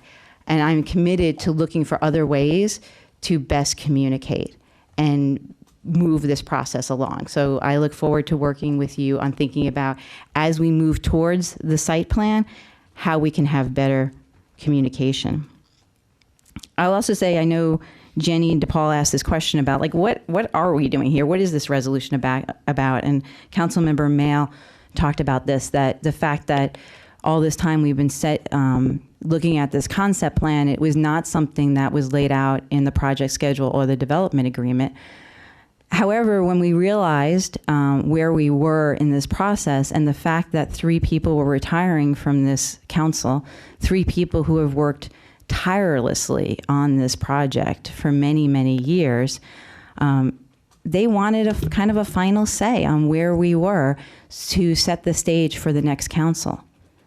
And we said this the night that we were first presented with the concept, that the reason we were going down this path was so that this council could set down, not an up-down on the concept plan, but a sense of the council and where they are to set the stage for the next council moving forward. And that's what we're doing here. That's our goal, is to set the stage so we can do the traffic studies and present to the next council that will sit up here with what we've worked on, and so they have clearer direction. So I think we've all talked a lot. Let's move now towards the actual resolution. Would someone like to move it? Oh, who said that? Councilmember Qureshi and then Councilmember Smith second. All right, I think we will now turn to amendments. Councilmember Kovar, do you want to kick us off? Because you were very nice and did yours all in red line and gave us handouts. I was very nice as always, right? Yes. So there's a handout, and I don't know if everybody has this, but I'll just explain what it is briefly, and then we can go through it. What I did was to go through. Sorry. Oh. I'm done here. Am I being stopped here? No. To go through the, yeah. While I start talking, Jesse Carpenter will circulate. So I went through and looked at areas where I thought some clarification was needed. And I'll just describe them quickly, and my colleagues can ask questions about them. So the first item, which is line 67 and specifically 68, and actually this was pointed out to me by one of my close reading Ward 1 residents, it talked about residential space being included in the project, and I'm someone who actually had wished there would be, but I think we're sort of beyond that point, so I'm just proposing that we strike that reference. Then in the section on the Takoma Auto Clinic, in line 80, it's not 100% clear to me that the purchase of the auto clinic will allow for more public gathering space, but it may. So I've stuck in the may there. And then on lines 82 and 83, there was a lot of debate online, I guess I could say, among the city council members as to whether the auto clinic parcel did or didn't help offset the purchase price of the parcel, or rather, to moderate the commercial rental rates. I think there was enough doubt in that I was proposing that we strike that. Then I think these are more important changes if you go down to lines 97 and 98. So in this whereas clause, we're talking about what we're anticipating the traffic studies would focus on, and there's several options in there. One is the approximately 34,000 square foot structure with 2 stories. Then there's an additional component on the Takoma Auto Clinic parcel, but then there's a third one, which is a development concept that calls for greater public gathering space at the front of the building at street level. And so my understanding of what this all means is that there's 3 different things, 3 different key components of the traffic study. And then just to continue on, this won't take too long, if you go to the next page, there's 2 proposed new whereas clauses, one of which says, and I think this is an important point to make, others have assumed that it was true, others have thought that maybe it isn't true, so why don't we just put it in? And basically what it says is that the inclusion of a 34,000 square foot development option among the options I just mentioned within the traffic study does not constitute approval of that by council. So that's an important statement for us to make. And then several people mentioned this. We had this in there already, that the traffic study should include pedestrian and bicycle traffic. And I'd like to actually add, someone mentioned that maybe we want public transportation in there as well. Perhaps that would be included anyway, but if it would be included anyway, there's no harm in mentioning it. Then going down to the first resolved clause in 114 and 115, basically that just helps that mirror what was in the earlier whereas clause. So the resolved clause, and this is really one of the key clauses in the entire resolution, this is what we're directing NDC to study in the traffic plan, would have those different options. And then just to wrap up,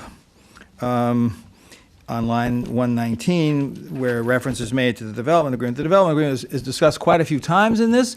The development agreement is a binding agreement that we're required to follow, but we make reference there to the provisions relating to reasonable accommodation of the co-op.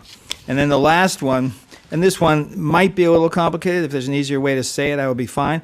But it talks about the traffic study then taking into account, and there were, one of my colleagues mentioned, there's 10 or 11 points that we make about the traffic, about the concept plan. Some of those aren't really traffic study questions because they're what the front facade looks like.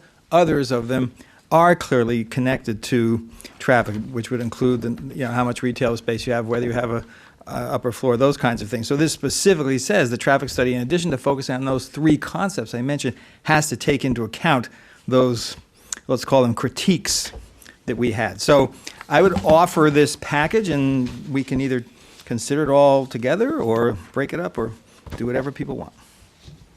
I just have a point of clarification. Are we including public transportation in that whereas clause with pedestrian? And I would propose that we do that, yes. So is that all right? because I think the resident who mentioned that tonight made a good point, and that should be in there. And I think there's been a question about the bus station in any case, so that should be there. Great. Any comments on these, or no comments? Councilmember Mail? Yeah, I'm supportive of the package of changes. Okay. So do you want to be the second? Second. All right. So we have a first and a second. Any other comments on these? All those in favor of the changes, say aye. Aye. Any opposed? No? All right. We got those changes down. Did somebody else send us changes? Sorry. Rizzi, did you have, Councilmember Qureshi, did you have changes? No? Do we want to go to the co-ops? Changes I know we've, we've been emailing back and forth a little bit, discussing these during the meeting. Maybe we'll walk through these. I'm happy to address them. Yeah, with the city manager. Go ahead. All right. Thanks. So do people have what was passed out then? They have one? Yes. I do. Okay. On the first page, in paragraph 4, the proposal says the inclusion of a lay-by sized for use by 18-wheel delivery trucks may be an acceptable way to meet the need for deliveries for the TPSS co-op. And they've added, proposed to add, and the draft site plan, preliminary plan shall include such a lay-by design. I think that it doesn't hurt to have this language, except that we really are deferring to State Highway and the Planning Board on the specifics of the lay-by, and so to me, that's the more determining thing. So on this one, I think we just need to make sure that it's very clear that if State Highway doesn't want it or wants it to be longer, shorter, or the Planning Board has some other point, that not be precluded in this. It's what this also does, though, is if I don't know, I can't imagine this, but if something dropped out of the sky that there's a different way of handling 18-wheelers, this would not allow us to do that other option. So that's the first item. Do we want to just take one by one? Yeah, Councilmember Mail? I'm not sure. So it seems like the inclusion of the word size is a technical correction, which Correct. I support. Yeah. The intent of the lay-by design being included in the draft site plan is just, right now it's a fuzzy concept, and we need, at some point, it needs to be a real concept. It needs to have measurements and definition. Right, and that's what happens with a site plan as you go through these processes. Right. And so if we just simply stated that the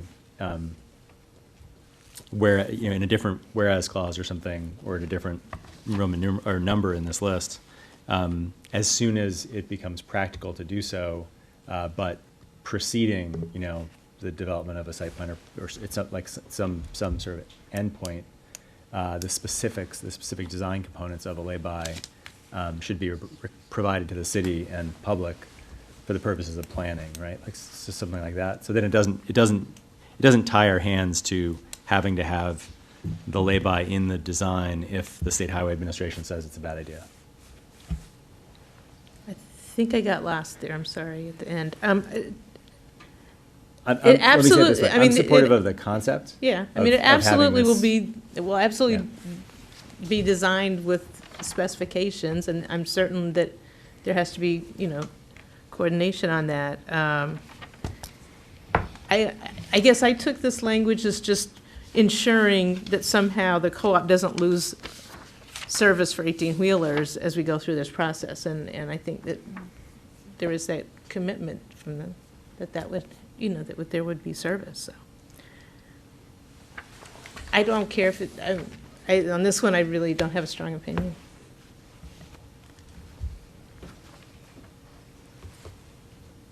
Oh, sorry, gosh, sorry. I guess told me lights on. Councilmember Kovar.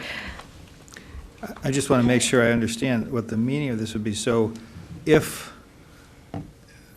through the traffic study, it were to be determined that there's some alternative to the lay-by that could satisfy the delivery needs, and/or if the lay-by were found to be impractical through the traffic study or by SHA, would this mean that you would still have to have the lay-by? Well, it says shall. It says shall include. No, I don't read But it I that don't way. think that's what it meant. I don't think that's the intention here. So to me, I think it's fine. I don't read it that way only because the sentence as it starts recognizes that this is all going to be subject to these two state agencies and their approval. So that's my reading of this. I think we're not pigeonholing ourselves in a simply lay-by concept.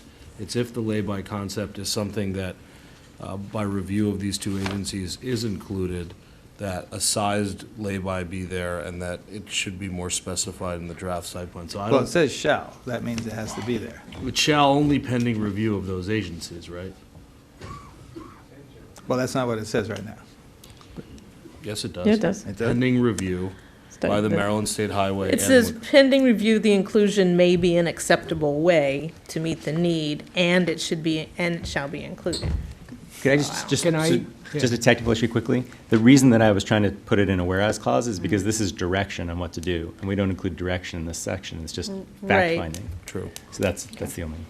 And my comment on this is that, you know, I'm fine with 20-word sentences, 30-word sentences. We're over 50 words, and there's an awful lot of confusion from this esteemed group on trying to understand what the heck this means. I suggest that we break it up so it's clear, and I agree. Yeah, I mean, we can't afford to be confusing here. If we can't even figure it out. So then there could be a be it therefore resolved clause that if a lay-by is deemed appropriate by State Highway and the Planning Board, then it shall be shown on the draft site plan, preliminary plan. I think that's a great, Yeah. great Yeah. Did you get that? compromise. Did the clerk get that? Okay. Can you read it back? If it's acceptable, then it shall be approved. If the That's what it lay-by is deemed appropriate, then it shall be shown then it shall be shown on the draft site plan. Okay. All right, so we got those two, the sized Okay. and that. English is such a The next wonderful item on 5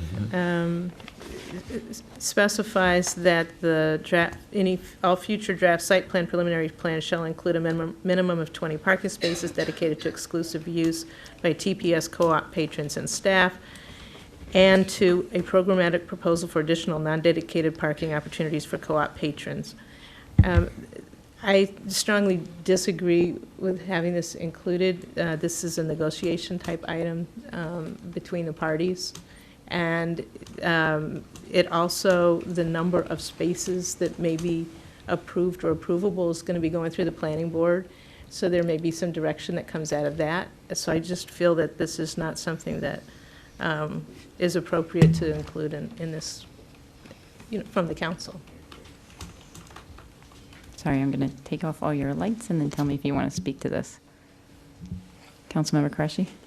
I would agree with the city manager. I think our development agreement is the more appropriate document that guides the parties, and particularly NDC, of what kind of reasonable accommodations it needs to provide the co-op. And I think creating an additional condition and specifying an amount is not within the purview of council's role here. I think the parties should be encouraged to negotiate and discuss that further, pending how many spaces we're going to even have in this eventual site plan. So I would oppose this amendment. Okay. Anyone else want to speak to this one? Nope. All right. Last page. On the next page, there's two "and be it further resolved" clauses that essentially put kind of information to be provided no less than 30 days before action is before it's presented or submitted to a variety of agencies. So let me just go through this. On the first one, it says, be it further resolved that council directs NDC to provide any such traffic study to the TPSS co-op and to make it available to the public for review and comment no less than 30 days before the traffic study is submitted to SHA, the planning board, the city, or any other regulatory review agency. The actual process that goes through with these is a back and forth process with the Development Review Committee at the county, back and forth with SHA before you get a traffic study. There's many regulatory review agencies that may not really fall into this, it could do something. You may have to go through WSSC or some other reason for some purpose. So I hesitate on making that a be it further resolved clause. That's not to say that I don't think it's good practice to have the information available for public review, for the co-op's review, and the council's review well in advance of action on it. I think that it's, I don't know that it would be actually I mean, I think it would be really difficult to figure out when the 30 days is with some of these different reviewing agencies. So to me, it's a little bit more important that that there is a commitment, and I'm not sure how that commitment gets worded, to sharing that information as soon as possible, so that there's adequate review time and adequate comment time as it goes to different stages of review. And yeah, and I'm not sure if I'm reading this correctly. It is late because it says make it available 30 days for the public, but that's 30 days before the city would get it. Well, that's how it reads. And that wouldn't be how it would work. Right. And I do think I would like to say that I know the staff is working on a project schedule that's easier to read than the chart that NDC uses, and I would say that maybe including like when these type of documents will be public, so that there's more like people can go to that and say like, oh, the traffic study is going to be available here, or this is the target date. Well, and you know, in real, I mean, this is referring to the traffic study that the developer has to do. But we'll have our own traffic study. There's going to be a lot of public comment. I want public comment in those. I mean, to me, there's back and forth also in preparing them and considering them. I mean, I think that ends up being important. Yeah. Yeah. Okay, Councilmember Schultz, and then Yeah, I mean, the process of a traffic study, I expect it to be iterative. Is that? There's a portion that is, but then, I mean, there's counts and those, you know, turning movements and those kinds of things that gets done and reported. I mean, there's some that basic stuff, but then there's a variety of other steps, you know. I mean, if it wasn't iterative, you'd sort of say, NDC is going to hire the traffic engineer. They're going to base their study on what on the plan as it is then, and that's going to be it. And that's going to be. But what will happen, in fact, is that the traffic engineer is going to come back to NDC and sort of saying, here's what we're figuring out, and then NDC says to them, or we say, or anybody can say, well, if you did this instead, reduce square footage or move these things around, then the traffic engineer can go back and make changes, and so it's not all or nothing. That's right. I mean, there's a certain point when you have a final traffic study, but there has to be a final point in all this, and so you don't know when that process exactly ends, and so you can't begin to figure out when 30 days starts. I mean, I understand where the co-op's coming from. No, I mean, like I said, I think the general idea of getting the information out to people early enough to consider and weigh in appropriately is important. But I think it's too strict to word it this way. Yeah. Councilmember Siemens. Thank you. I think this is in here because of a perceived problem that we have discussed and reviewed things, without adequate time for people to prepare. Right. And that's not just the public, but also for the council. Right.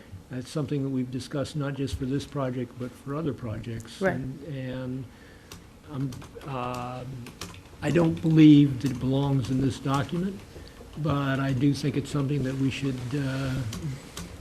be more strict at adhering to. I agree. Councilmember Kovar.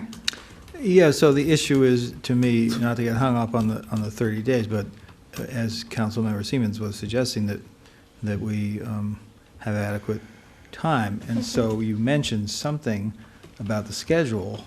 So what about just a provision that would say, the city shall provide a schedule with dates on which various documents are, intended to be listed, so as to ensure that the public and the council have adequate opportunity to view those things. And since we're doing that anyway, saying that we're doing it doesn't strike me as a bad thing. Right, well, we do have that.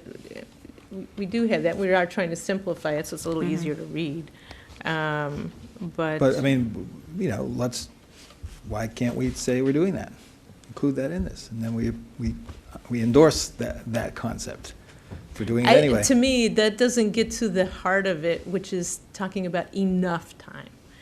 So that's I mean, we can put dates on it. It can say, well, in 2 days you turn something around. That's not enough time. And so that's why Right, but I I think can argue. But if there's a schedule and we can see when all those things are, Right. and then when they're due, we have the opportunity to say, hey, whoever's providing it, you know, that's due in 2 weeks. Are you going to have it? And if not, we can, you know, adjust our opportunity to review it. But you can't really do that if you don't know it's there, right? And if it turned out that for whatever set of reasons, a particular schematic or whatever it was couldn't be prepared until, you know, the day before we thought we were going to look at it, yeah, maybe we could wait a week, right? But without knowing what all those things are, you can't have that. And if we're going to be doing some version of that anyway, it just seems to be mentioning it in here and committing to, you know, strive to meet that without being legally bound to meet the calendar would be a helpful thing to have in here.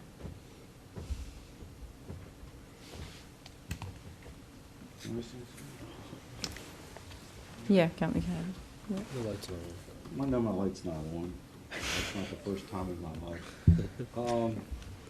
It seems to me that if NDC and the co-op are meeting on a regular basis, I think is what the co-op wants and what NDC wants, that some of this may be obviated. Because if they can be consulting with each other as they move through these analyses and check in and just sort of say, well, here's what we're finding, and just almost collaborative. I'm not going to go so far as to ask them to act like partners, but at least be in touch on a regular basis. Then I think we might not have to worry so much about 30 days or X number of days for the co-op to be properly notified. That's all I'm saying. All right, Peter, Councilmember Kovar, are you done? Well, just to respond to that. You knew it. You can call me either name. Somebody wants to. Yeah.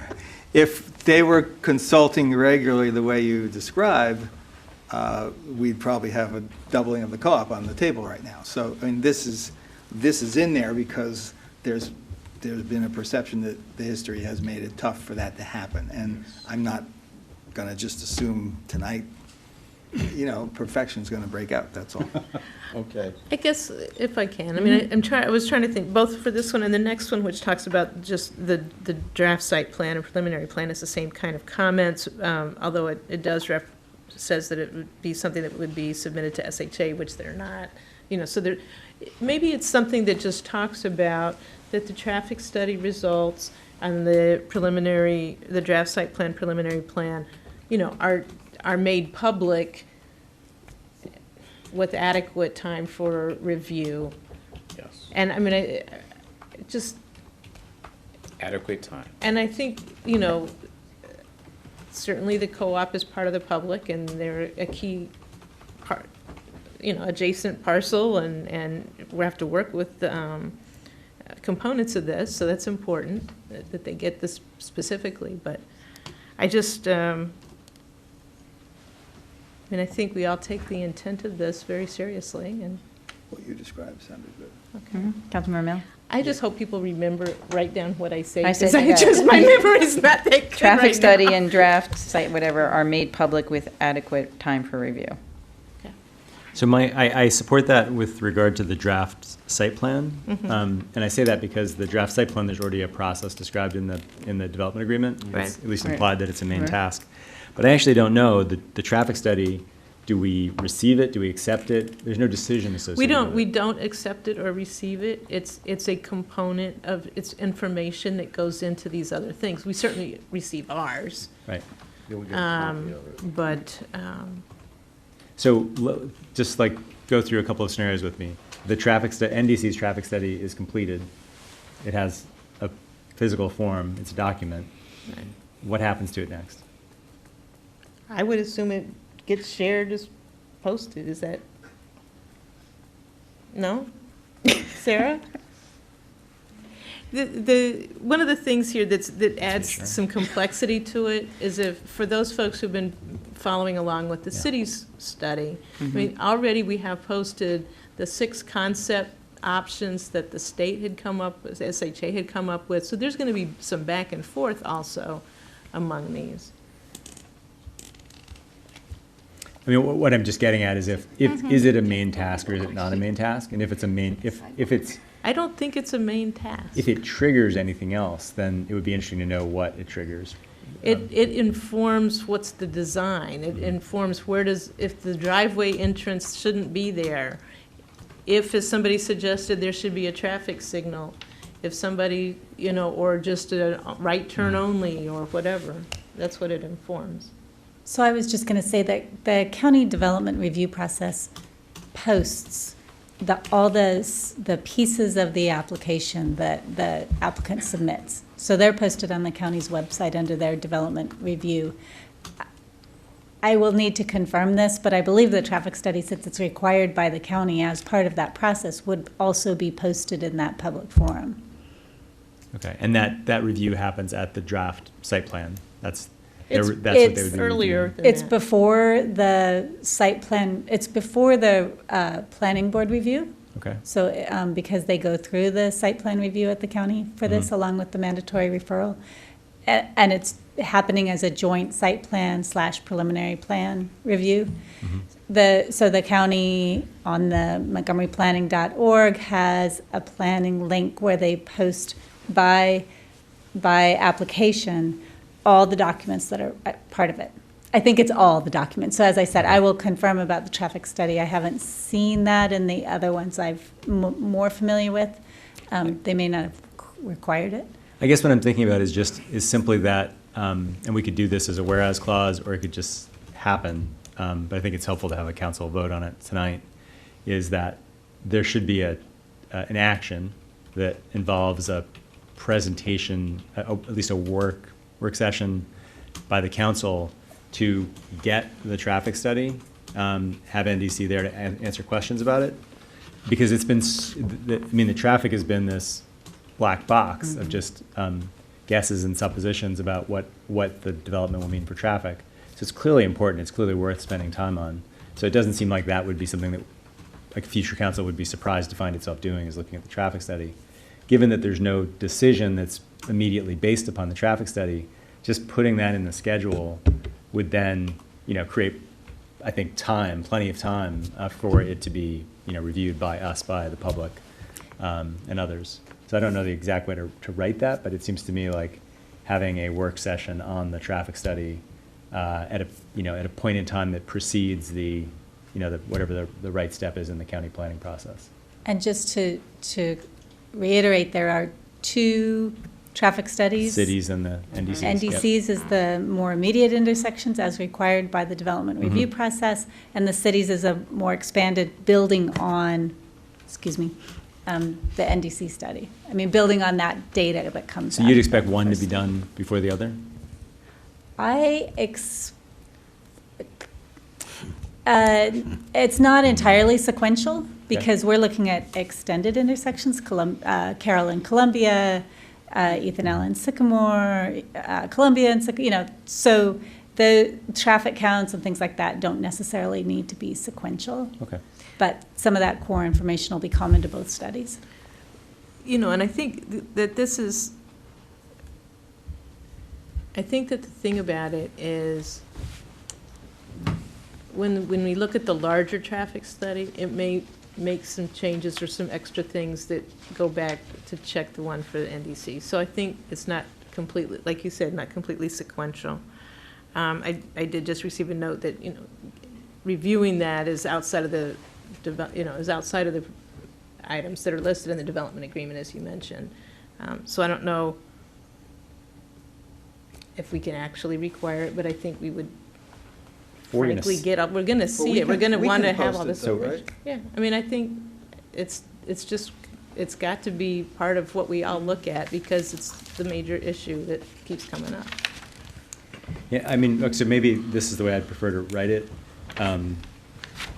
Be it further resolved that the traffic studies, upon completion, will be the basis of one or more work sessions by council Yeah, to and that understand their just findings. goes to the mayor then as a, Right, so this would be just a resolution recommending that we think that's a good idea. Just a reminder from me. Right. Love reminders. It wouldn't change your charter given powers to ignore it. I like that, my charter given powers. So I would move that language. All right, so we have, be further resolved that the traffic studies upon, I don't know, whatever. we have. Completion? Completion, Completion thank you, of the traffic will be studies. the basis for one or more city council work sessions. And then we have, be it further resolved that the draft site plan is made public with adequate time for review. yeah. Okay, so that takes care of those two. So I think in terms, I have I'm sorry. one- You have one? I have thing one. that- Oh, Wait, do we have to sorry. vote on that? I was- I think Councilmember Qureshi was in line before me, so. I was, you're right. Councilmember. And it's 12:30, I'm still right. Oh, yeah. Councilmember Qureshi. I just think that, to Councilmember Siemens' point earlier, I think this is really a response to a perception that we may get a resolution or some item that we finalize on Saturday, and we're meeting about it on Wednesday, and the community doesn't have enough time. So I think, just as a practice moving forward, and I know Mayor and City Manager, you both work obsessively trying to move this train along and also organize and schedule things. That's more of a practice thing. The one sort of technical thing I wanted to raise, we had like 1,000 people in here tonight, and if each of them came to us with language for our resolution, we would be here till eternity or whatever. So I don't know if anybody has, I'll formally move these amendments that we're considering from the co-op. Right? Don't we need to do that? Right, that was what I was going to do next, but it Okay. seemed like there were a lot of lights on, so I don't know Yeah. if people need to speak to these. But I So- will join Councilmember Mail's language, suggested language. I believe that the language proposed by the co-op is a little confusing, and it puts more of an obligation on NDC to do things that I think might be not consistent with how business is handled up here, but I think I take their point on the issue to be it's a well-grounded point on giving the community adequate notice so that we can have a more educated discussion where everybody's in the know about what's going on. All right, so just to review, the ones that we were looking at were on the first page, line 49, including sized. We included another whereas clause that I don't have the language for, but the city clerk does. And then the two additional resolve clauses. Would someone like to move that? I'll move it. Councilmember Qureshi?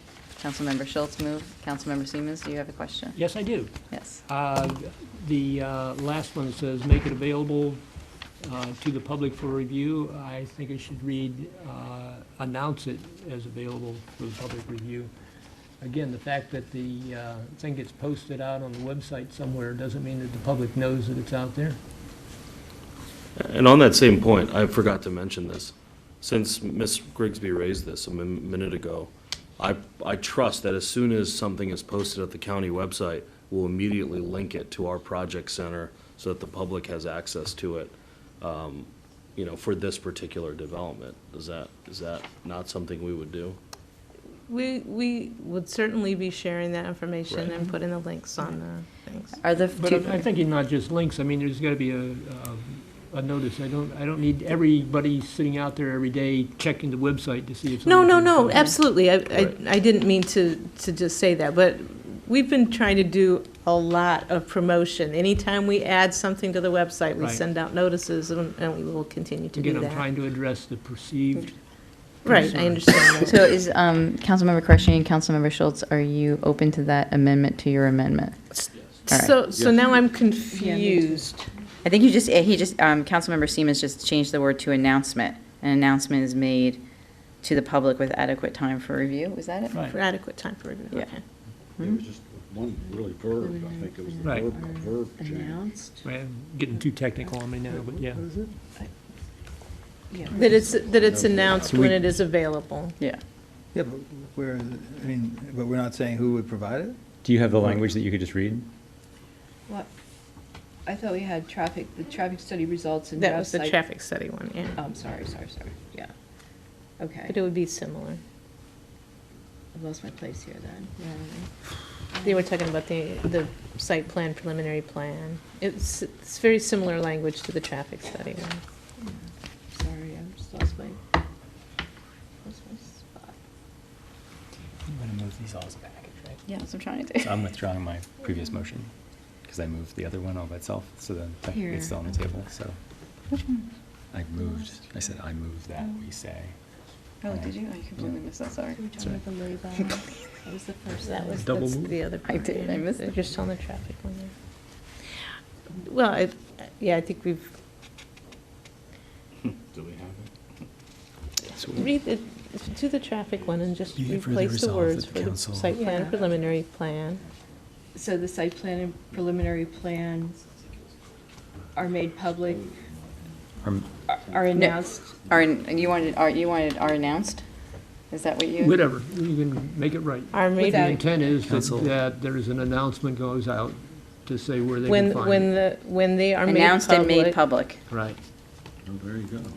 Announced and made public is good. All right? That the draft and that site they- plan That's right, Are announced. And as made sh- public. and shall be made announced public. and made public. With adequate time for with review. adequate Or made time for public and review. Yeah.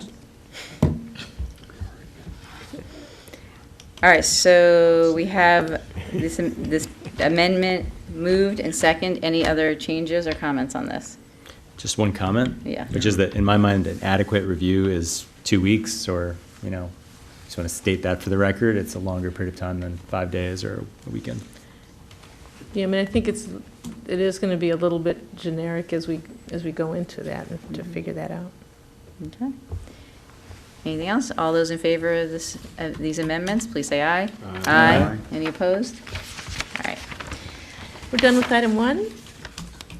Well, no, we haven't even, those are the Oh, amendments. that's Anybody- Any other amendments to the resolution? That's right, sorry. No. Councilmember Mal. Sure.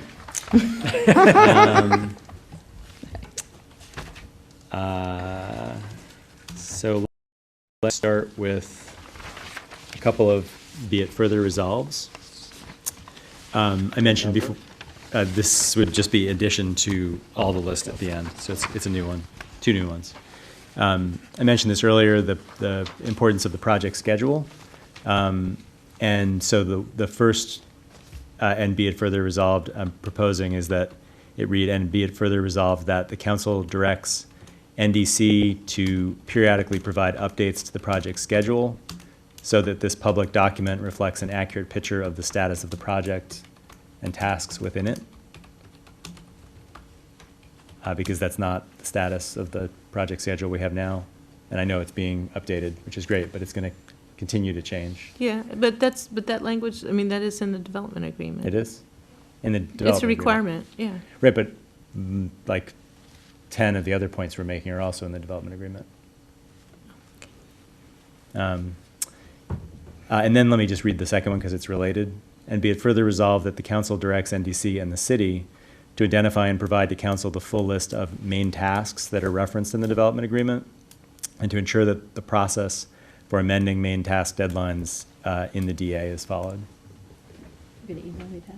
I could. All right, anyone second those? Second. Councilmember Seaman, second. Any discussion? I would just say if it's in the DA, in the development agreement, that should be sufficient unto itself. I mean, with the resolution, it doesn't accomplish anything other than to be a reminder or to say to the future city council, gee, we remembered this. But I mean, the DA is the operative tool. Councilmember Schultz, I agree with you, but they're both not, we're both out of compliance in both of these places with the development agreement right now. So that's part of the point of describing them. Right, like it says the concept plan is supposed to be done in 2016. The schedule is. But that has been changed on the schedule. That's on the.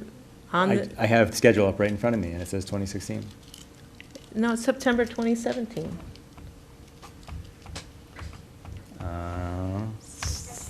The one that's posted on the website. Directory, Takoma Park, concepts. Because that was changed. Approval of In May. concept by City Council 1/13/17, January 2017. There's a more up-to-date version, so I'm confused as what you're looking at. I'm on It's Oh, refresh it? Do you need to refresh it? I can try. Just restart. It's 12:43. That's what I I should refresh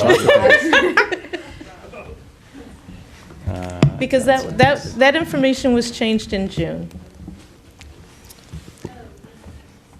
I would just say. Still says the same thing. Oh, okay. Mayor, All can right. I, Mayor, can I make it? Yeah.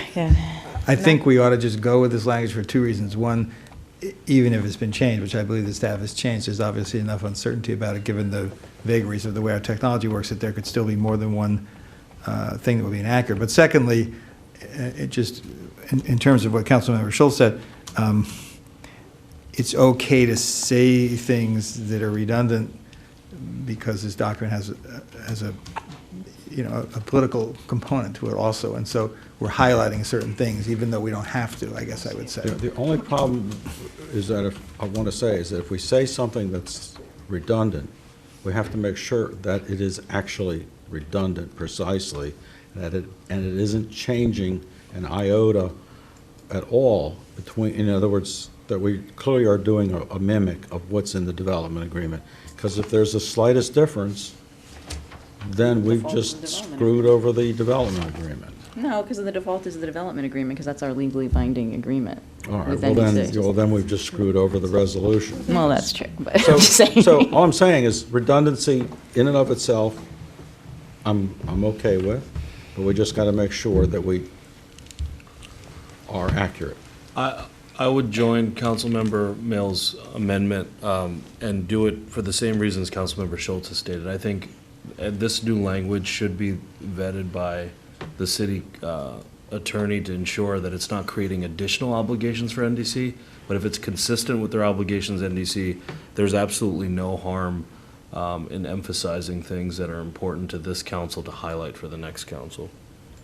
All right, so all those in favor of this amendment pending review by the city attorney, please say aye. Aye. Any opposed? Any other? Point Yeah. of order? Yeah. Are we voting on this tonight? And so is the city Yeah. attorney actually going to have time to review it? Well, we can vote on it pending, If we vote on it, we vote on it. right. There's no second can't vote, we- right? That's true. We could get him here. He's still expecting to arrive. He is still expecting. Well, he's not going to be able to answer that. No, he's not. I guess you're right, because we don't have a second vote There's on no it. second vote. I can't think of why this language would create any conflict. Can you read the language again? Yes. The council directs NDC to periodically provide updates to the project schedule. That's already something that's consistent with the development agreement, so that it's accurate. And then the second one is the council directs NDC and the city to identify and provide to council the full list of main tasks. So the issue there is the development agreement describes main tasks, and the schedule we have does not describe the schedule, the project schedule that I have Yeah. does not reference main tasks at all. So there's a disconnect between, I think, what are called critical tasks in the project schedule and main tasks in the development agreement. And I don't have any, I don't think we've ever gotten a briefing on what main tasks even are. So I think that's a gap right now in the documents that we have. So this is just a direction for staff and Okay. NBC to Yeah, give I a mean, list of main tasks. It shows it here, where I just pulled it up, and it has Maine and everything on it. All So right. I'll take, maybe I'll check with you afterwards to see what it is that you're looking at. Obviously, we can do it. Yeah. All right, so let's take the vote again, since we can't do a pending. All those in favor of including this amendment in the resolution, please say aye. Aye. Any opposed? All right, it's in there. And anyone else have any other amendments? No other amendments? Okay, I knew I was waiting. Oh, sorry. You asked everybody else. I thought you wanted to, pass it around. The other amendments I have concern the third floor or third story, however it's referenced. So there's two places, line 99 and line 116, where we talk about a third floor. And this could be a discussion, but I would propose in line 115 to strike comma, including the potential of a third floor public space. And then in line 90, 8, including the potential of a third floor public space. Okay, any? 115 and 98, I Yeah, think, like yeah. 115, 116, and 98. Language being stricken both times? Yeah. It's the same language. All right, anyone want to second that amendment? Okay. Councilmember Kovar, second. Discussion? I'd like to just say something. I understand council members' Mills, at least I think I do, intention of why he wants this in here, but I think we also talked a lot today about trade-offs. And to me, if this idea of a third floor, which I don't think this resolution endorses or necessarily rejects, if it better informs the process moving forward, including traffic impact, I don't see what the harm is including that in there. If we don't want to specify a third floor and we just say additional square footage, I wouldn't be necessarily opposed to that, but I want to leave open the possibility that we can assess those very same trade-offs that many community members discussed so that we can make an informed decision and the traffic impact is informed. But I'd love to hear your thoughts on that. Councilmember Siemens? I'll just associate myself with Mr. Qureshi. Okay. Councilmember Smith? I would like to associate myself with my colleague's comments. I don't think that leaving in the language for the third floor hurts us going forward. I mean, we don't have, the new council does not have to, agree to having a third floor. And because this site is so constrained, the third floor might be the community space option, and I don't want to foreclose on that possibility. Okay. Councilmember Schultz? I concur. All right. Oh, I just turned you, sorry. Yeah, with what was just said. All right. Councilmember Kovar, did you want to speak to this more, or was your light on from before? Well, what's that? Oh, I did want to say something, yeah. Okay. And I can count also, but it strikes me that based on what NDC said, this space wasn't something that, from their perspective, was important in terms of the financial return. And so, unless we think, I suppose, that meeting space on a third floor with, mechanicals on top of that is somehow an exchange for not having enough space down on the ground level. That just strikes me as a stretch. So that's my reason. Councilmember Mail, did you want to? Yeah, I just I want to explain a little bit on it. When in 2014, when I voted and discussed the vote to select NDC, the fact that it was a two-story building that was proposed in the concept at that time was one of the determining factors. As we heard from a member of the public, and I had shared as well, that the public score sheet that the council used to rank the four developers included 2 stories. It included number of stories in 2 or 3 different criteria. The Takoma Junction Task Force report, not buried in page 73 of the document, but in the executive summary of the document, recommends that any new development should not exceed 2 stories in height. And in my public comments at the time in 2014, I said, this size or smaller, and 3 stories, by definition in the law of physics, is going to be bigger than where we were then. So that's the set of reasons that that I would not include 3 stories in this project, in this resolution. Thank you. I have a question, a clarifying question. I don't know if the city manager can answer or someone else needs to answer this, but we had the language in here including the potential of a third floor public space. I guess in my mind that would also include not necessarily a built structure up there, but usable space like a community garden or a place where, like an open area that could potentially have like small events or things like that. Yes.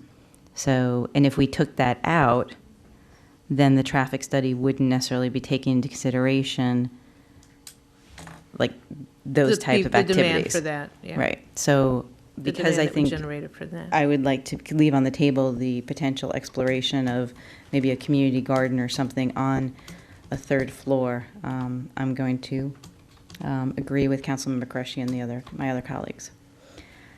All right. All those in favor of the amendment of removing, including the potential of a third floor public space, please say aye. Aye. All those opposed, please say aye. Nay. Sorry. Nay. All right. The amendment does not pass. It goes down 5 to 2. Any other amendments to the resolution? You done? Are you done? Say for the public record, because, future councils are going to always listen to what I have to say. By opposing Councilmember Mills' amendment, I just want it to be known that I am not endorsing a third floor concept.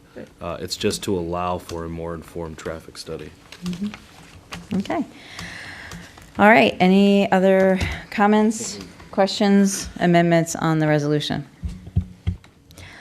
All those in favor of the resolution, please say aye. Aye. Any opposed? Opposed. Okay. Resolution passes 6-1. Thank you for staying.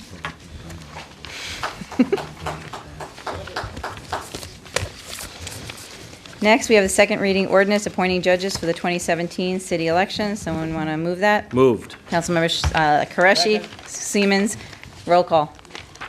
We're moving. Can you just go back? Who? Councilmember Qureshi moved it. Councilmember Siemens second. Thank you. Are we voting on? Judges for the election. All right, Councilmember Kovar. Aye. Councilmember Mail. Aye. Councilmember Qureshi. Aye. Councilmember Siemens. Aye. Councilmember Smith. Yes. Councilmember Schultz. Aye. Mayor Stewart. Yes. Second reading ordinance amending the Safe Grow Act to add neonicotinoids to the list of restricted cosmetic lawn care pesticides. Who wants to move it? I'll move it. Whoa. Second. Did you move it? Yes. All right, Councilmember Mail moved it. Second by Councilmember Schultz. Roll call. All right, Councilmember Kovar. Aye. Councilmember Mail. Aye. Councilmember Qureshi. Aye. Councilmember Siemens. Aye. Councilmember Smith. Yes. Councilmember Schultz. Aye. Mayor Stewart. Yes. First reading ordinance approving FY 2018 budget amendment number 2. We had a work session on this last week. Who would like to move this? Move it. Councilmember Second. Siemens, second by Councilmember Smith. Any discussion of this? I'd like to make a comment. Yep. I mentioned last time some reservations about the $10,000 for the legal services connected to the appeal of the county Safe Grove Law court decision that invalidated that law. On that basis, I'm going to vote against it. So that's my reason. Okay. Any other discussion or points on this? All right. It's a single reading ordinance, so we need a roll call. Councilmember Kovar. No. Councilmember Mail. It's not a single reading. It says first reading, actually. I'm sorry. Yeah. First reading. Oh, I'm sorry. I crossed it off. Sorry. It's my fault. I just was crossing things off. All right. All those in favor of the FY 2018 budget amendment number 2, please say aye. Aye. Opposed? No. Okay. Now, we have a single reading ordinance authorizing a contract to augment the traffic study for the Takoma Junction redevelopment project. Just a note, I mean, this is, we did go and solicit professional services. We are recommending using the traffic group. They submitted the lowest cost proposal. They are also the firm that NBC will be using for their study. They have a fairly broad number of intersections that they'll be studying surrounding the area. They also will be looking at a variety of things related to pedestrian and safety measures, which does deal with public transportation, because it's how do you get to a bus stop, how do you, and that kind of thing. We'll just make that clear that that's an area of interest, as well as bicyclists. So that's, I just wanted to mention that those were things that we insisted and felt were important to include. Okay. Councilmember Kovar? I'm sorry. I guess maybe I missed the fact that this is the same firm. How do you feel about that? That makes me a little nervous, to be I honest. actually feel pretty comfortable. I respect the traffic group. We've worked with them on a number of different projects in the past. If I had to choose somebody, all these three firms are fine. I think that they might be a little bit more efficient because they're gaining all the same information from the accounts for NDC, but Well, but I mean, I guess it doesn't feel like that's an independent analysis. we pay for our analysis. So they report to us for our analysis.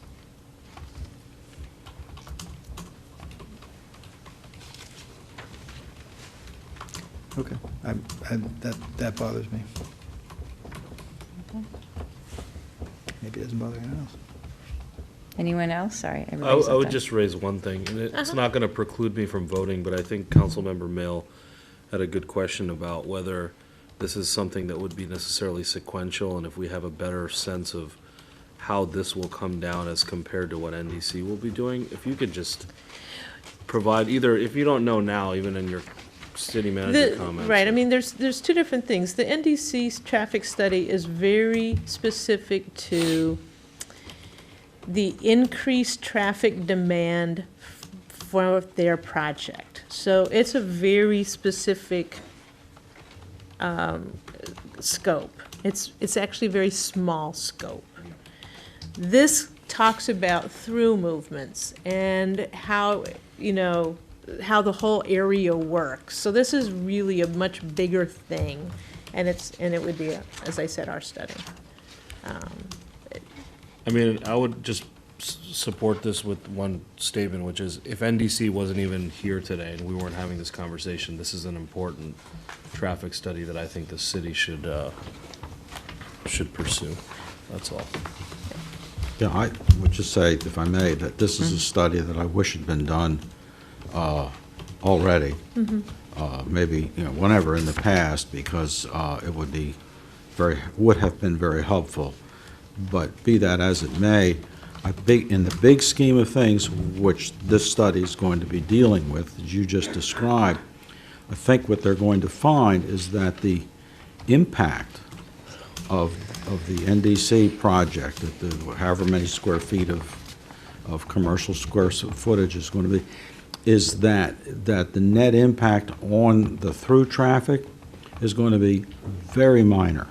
Right, that's likely, that's the nature of how individual development projects come out. I just wanted to ask a question because I asked this to the city manager at the break. Someone had sent me an email recommending we look into the University of Maryland traffic. Right.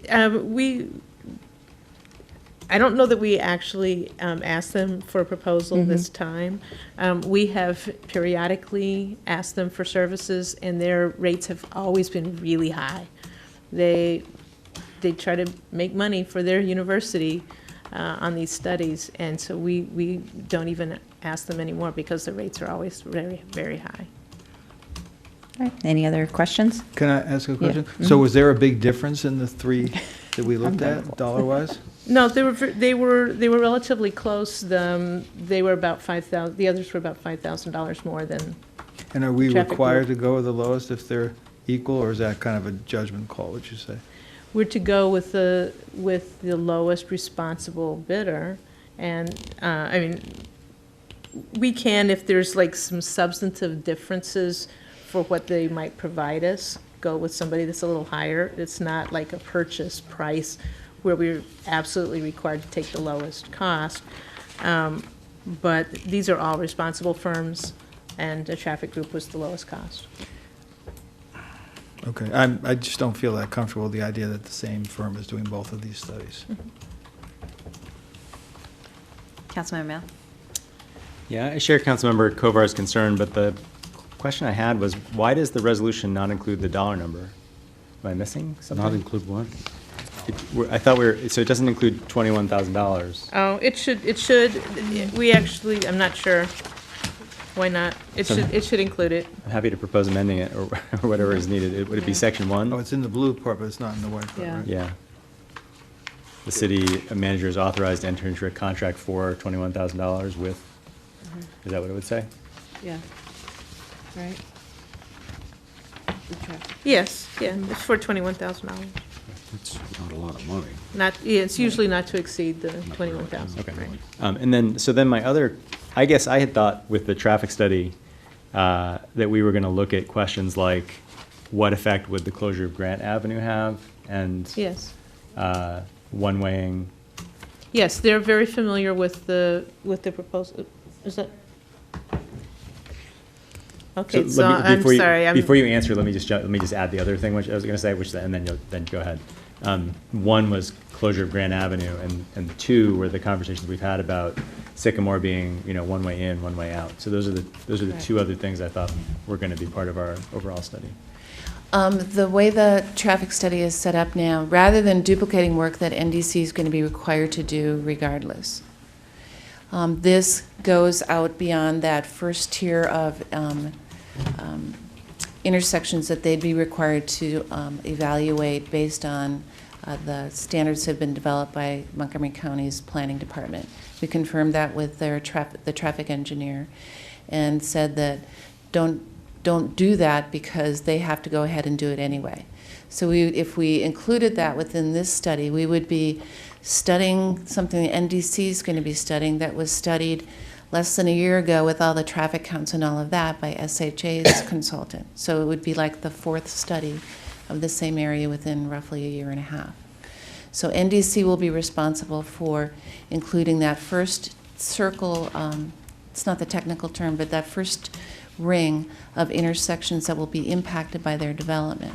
So not only does it look at the additional vehicular traffic that might be generated by what they're proposing, but also looks at what's already there. So this will fill in the gap between Sycamore and Jackson, for example, and see what impact it has on the intersections there on Ethan Allen. The same is also true along Carroll down to where Columbia intersects with it.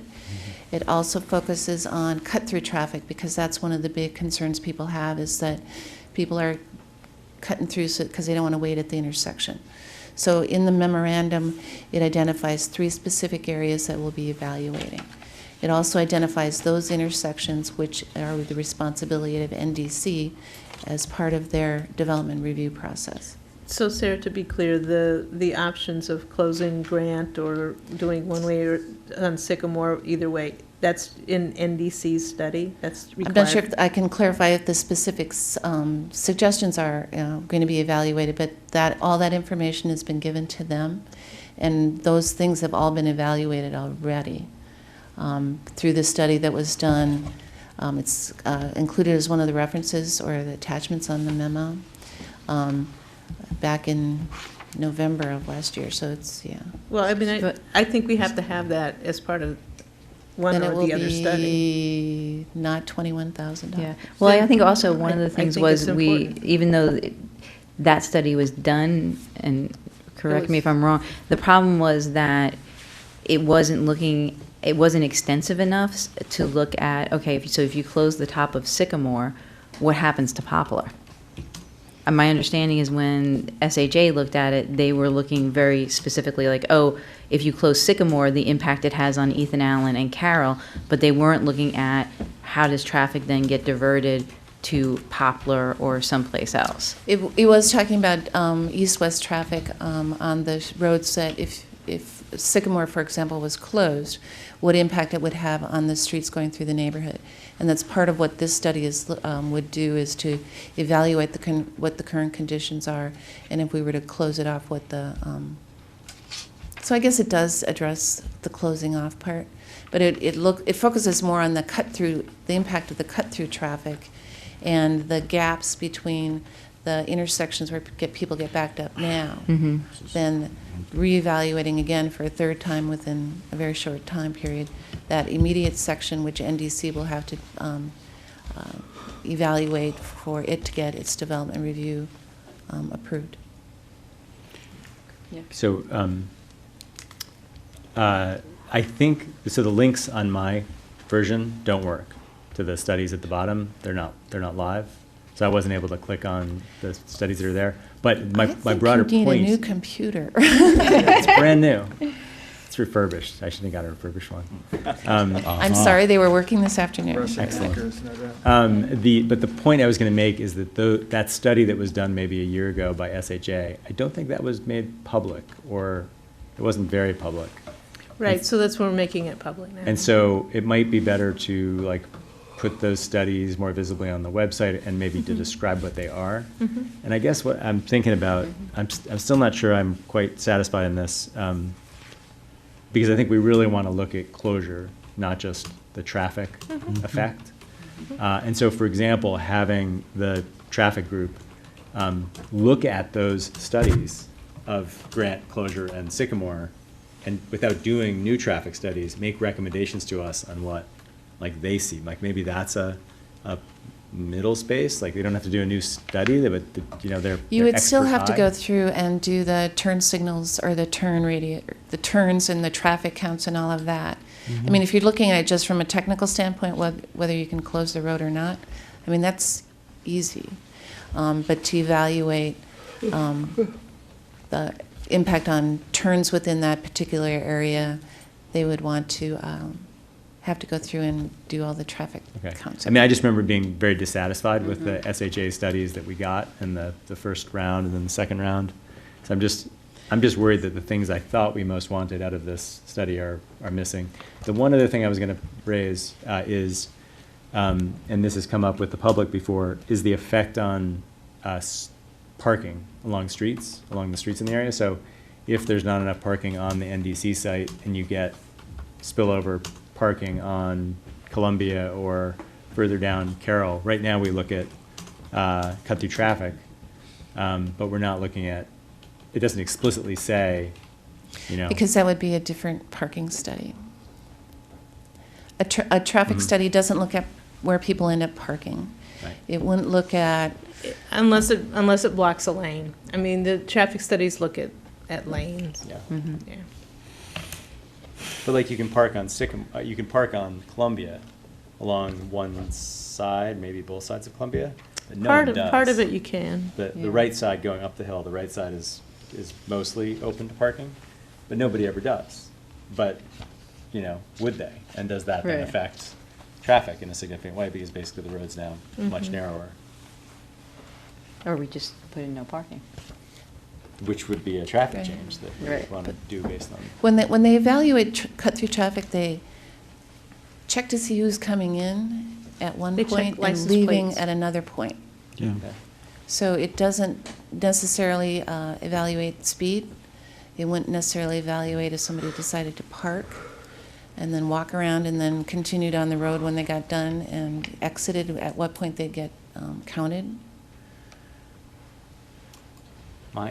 Okay, I'll just finish and say, I plan to vote against this tonight, just based on the reasons that Councilmember Kovar raised. But my strong recommendation would be that council defer action on this and spend a little bit of time in our work session just to figure out what the future council wants. What's the timing of? Well, I would like to get this moving. I don't mind bringing it back next week after I have a chance to talk a little bit. I just feel like, frankly, I'm a little bit confused this evening, so that's. All right, how about we do this? How about we put it till next week, and then if we want to defer it to the new council, I feel like it's very late, and since people are raising some questions and things that, Yeah. we'll take it up again. Is that? So could you clarify for me, when you bring it back to the council next week, you're going to talk about what you want included in it, or you want another? I think the council really so. hasn't focused on it. I'm going to be completely honest, given I think everything else that we was. need to talk and provide more information to the council before it comes back. Yeah. Before it comes back next week, okay. Yeah. And that will just give, if Councilmember Kovar would like to, or Mail would like to follow up a little bit more on the pros and cons of, and maybe that would be good information for us all, on using Yeah. the same firm that NDC is using. If you do get a chance, I would encourage you to check the links that, if you go to the transportation page in the Housing and Community Development Department, it has all of the traffic studies there. Included with that are all the exhibits, so that shows all the data that is used to analyze what the impact is on the different options. Great. All right, thank you. Oh, I'm sorry, Councilmember Schultz? Yeah, I guess my concern is a little broader, because what I'm finding here is a series of analyses based on traffic counts and cut-through and all this. But this traffic study isn't, if my understanding is correct, isn't proposing solutions. It will evaluate what the options are to address cut-through traffic if it's identified during this process. And it comes back with a variety, and it tells you the pros and cons of, like what the rankings are. Well, like we different saw things. Bern Kelly's proposal tonight, which is not a new proposal, the idea of putting a traffic circle in there. This study isn't going to be adequate to be able to address, what traffic lights could be removed, or should be removed, or. That's beyond the scope of what. Right, and that's what I'm saying, and at some point in time, well, this is fine as far as it goes, and we get, only pay $21,000, so it's not a lot of money, but we're still gonna be a long ways away from, tell me if I'm wrong, solving the problems that have existed in the junction for years, that everybody in America wants us to try to solve, and maybe that's the next thing that gets done by the next city council. And not to belabor the point, but when NDC goes through and does its required traffic analysis to see what impact it will have on that intersection, it's not just them saying, the county won't just accept, okay, it's going to increase traffic by 15%. It's going to say, okay, what do you have to do to make this traffic or this intersection get rated at a better rating? Because right now I think it's an E or an F possibly. Yeah. Which frankly a lot of the intersections in our area are. So they'll have to identify ways to mitigate the impact of their project on that intersection. So it will be talking about traffic signals and Right. put one Which in or is take already one out or included whatever. within the analysis that were done last year. Okay, I guess I'm not, it's It's late. late, I don't want to yeah. belabor this another minute. That's why we'll come back. Yeah, and we'll come back to it next week. Awesome. Consent agenda. Who would like to move that? Move it. Councilmember Qureshi. I'll second that. Councilmember consent Schultz, agenda. second. All there's single reading ordinances. Vote please. Councilmember Kovar. Aye. Councilmember Nail. Aye. Councilmember Qureshi. Aye. Councilmember Siemens. Aye. Councilmember Smith. Yes. Councilmember Schultz. Aye. Mayor Stewart. Aye. All right, so we have two work sessions. The first is a discussion of proposed amendment to the city charter, section 702, council not to interfere with appointments or removals.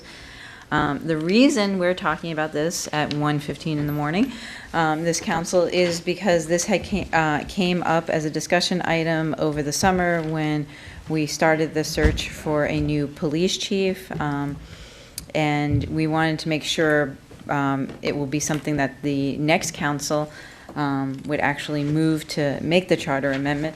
But given that it was this council that raised concerns about the current language in the city charter, we wanted to make sure it was reflective of what this council's intent was before passing it on to the new council. Councilmember Siemens, would you like to Yes. kick us off? I really appreciate this coming back to the council, or to the council after we had talked about it in regard to the hiring of the new police chief. And I want to especially thank the city manager for her understanding in working with the council without this language in the charter.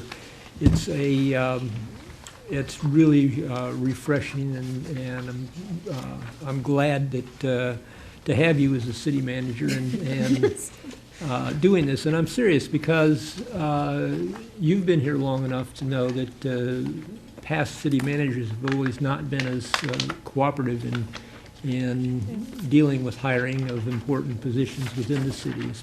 And important, I guess is not the right word, managerial positions in the city. Most particularly, I think, this came up in regarding the police chief, and it's the police chief where I think I feel most strongly that we need this type of change. And I understand the wording that's in here, and that the desire to have wording that is kind of in agreement with the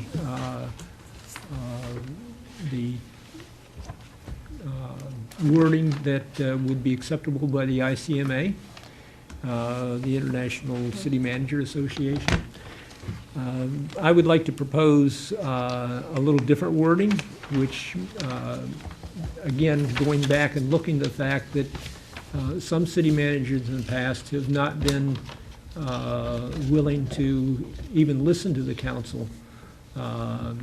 And this wording that's in here tonight, and I'll read it so that people at home who are watching us at 1:18 in the morning know what it says, but it basically says that it's not a long paragraph. Neither the council nor any of its members shall direct or request the appointment of any person to or removal from office by the city manager or any of the manager's subordinates, or take part in the appointment or removal of officers and employees in the administrative services of the city. And this is the new wording that's been proposed, except in the ways the city manager deems useful and solicits from the council, such as the identification of desirable character traits, experience, knowledge, skills, and abilities of persons to fill certain positions. And then it goes on, unrelated to this. And I would like to suggest that instead of that wording, that where it says except in ways the city manager deems useful and solicits, that because many past city managers would not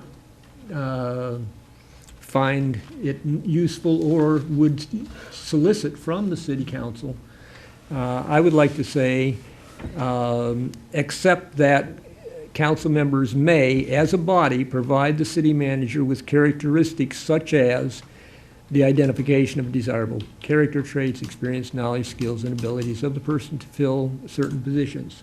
So at least the council can get it into the hands of the city manager.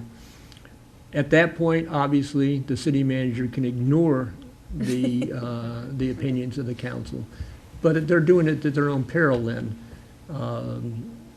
That they at least understand what it is that the city council is hoping to see in the new person.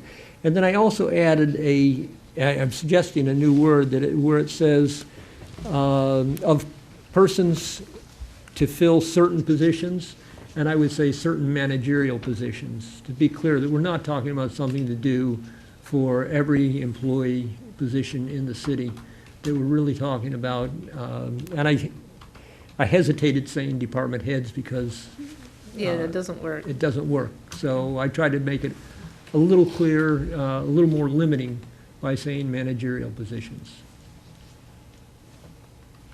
And so, if this were a resolution, that would be the amendment that I would suggest. So you would have. I will pass it down to you so that Right, so you would take out you would basically take out, so they can't take part in the appointment or removal of officers, except that the council may as a body identify. Take out that block and put in this.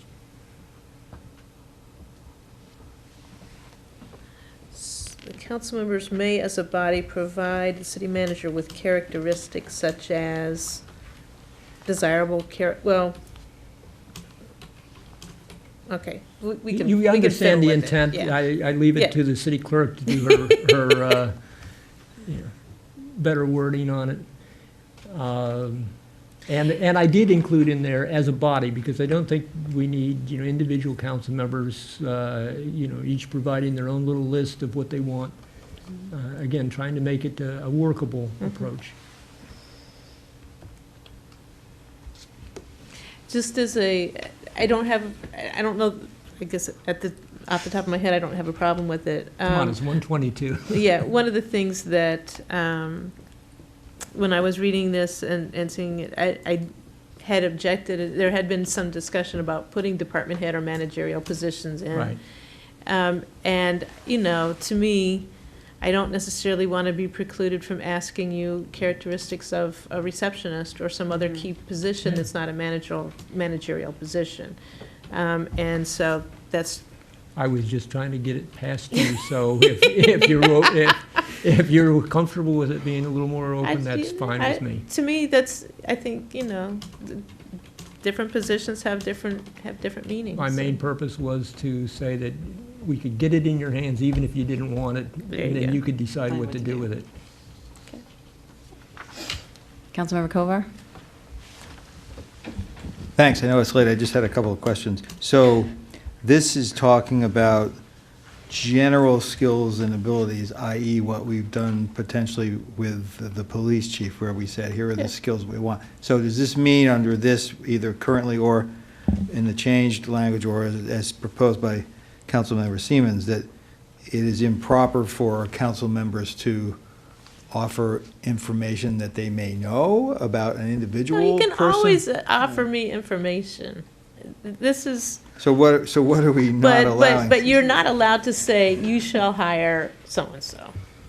Or you need to hire somebody and have the specifications so clearly that it's identifying a particular person. But are we allowed to say, hey, so-and-so's applying, I've worked with him before, he's a good person, you ought to think about hiring him?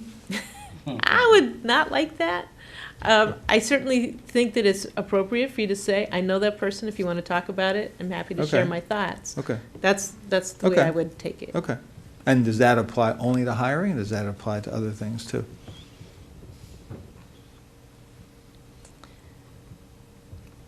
I always want to know your thoughts. I think any manager wants to know the thoughts of a staff person, about a staff person. Okay.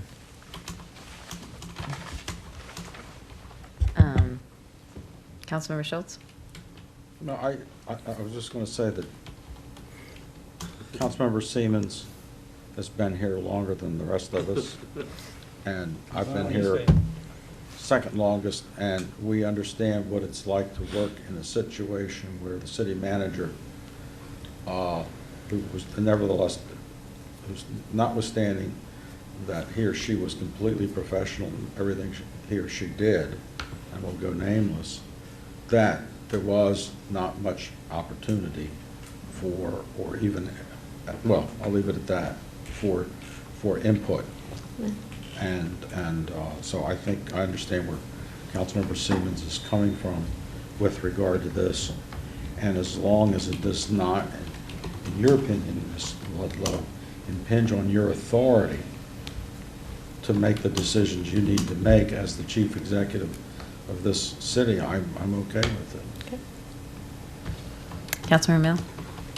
Yeah, thank you. Just speaking to Councilmember Siemens' amendment first, I wonder if it would work to say, to keep except in ways the city manager deems useful and solicits from council, which gives any city manager very broad authority to do what they want, and then so leave that just as the same, and then comma, and at the request or direction of the full council, or whatever the language was you had there. The council members may, as a body, provide. May submit desirable character traits, experience, knowledge, and skills. Right. So then the city manager can ask for anything, not just character traits, experience, and skills, but the council can always push it in. I think it achieves what you want, but it gives more. As long as it doesn't require the city manager to ask for it, that the body can. Yeah. Give the that type of information. Yeah, I think that's not, I actually prefer that. I think it just prefers It preserves does both both options. things, yeah. All right. Yeah, it gives you a little more flexibility, which you probably already have anyway. And then I want to talk about a separate amendment for police chief hiring, but I don't know if we want to run through this one first, or maybe there's nobody else who has comments. Well, we're not voting on it. We're not voting on it. This is just a work session. Okay. So then my other comment would be, and this won't surprise people, except that it's 1:30, is that I would really want to have a sentence in here that referred to the hiring process, not the removal process, for a police chief has a process that involves with the assent or confirmation of the council. And so that could be structured as a sentence that comes after the text in blue, except with regard to the police chief, whereby the council shall have an opportunity to confirm the choice by the city manager of appointment to the position of police chief. That would be the cleanest way to do it without making more changes in the text, unless the city attorney has other ideas. That if you do it that way, it sort of creates a conflict between the first couple of sentences, which seem to refer to all positions, and then it carves out the police chief. So a different way to do it would be to add a new section 702A, associated with police chief hiring process. But I think the way I propose it describes, that's the intent of what I'm proposing. Just for the record, I would strongly object to that.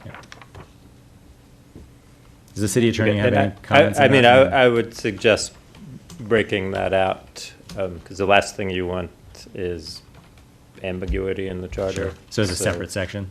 Right. So if you specifically address the police chief, then the more general language wouldn't apply to the police chief. Councilmember Smith, did you want to speak to this? I would just say that I support the proposal from Councilmember Mail. I think, when we initially were hiring our past police chief, I remember a meeting I had with our old city manager, and it just, there was no information given. And because of the position of city manager, that any questions I had necessarily did not have to be answered. And it, I think, would be better if council had some type of direct role in hiring such an important member of the staff. All right. Since this is going to be moved to the next council, what I would suggest is that we take these notes and then the next city council take this up. That. Can I suggest we do a hand vote on it? Oh, yeah. You want to do a hand vote just for the record? Yeah, All right. both of the two. Okay. On the, Councilmember Siemens' okay. proposal. First on Councilmember Siemens. An Yeah. alternative to that, because I'm not sure if I favor us approving it, but what if we said in consultation with the council? So that, in other words, the city manager would consult with us, but would still get to make the decision. Advice but not consent. Yeah, I'd support that option too. Wait, I'm sorry. Saying in consultation with the council as an alternative to the How about idea. after consultation with? Well, I don't know. In consultation with sounds like you can't make the choice by yourself. Right. But after consultation with would be. Yeah, I mean, I don't think. I told you who I was going to hire. I'm hiring that person now. Yeah. Yeah. So what's on the table? Sorry.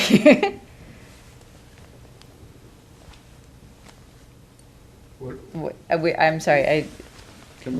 Well, I guess the question is, does the hand vote matter if it's going to be a new council? I don't know what you know. No, this is, I think Councilmember Mail is just saying, like, for the record, Okay. to inform the next Okay. council. Great. So just a hand first on what how Councilmember Siemens amended what we have in front of us. All those in favor? With the city manager's change to that. Oh, yes. And Councilmember Mills. And Councilmember Mills, yeah. So, So, all those in favor of that? That's everybody. All those in favor of including a new section that would say the city, regarding the hiring of a police chief. I'd like to keep it as I proposed, which is that there would be council assent to the choice of the hire. Of a police chief. Of a police chief. All right. Not the removal. All those in favor of including that, please raise your hand. 3. All those opposed? 4. And then consultation is the other question. So instead of assent, consultation with council. What's the difference between that and But what we just did for? You don't have to vote for it. So the other version would be a separate section that's associated with police chief that would say the city manager shall consult with the council before the city manager at their sole discretion makes the decision to appoint a person to the position of police chief. Okay. All those in favor of that, raise your hand. 1, 2, Okay. All right, so that gets passed on then to the new city council as they get It's to like a do it. scatter garden, right? We only took hand votes in scatter Yeah, gardens, yeah. but They get to do a new, they get to come in and do a charter amendment. Would the city attorney like to walk us through our last work session item regarding the placing of a covenant to protect the city's Dorothy Woods property? Sure. Since you're here, we might as well make you do something. The proposed resolution would establish a perpetual conservation covenant on the Dorothy's Woods property that would ensure that there would be no development that would remain in its natural state, and which is consistent with the resolution authorizing the purchase, which was to preserve the natural state. Great. Councilmember Schultz? Oh, no, I'm sorry, my last one. one. Okay. Councilmember Kovar, is that an old light? All right, Councilmember Mail? yeah, so could you just explain, I mean, I think it's implied here, but a covenant is something that runs with the land that has strong legal protection? Yes, there are very limited circumstances when that would be when the land would be released from that restriction. I mean. Okay. And then so assuming we pass this, or if future council does, and the city manager is authorized to enter into a covenant, what would that legal process, how long would it take? Months, a year, days? Not long. It would just Yes. require drafting and recording. So you draft it, you, whatever the appropriate county office is, you'd record it there, and then it would be. Yeah, it goes with the land Correct. records. Okay. In the state of Maryland. Yes, I mean, it's by county, but they are all Maryland land records. Great. And would you, at the point where it was done, or drafted or submitted, make the covenant text publicly available? Yes, if you all decide to go forward with this, we'll have it ready for you. Great. I'm just looking forward to the updated city map that shows that little parcel in green for the first time. When I walk through the city offices and there's that big map on the wall. Finally changes color. Yeah, that's a budget issue. It's not a. It's not Color a, it in? Just color it in. We'll get a little sticky. Post it over it. Any other Post-it questions or comments or on this one? All right, then I think that is it. Did you have something? No. Okay. All right, then we are adjourned.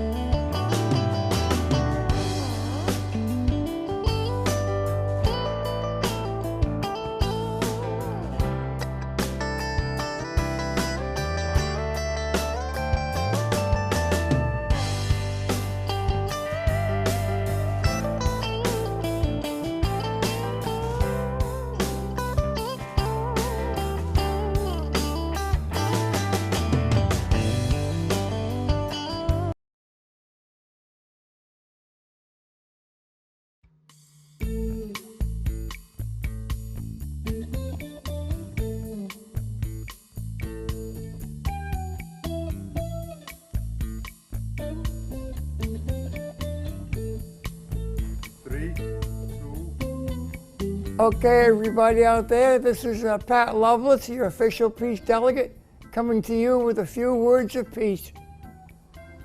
We really got to start thinking now what we're going to do with our lives, what we can do to make the world a safer place, not just for us, but for future generations. Not just in our land, but everybody's land. We got to think about what we can do to make the environment better, what we got to do to make the political scene a lot safer to work with. Because I'm worried we could be heading toward a nuclear war with North Korea. And if they get involved in it, we won't have that much time to change our minds. And I don't know if Donald Trump knows better or not. And I'm hoping to God we don't go into a nuclear war. I hope we can solve this diplomatically. I don't like to see North Korea having nuclear weapons, and I don't like seeing the United States having nuclear weapons, or China, or anybody else. Those weapons should be banned from the face of the earth.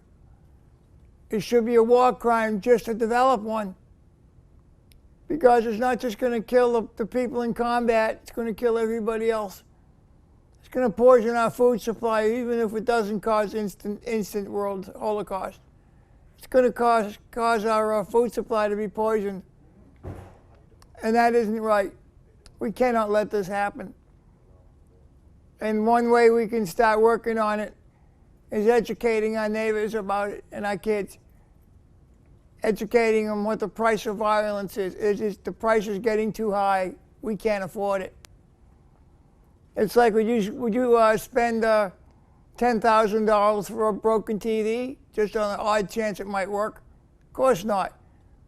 And that's what the price of violence is. It's too expensive for us to be able to make it work. And it's too hazardous. And that's what the nuclear arms race is. It's the end result right now, nearly the end result of what the price of violence is. It all started with a fist, maybe a million years ago, maybe more. And we've had all those years to prove to ourselves that violence does not work. When are we going to learn? We can't let ourselves be annihilated. Look, watch the news tonight. Look a kid in the eye and say, is it worth losing all this? Tell the kid you love him every night before you go to bed.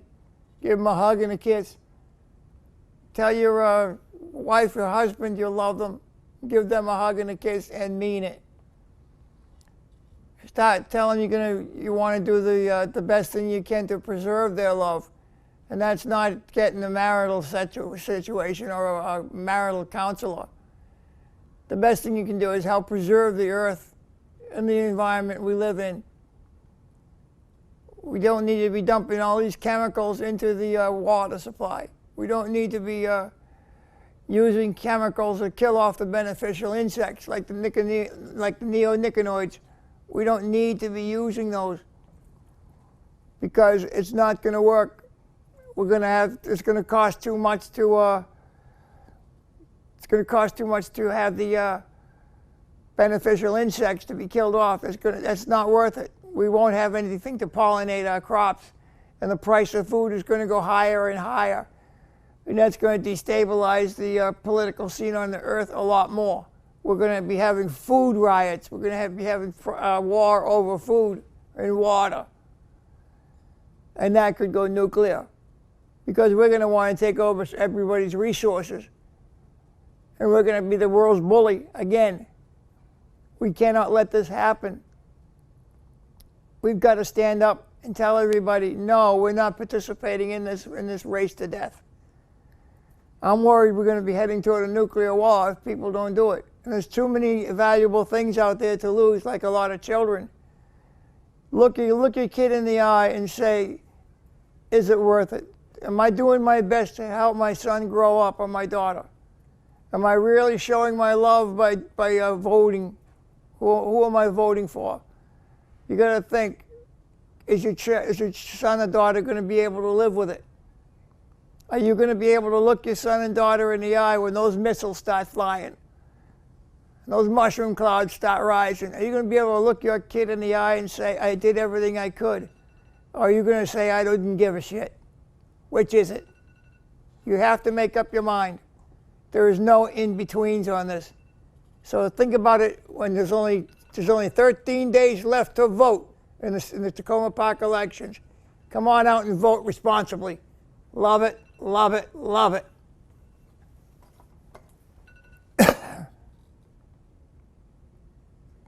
Yep.